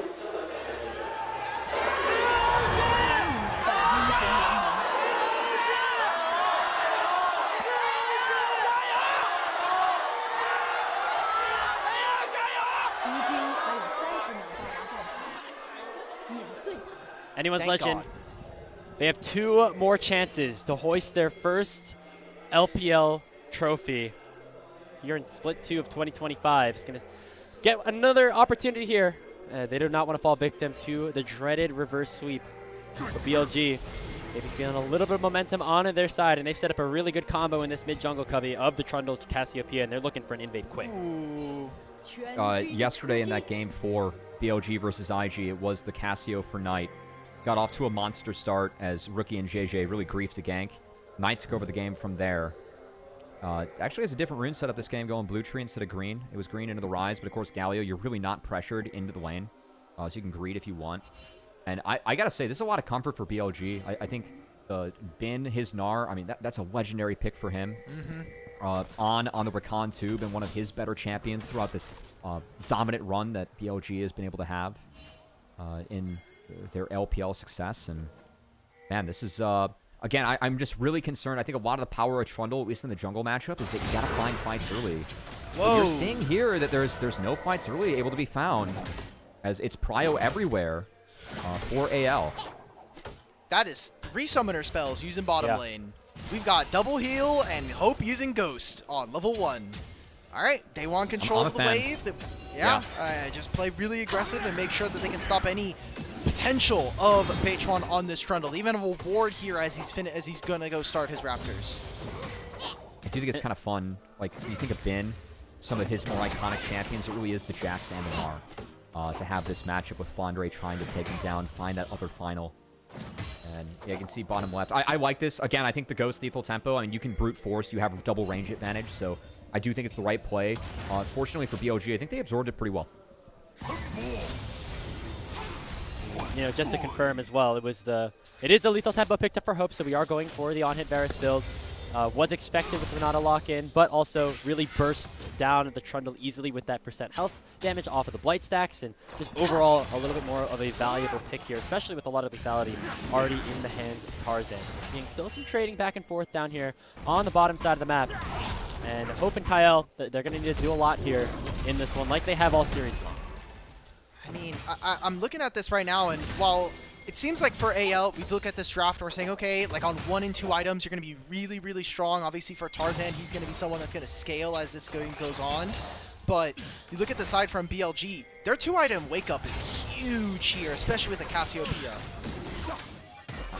I'm really concerned for AL. Like, the Zed has to get the Galio in the back line. And Xayah has a way to deal with that. We're a pretty low-range composition here as AL. As Tarzan was actually going for that bot crab. Did find a base early on with the unique clear of Zed, but kind of guessed wrong on the crabs and the starts here. And going to get double crabbed by Beishwan, who should go through mid. And can force the Zed off. So. Yeah, I mean, whoa. Beishwan should win this 1v1, and with Knight kind of having that range advantage as well. It's still gonna be Tarzan going forward, landing that Shuriken. Nicely done, Tarzan. Just gonna push the Trundle out. IL? Yeah. Okay. Another trade down there in the bot lane, this time beneficial for here. AL for Double now. longsword. Is now on with that extended range of the battle dance. Will be able to get on out. Nicely done. I mean, sure. You know what this means, though? Beishwan still gets double crab, so great job, Covey. We got there in a roundabout way. And this is a really good start for BLG. As okay, never mind. Maybe not. Maybe it's What not is double going crab. on? Whoa! I mean, again, Tarzan, he cleared it all, like, his first round of camps. Base got double longsword and was really looking to fight. What's happening? There's no We're still shadow fighting up here in for this 2v2. Tarzan. Knight's at 200 HP. He's going to have to back out as the wave gets shoved in. So Yeah. now Tarzan has the upper hand, can go for the second spawn of the Raptors. But On's up here, which I like. Again, Shanks helping to support. And yeah, like with the carry junglers that we have early on, or at least the Zed carry jungle, right? Beishwan can be someone that I guess can duel. I will say I haven't seen this matchup yet. I just figured that Trundle, with like how strong his chomp is, if you're in range of Zed, it's kind of tough. Of course, the Shadow can help you escape, but you have the pillar to chase. We just saw Beishwan with no items, really not be able to get anything done. Now that he has items, it's going to be a maybe. But Tarzan, I think uniquely using the clear power of Zed really well. He got double longsword after the first clear, got back. All of his camps are up now. I think he's just going to farm out, but at least was able to finagle a few cryo lanes. He really didn't get much done overall. And Knight got a fantastic first base in this matchup. So, again, I think it's a little bit advantage BLG, and I'm really scared of the Cassio later on. I really feel like Knight can 1v9 this game. As kind of like what we were talking about last game with Sivir being able to interact with everything on the map in terms of range. Knight's the same way. Like how you beat Cassio by being range gated. There's absolutely nothing in this game outside of Zed that can range gate you.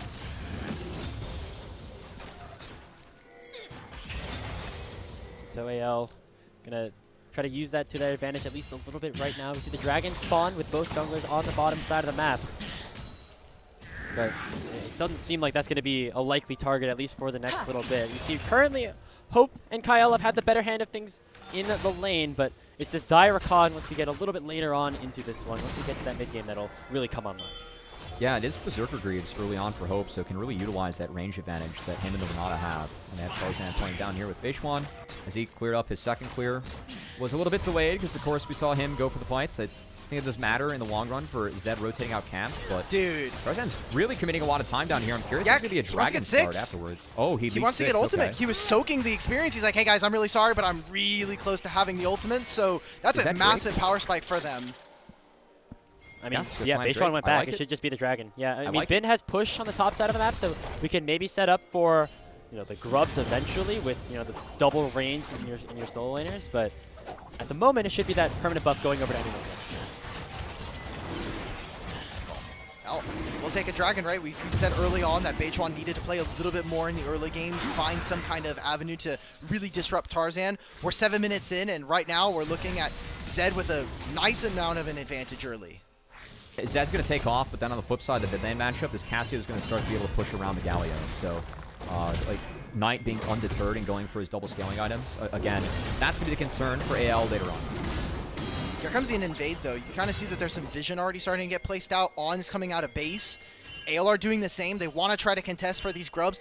I don't think that this is a fight that AL want to take right now. Yes, it is still early on, but you're going to be giving Knight a lot of time to play here. Might be here this first, is kind of awkward. You have Elk walking mid. He's going to be late, but we had Bin insta-TP back, whereas Fondre going to walk down, save his TP. So if I'm anyone's Legends, I'm actually kind of looking to deter BLG or slow down their take on the grubs and see how much time I can buy Fondre in bot lane. He's walking. No, he's not even going to the bottom lane wave. Oh, he's just going over to this play. He's going to try and save his TP. I like this fight. I like this fight for AL. I actually think it's a better fight for AL. Look at the Zed where it's at. He can Galio combo. I think it's Already good. on the Kyle, Bin jumping Why forward. Kyle? The grand entrance only finding Renata for now. The bailout not even procced just yet as nobody has died in the fight around the grubs. Petrifying Gaze only finds one with one grub already picked up. This one for Bilibili as now On has been singled out and the grubs have been equalized with anyone's Legends now gaining control and they say screw this third grub. We can potentially look for a fight. Justice punch forward from Shanks. It forces BLG away and anyone's Legends gain control of the pit. It's going to be a 2-for-1. I was kind of curious why they went on the Kyle. Really overextended into the pit, and that Galio ult that came down. Nothing else to get done. I think that no blood is still good for BLG. I think as this game goes on, I kind of favor BLG. I think that the hostile takeover needs to be really big from Kyle in these fights, because I think that's the only way that Varus really gets to function. Going up against a Gnar, a Pillar, and Rakan is going to be piggybacking in and trying to get on that Varus. So... yeah, again, no blood. Decent for BLG. It was just a little bit surprised to see them go on to Kyle. I know he's flashless, but could have been dangerous there with all the time he was able to buy. Of course, Covey. Of course you think that BLG are going to scale better. The little robot at the bottom said that AL were better later as the game goes on. Dude, that 52% rate. That's the most fraudulent thing I think I've ever seen on a broadcast. I know, that thing really triggers you, bro. It does. We got based beef off here. the LPL solo queue. I have no idea what goes on in that Ionian server, but it's not the game I know. Now, I think the one scaling aspect, again, is Zed.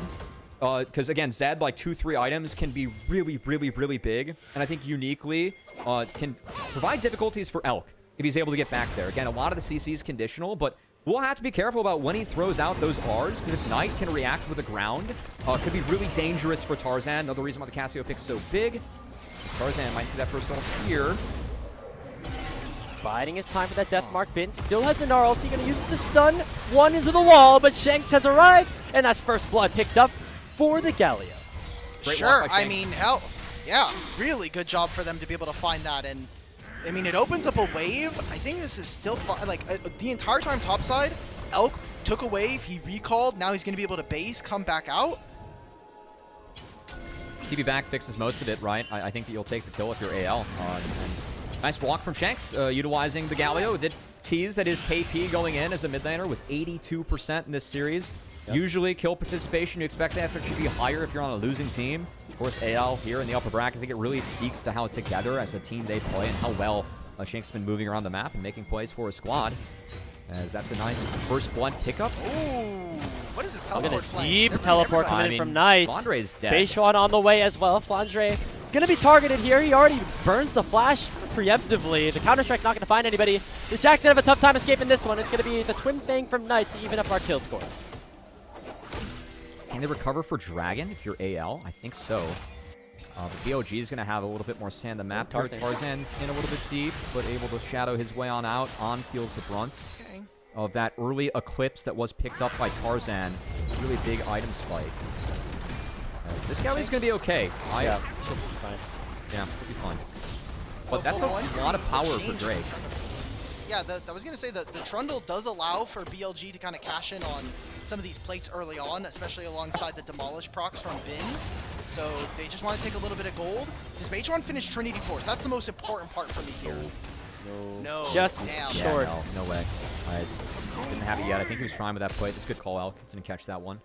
But of course, basing before we have the Dragon spawning here in less than 10 seconds. Maybe a Hextech Dragon, so no Hextech Soul. That could be a big one. I think the scariest soul is probably Mountain. You don't want to roll that if you're BLG. I think that their pen's going to be delayed in some of their builds, looking at like Cassio and Xayah. And would really help Jackson, Galio. I mean, it gives more over Trundle, but I think that's a scary one. Again, talk about what could happen. What is happening on the map right now is Flandre is jailed a bit in the bot side, so we'll see if BLG can rotate around and maybe pull this Dragon from bot if they want to play it.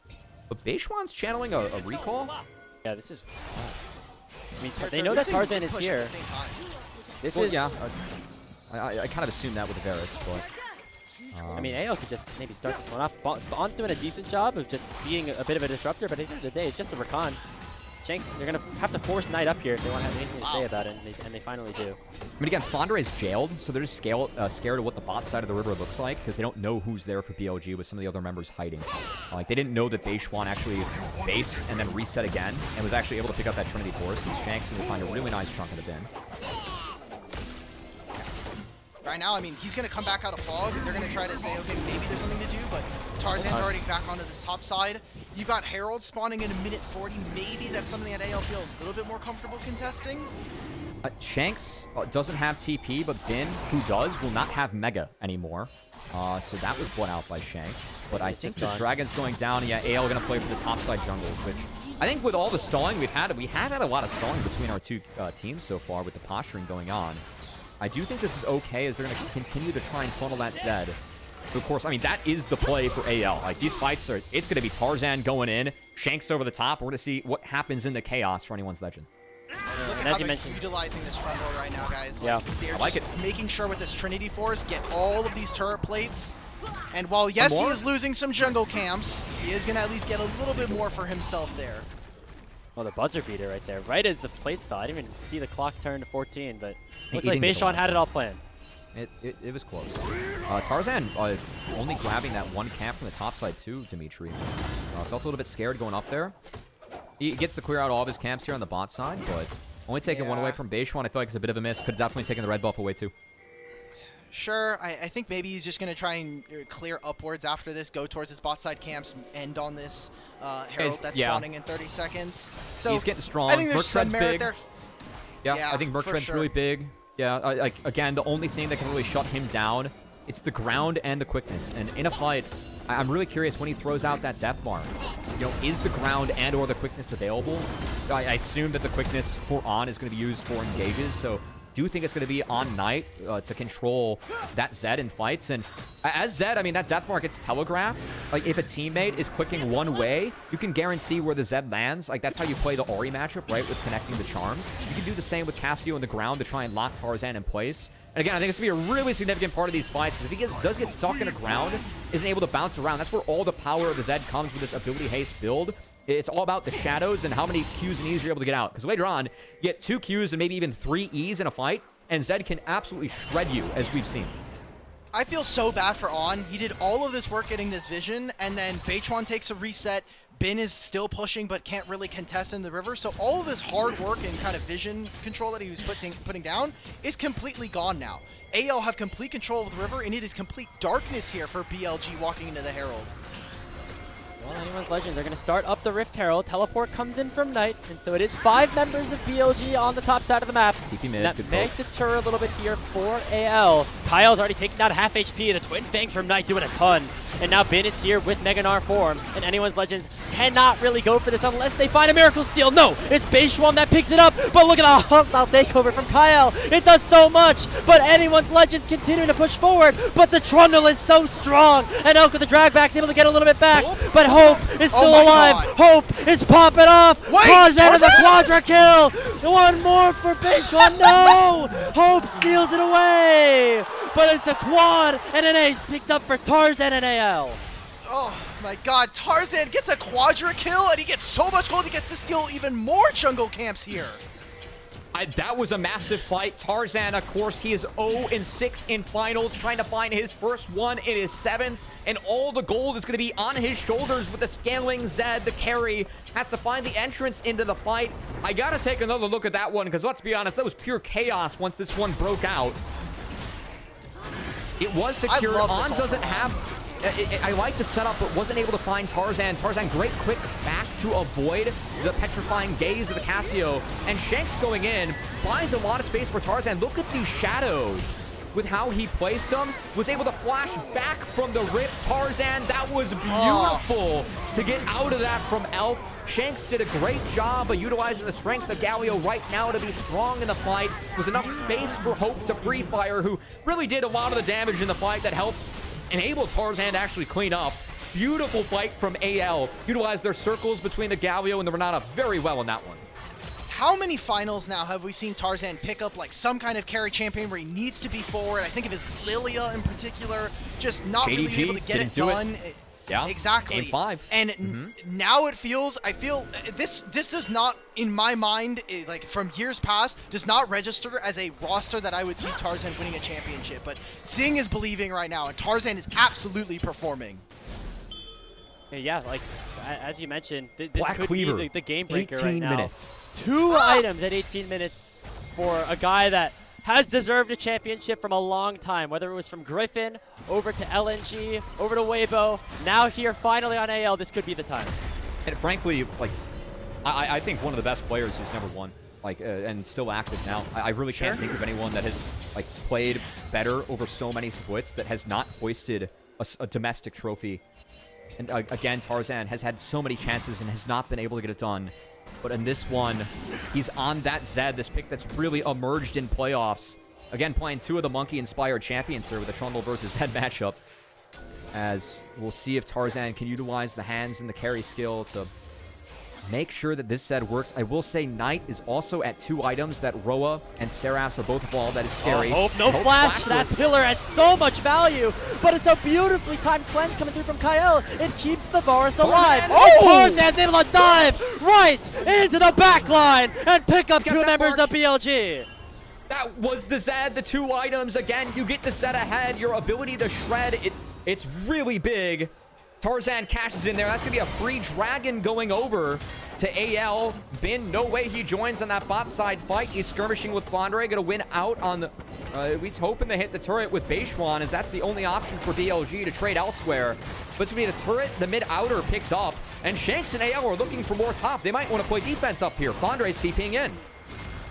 They're going to try to burst down this tower, but teleport is in from Flandre, as you mentioned. They win it will this. be the tier 1 going down, but Shanks is on the way, and Bin is very, very low. Without that Gnar ultimate off of cooldown, taunted up is Bin. It will be a trade 1-for-1 as both top laners has dropped, but now the rest of the BLG have arrived, and anyone's Legends will back on out with 2 of the members away from the fight.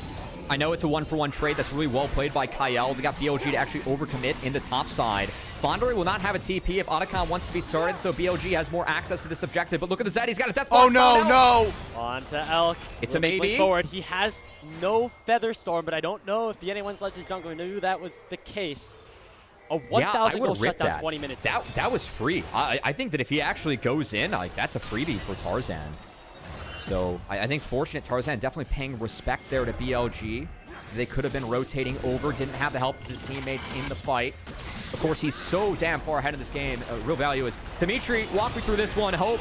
Good defense by Kyle. Stalled out on. Great chain of corruption. Yeah, just all of this landing onto him, and by the time they try to do something, this is the Trundle pillar that we had set up. We're like, okay, this is exactly what we want to do. You have the immobile carries, no kind of flash to be able to get out of that, but On was trying to dodge the chain of corruption, and it takes him all of his grand entrance while this is happening. So BLG not able to convert on that play. Now the Herald's in mid. And by the way, just did a quick stat check. First game of Zed in his career for Tarzan, and look at the performance that he is having right now. I hope so. I mean, back against the wall, not necessarily back against the wall, but series clinching situation for your first ever finals victory, and you lock in a champion you've never played on the competitive stage, and you are now 5-0-3. I mean, that takes some guts, man. It does. One thing I'm concerned about, look at Knight. Raiwai's Crystal Scepter. Going to be inbound as his third item. Again, low range composition here for AL. That's really going to disrupt their ability to fight. Like, you see the pillar. Oh yeah, Knight, he just wrapped it up. Now it's 3 items. Of course, not having to take the pit stop for the boots. Those are... The move speed is free when you play the snake.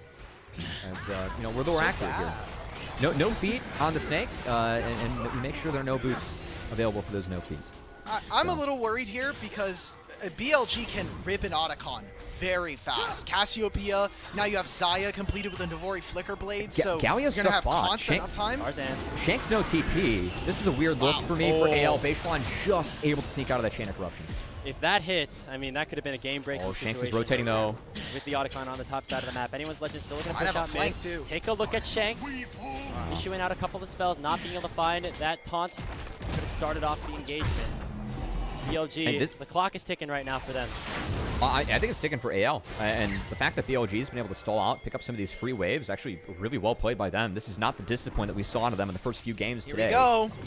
BLG trying to wake up, but they got both side lanes in a favorable position. They swap Flandre down bot, who still has no access to TP, and BLG are ripping it. This goes down so fast with the help of that Casio. Elk should be able to drag back with the Blade Caller to secure an easier smite. But Tarzan's in the area. I don't know if BLG want to go for a kitchen just yet. Now the teleport has arrived. Wow. And it's stolen away by Tarzan. The hostile takeover from Kyle comes in as well. And AL find the advantage. The bailout is going to not save Shanks. But the fight is still begun. It is going to be going in. Petrifying Gaze is not enough. Flandre goes in on the back line and takes down the Casio. A flash in from Flandre. And it's 2 for 1 in favor of AL.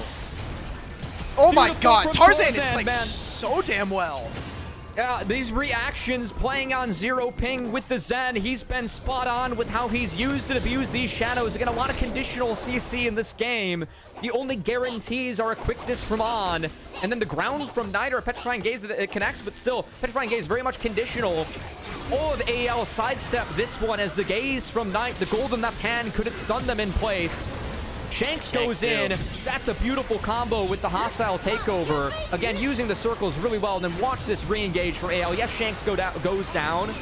But the back click here against Knight throws out the R. None of AL falls victim outside of Hope. Now, Tarzan able to flash over that with the Shadow 2. Turns Knight to stone and guarantees AL wins out of the fight. Hell yeah. Get excited in the coaching room there, guys. But, like, you had noted it during the fight. If you're going to be playing versus Zed, especially against a low HP epic monster, he wins that fight every single time thanks to his passive. So you will almost never be able to find that smite if you don't keep Zed out of the pit. Now does 2 fights. Look at Elk. Already forced away here as Tarzan found a really nice engage with the dragon available. He goes right back in.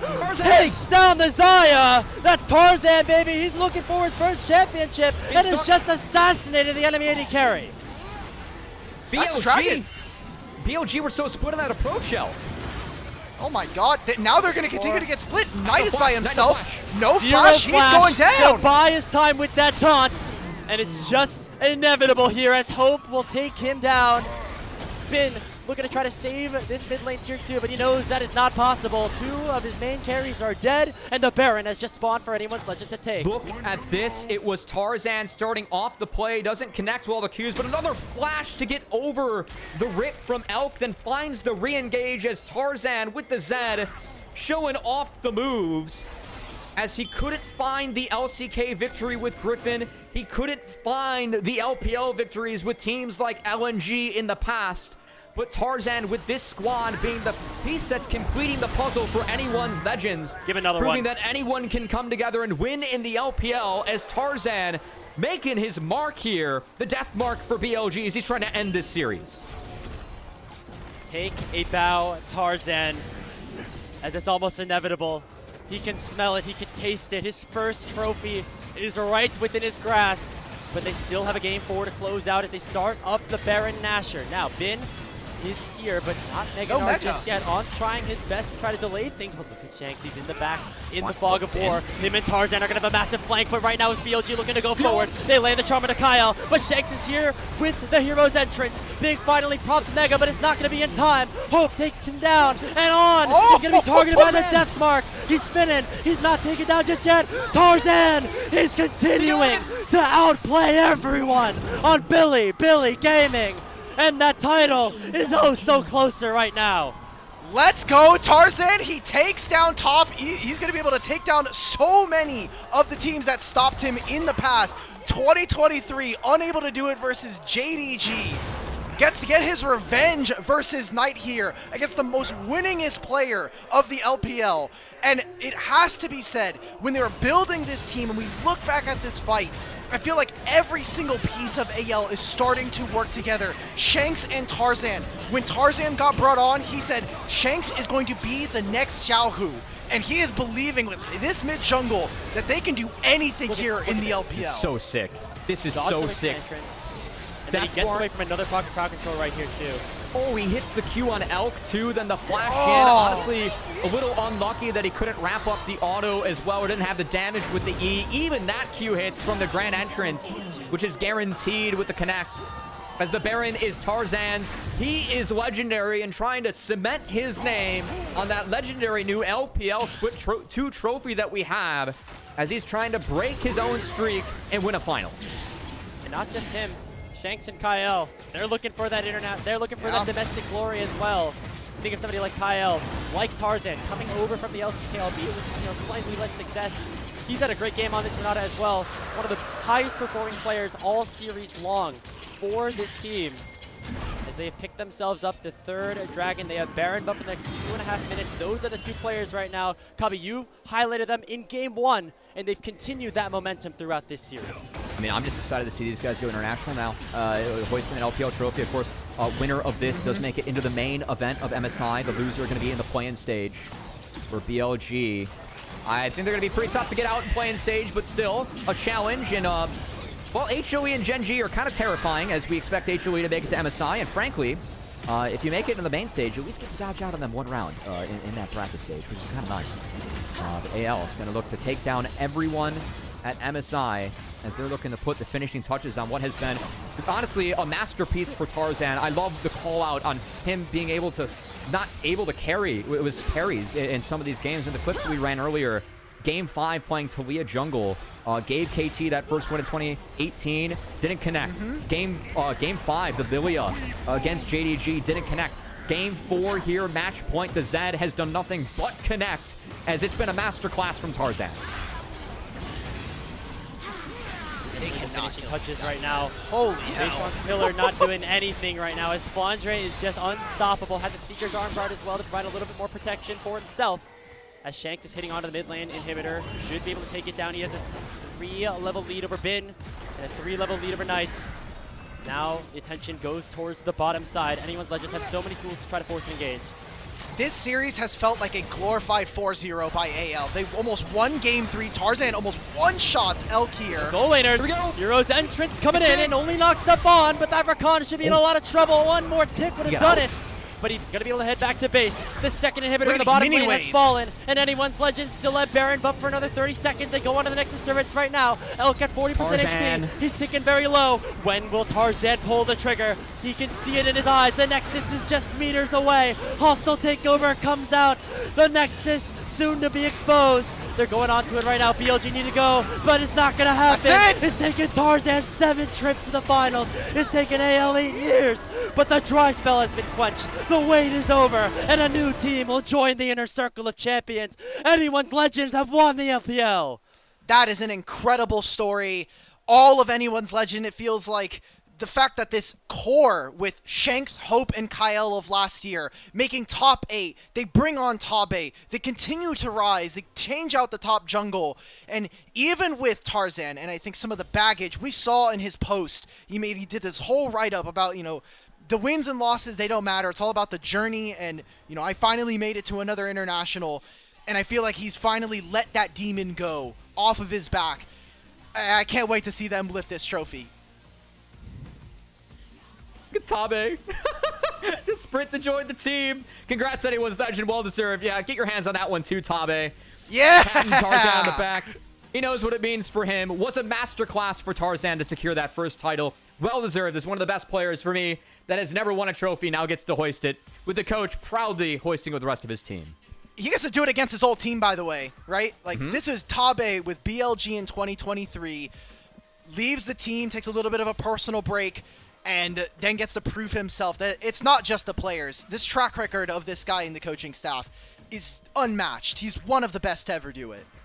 It's been a very consistent season overall for Anyone's Legends, but even going into the playoffs, maybe hitting a bit of a slide with a team like BLG on the rise. And they went, I think, 6-3 in the second round robin, which is still very respectable, but there were questions of if AL would be able to reach that apex against some of these hotter teams, but they held strong. They stayed consistent, and they have been rewarded. 3 of the 5 players earning their first ever domestic title. Damn. What a way to cap off a great season here of the LPL as well. Next stop, MSI. And as we close out our time here on the caster desk, I feel like anyone's legends are going to be a little bit feared, even by the teams all across the world. I know that the LCK is looking pretty strong right now, but I'm still feeling pretty good about our boys. I'm really excited to see what AL and BLG can do. I think BLG really do need a little bit of time to resolve, and I think mostly just have some time off, especially to fix some of their issues, especially the synchronization issues that we saw for them throughout all the series. They really need to think about what their objective setups look like going into MSI, because you're never going to be able to get away with this against a player like Peanut, against a player like, oh my god, I'm blanking right now. Canyon. Yep. You're never going to be able to get away with stuff good. like this. Yeah, I mean, Tarzan proved it today. I think Tarzan has always been a world-class player. I really couldn't be more excited to see him be able to lift up a trophy. I think that the posts that him and Flandre had, if you're a fan of League of Legends and you haven't seen those posts yet, you got to read them. I think that what they talked about, what the journey means for them, and fighting through so much adversity in their careers to just try and make it to the top. There's always only one winner. There are a lot more losers. And the fact that Tarzan, to go 0-6 and then find that now 1-6 record, find that final. And the way that he did it in, too, we said that it was going to be a series where we really felt like he had the advantage going up against Beishuan. He drove that home and felt like in all 4 games. Well, the journey's not over for them just yet. It's now they book a ticket over to Canada and MSI. As you can see what it means for the players right now as they go through their interviews. But that's going to do it here on the caster desk. Let's send it on over to Mazel, Initialize, and Nymera to break this all down and to wrap up our Split 2 of LPL English. 330 games played, and in the end, anyone's legend get their first championship. What a story. What a moment. I was crying. I was jumping around in my room at 5:55 in the morning, freaking out because Tarzan finally got what was all inescapable from him for so many years. Guys, just give me your thoughts. 2 years ago, Oh, I think we you're were muted. casting... yeah, we are, because we had to contain ourselves somehow. 2 years ago, Mazel, you and I cast Tarzan losing a Game 5 finals to the JDG Super Team of 2023. That was Knight stopping Tarzan getting one of his titles. Last year, we saw Tarzan with Weibo lose again, another finals in summer. He has a 3rd shot at it here. I've cast over 1,000 LPL games, and for the grand majority of that time, Knight and BLG have dominated those games. Yep. They are a shoo-in for finals. They are a shoo-in for titles.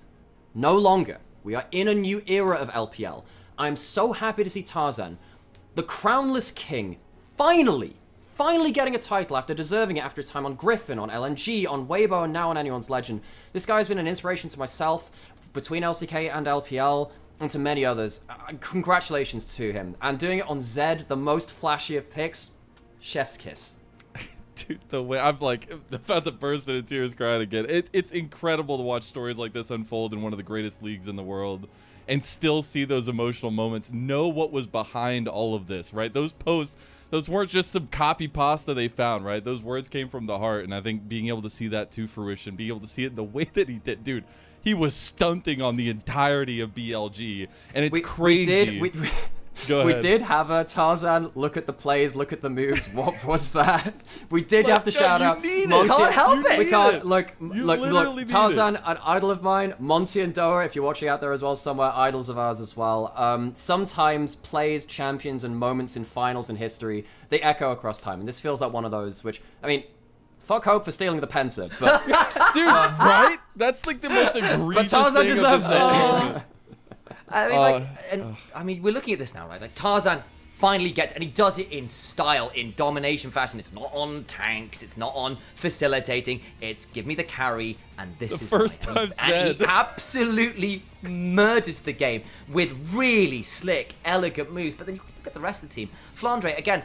I remember when he was trading places with Sheer on JDG, and people said, well, why isn't Sheer playing more? Why are we still playing Flandre? He's not good enough anymore. He's washed. Hope, who's that guy? He won on JDG? I don't remember him. The only player I really remember in the AD carry role is Ruler. He's whatever again? Shanks, is he really top tier? How long has he been trying on WE? Yeah. You can go down the roster, and every single one of them has a chip on their shoulder about being ignored, about being overlooked, about being said they are second, third, fourth best, that they are chokers for Tarzan. For God's sake, him and Tien have had some rough accolades by being so close and yet so far for a long time.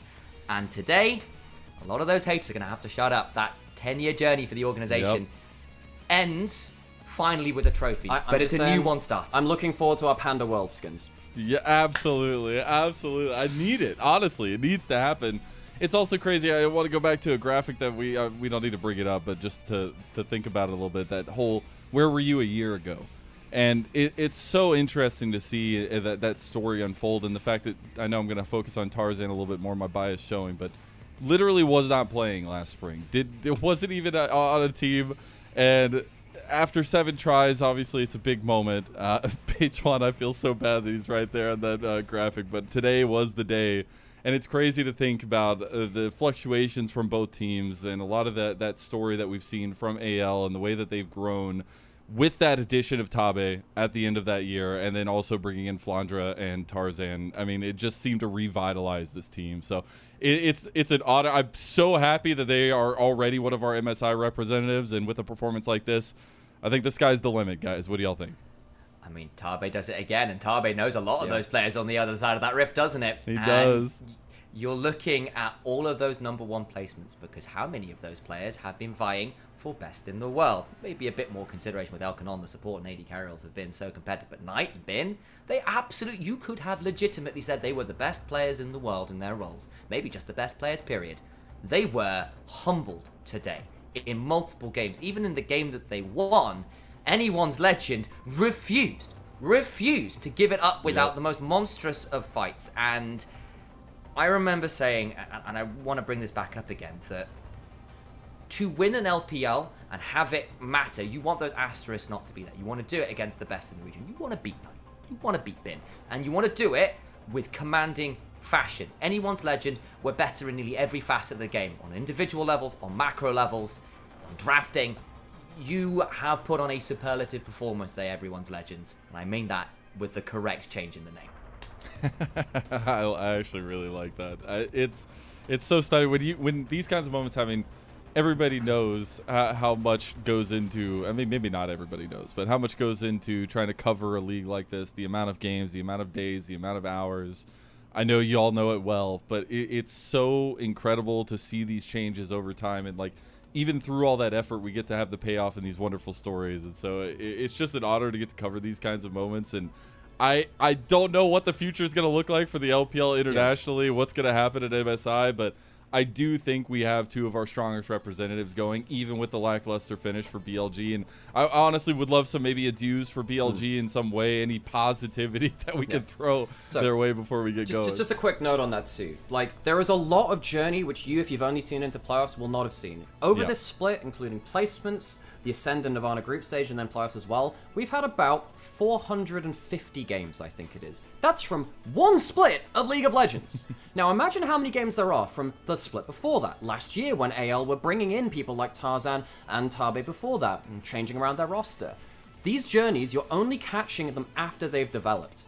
BLG, perhaps you've seen more of that internationally, but the amount of work that obviously we've put into the others has shown the crazy amount of work that Anyone's Legends have got to go through here. And BLG, sadly for them, that's the kind of work which they'll also need to put in again now. They are not playing the map well in terms of jungle support. They're not playing the map well in terms of setting up for their fights. I do think they have the individual excellence. We've always known that. They reached a World Finals and an MSI Finals off of individual excellence. Apparently the exact game count is 486, by the way. 500! Jesus Christ. Just in case you're wondering... How many games did LTA play, by the way? No, sorry, there's just a little side like shot. 1 game 5. Sorry. But yeah, I think for BLG, they need to go through that development arc again. They cannot rest on their laurels, and they have been absolutely proven that they cannot rest on those laurels here today. I will offer some hope. Not the AD carry player who offered quite a lot of damage today. Dude, he's the champion again, too. But he managed it again. Crazy. You know, again, people forget he won with JDG before Ruler joined on that super team, and he gets caught under the rug a bit for that. And I feel for him over the years of finally proving he is once again one of those top AD carries, and maybe we shouldn't have dismissed him so easily. But for BLG, the 2 series against Anyone's Legends are not pretty ones. The upper bracket one was a lot more competitive. This one was not. However, the rest of the revamp, the rebirth with Beige1 coming in, the playoffs run on the whole being so dominant, with the exception of the Anyone's Legends games, those were much better looks from Bilibili Gaming. Yes, the bogey team of Anyone's Legend while just really good guys, did call out some of the weaknesses, but let it not undercut the fact that the journey here was a successful one in a lot of ways from Bilibili Gaming, who many people thought would just bow early on in playoffs, had to go to the desperation, damn, we need to change junglers mid-split, to bait one on the 13th place team. And they still get finals. There's work to be done, they need to get better, but it is not without hope for this squad, all puns intended. I was a little sad to see the Cassiopeia go down without too much of a fight in the end for night, but I'm excited to see him flexing into his champ pool a little bit more, and I think this guy at least is a little bit open for BLG, but it fully is open for AL, and a little bit more hype for these guys. We obviously are getting ready to get sent over to Canada there. Do you really have any expectations for them at MSI? Do you guys have any feelings that they will be a contender? I mean, Tarzan's been fantastic for forever and a day. I do think they're a very prep-based team. They will need to adapt well to the patch, but because they have Tabe, because they have Tarzan, Tarze, whatever, we'll workshop it. We'll need to see them ramp up very quickly. It's the first international event for a couple of players. That's not often an easy thing to do. I'm having good expectations of them, but I'm also tempering them. I want to see them grow into the tournament. If they have a bad start, I need to see them improve beyond that, in a way that top esports didn't at first stand. That's what I want to see from them, even if they're going as tough. The competition is very harsh around the globe right now.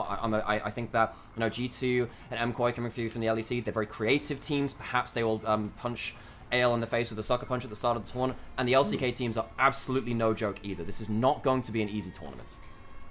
What I will say again, though, is I think for LPL, it is good for this region to have a new team step up with some players that have been great for so long, but maybe haven't got the international tenure, who've been on that 4th place team, because there are so many insane organizations, insane players that never see the light of international day because they are trapped behind the likes of Knight and Bin and all these other incredible players, and your Invictus Gaming's, you know, Rookie in the Shy and all these other names that people know. A lot of these players, as Tarzan absolutely deserves the finals MVP, absolutely deserves it. What a way to get his first trophy. He got everything but the Penta, and that would have been like the cherry on top. But what a performance from the guy! And I know how much he means to you, Mizel. Like, this is such a special moment, man. I love just how humble he is, right? In a lot of ways, and like, I don't know how much this means to him internally, but that smile, that little crack on there, I know it means something, and.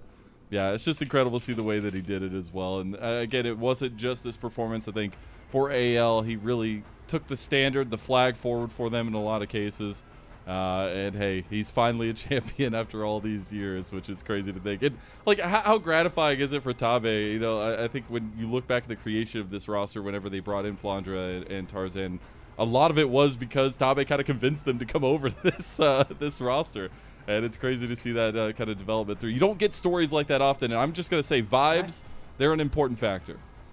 I mean, how many times have we talked about Tabe teams where he comes in and gets people onto his systems of League of Legends, and he builds teams where people will buy into his system, and Tarzan and Flandre have done that, and they've brought the other members along with it. Shank's there as well. They have done a fantastic job of honing themselves into the most well-oiled machine in the LPL, and that should be exciting heading into internationals. As I said, there is horrifying beasts lurking in wait out there, but it's exciting to see. I just want to give one last chance, man. It's been awesome to have y'all with us and be able to kind of come together for our finals and have this moment. Do you have any send-offs for the LPL? Do you have any memories that you want to talk about? Any shout-outs you want to do before we let you go? Go first? The huge shout-out is to you guys and to everyone who's covered the LPL. The LPL is probably in its direst time of need as an international fan base and as broadcasts. There is no funding in this system besides what you give to us, the audience, nowadays. This is a beautiful community. It's a beautiful region, and I love covering it as well. For those who are out there, like yourselves, like everyone on the production side as well, the other co-streamers out there covering these games too, a huge shout out. Thank you for keeping the LPL alive. Thank you for being interested and attached to the players that we have. It is a special time to come together. And Mizel, of course, we've got a great history through casting finals on the official broadcast before. It is very special to be able to come together like this and to celebrate, share our knowledge, share our passion. There's no other place in the world like the LPL, and if you've enjoyed the finals today and the coverage that you've seen here of it, drop some likes, follows on the socials, and that goes to everyone involved. Everyone puts in a ton of effort in here. LPL over a course of a month is about 150 hours of streaming per month. It's a hell of a lot. It takes a lot of effort to bring this to you, and I hope you've appreciated it.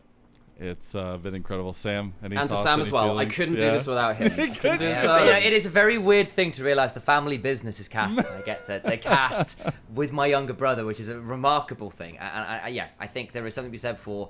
It is very special to do a moment like this 486 games later, and to be able to have the conversations with you, to be talking across the world about our shared love for a region that we do as a passion project with the support of the fan base. We get to combine our love and our geekiness and our fandom for this, and it's pretty damn awesome. Thank you for being here, guys. You watched a moment in history. Anyone's Legends finally did it. Tarzan finally did it, and you all came along with the ride. It's an incredible story. I can't. I'm gonna burst into tears again and keep crying if I go into it too much. But y'all know how much you mean to me. It is incredible to see the community come together. You've been an absolute stalwart of the LPL scene. We couldn't do this without you. We gotta keep loving this place, man. We all care so much about the players and the stories just need to be told, and that's what we're here to do. It all comes from a place of love, and guys, please, Nightmare, I know you have a flight to catch. Please be safe. Have a good trip. Yeah, I gotta Sam, go. I gotta go run to He's the leaving. airport. I know Thank he's you guys so much, and have a wonderful one. And we'll see you for Split 3. I can't wait. Hell yeah, dude. See you in a bit, folks. Alrighty, I'm gonna go ahead and bring on our caster crew. Thank you to Nightmare and Initialize. Please go check out their channels. It is Initialize Cast and as well as Nightmare _ and thank you so much. Casters, guys, let's go ahead and bring you in. And we've got Cubby. I didn't know we were doing this. Oh, we got sorry, the you know. we got the Boise State. Shout out to our producer, Kelsey Moser. Oh. Yeah.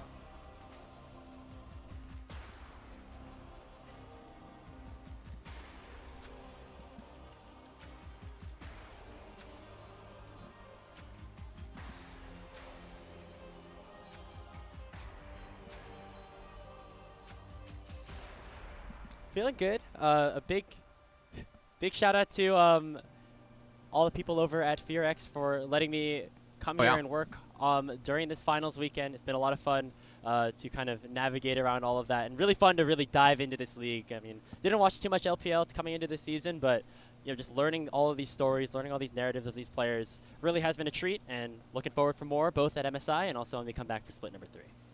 True that. Alex, I'm you go. really hoping that Cubby is wrong and that LCK loses some series versus non-LCK teams. I think the best one possible. I think we're sending some of our best teams, I think just in general from what we saw in the playoffs here. So despite everything that BLG that happened in this playoffs and even in the regular season, I really do feel like especially anyone's Legend, especially a guy like Tabe, is going to find a way to crack these guys from the LCK. Yeah, I think the Tarzan Kael support duo, I want to see them go up against the best teams in the world, and that's what MSI is for. So excited to see if HLE can indeed be the second team to join the two-headed Hydra that will be there from the LCK, and we're going to have to see what our LPL teams can do up against them. It's been a heck of a journey, guys, and it's crazy to think that we're already done with Split 2, even though maybe it feels like a long journey. I got to give a huge shout-out to everyone behind the scenes. I'll start off with the admin team, obviously, Kai, Kelsey Moser. I wouldn't be able to do this without you guys, and it's a pleasure to be able to be on this team with you guys and get to make something that we all know is needed in the community. Everyone else that has been a part of this product, it's been an incredible journey. It's been awesome to see how much love has gone into this product from people like yourself, Graves, who said they didn't follow as much often, but how invested we see everybody now. I mean, every conversation I see outside with all my caster friends and stuff, I all of a sudden see LPL mentioned way more often, and it's an incredible journey to watch a lot of pride come through to a lot of people that are part of this product. Everyone from behind the scenes, content creators, as well as editors. Behind the scenes. I mean, Huge it is team. actually incredible how many people we have functioning this giant monstrosity that is LPL English unofficial, and huge shout out to all the effort that's gone on behind the scenes. If you like any of the content, please go check out our socials. We try to link everybody we can in those moments, and please go drop follows to everyone involved. And of course, one final time, we have to give one big shout out to our coffee subscribers, our elite coffee supporters, Aaron Suporis, as well as Mung and Forest Without, and Silmarill's owners. Yeah, like that guy. Really big shout out to our coffee subscribers, and it's really levels up the broadcast. We wouldn't have any of the things that we have, these cool graphics, all these edits, all the broadcast package without the support. So please go subscribe to Coffee. We can be back bigger and better for Split 3. And speaking of the future, make sure you watch out. We're going to have some content coming out for MSI to prep you on some of the teams and see what the LPL is going to be offering, as well as maybe foreshadowing some content at MSI itself. A big thank you to everybody that supported us along the way, and we will see you for Split number 3. Congratulations to our first-time champions, Anyone's Legend, and we'll see you in summer.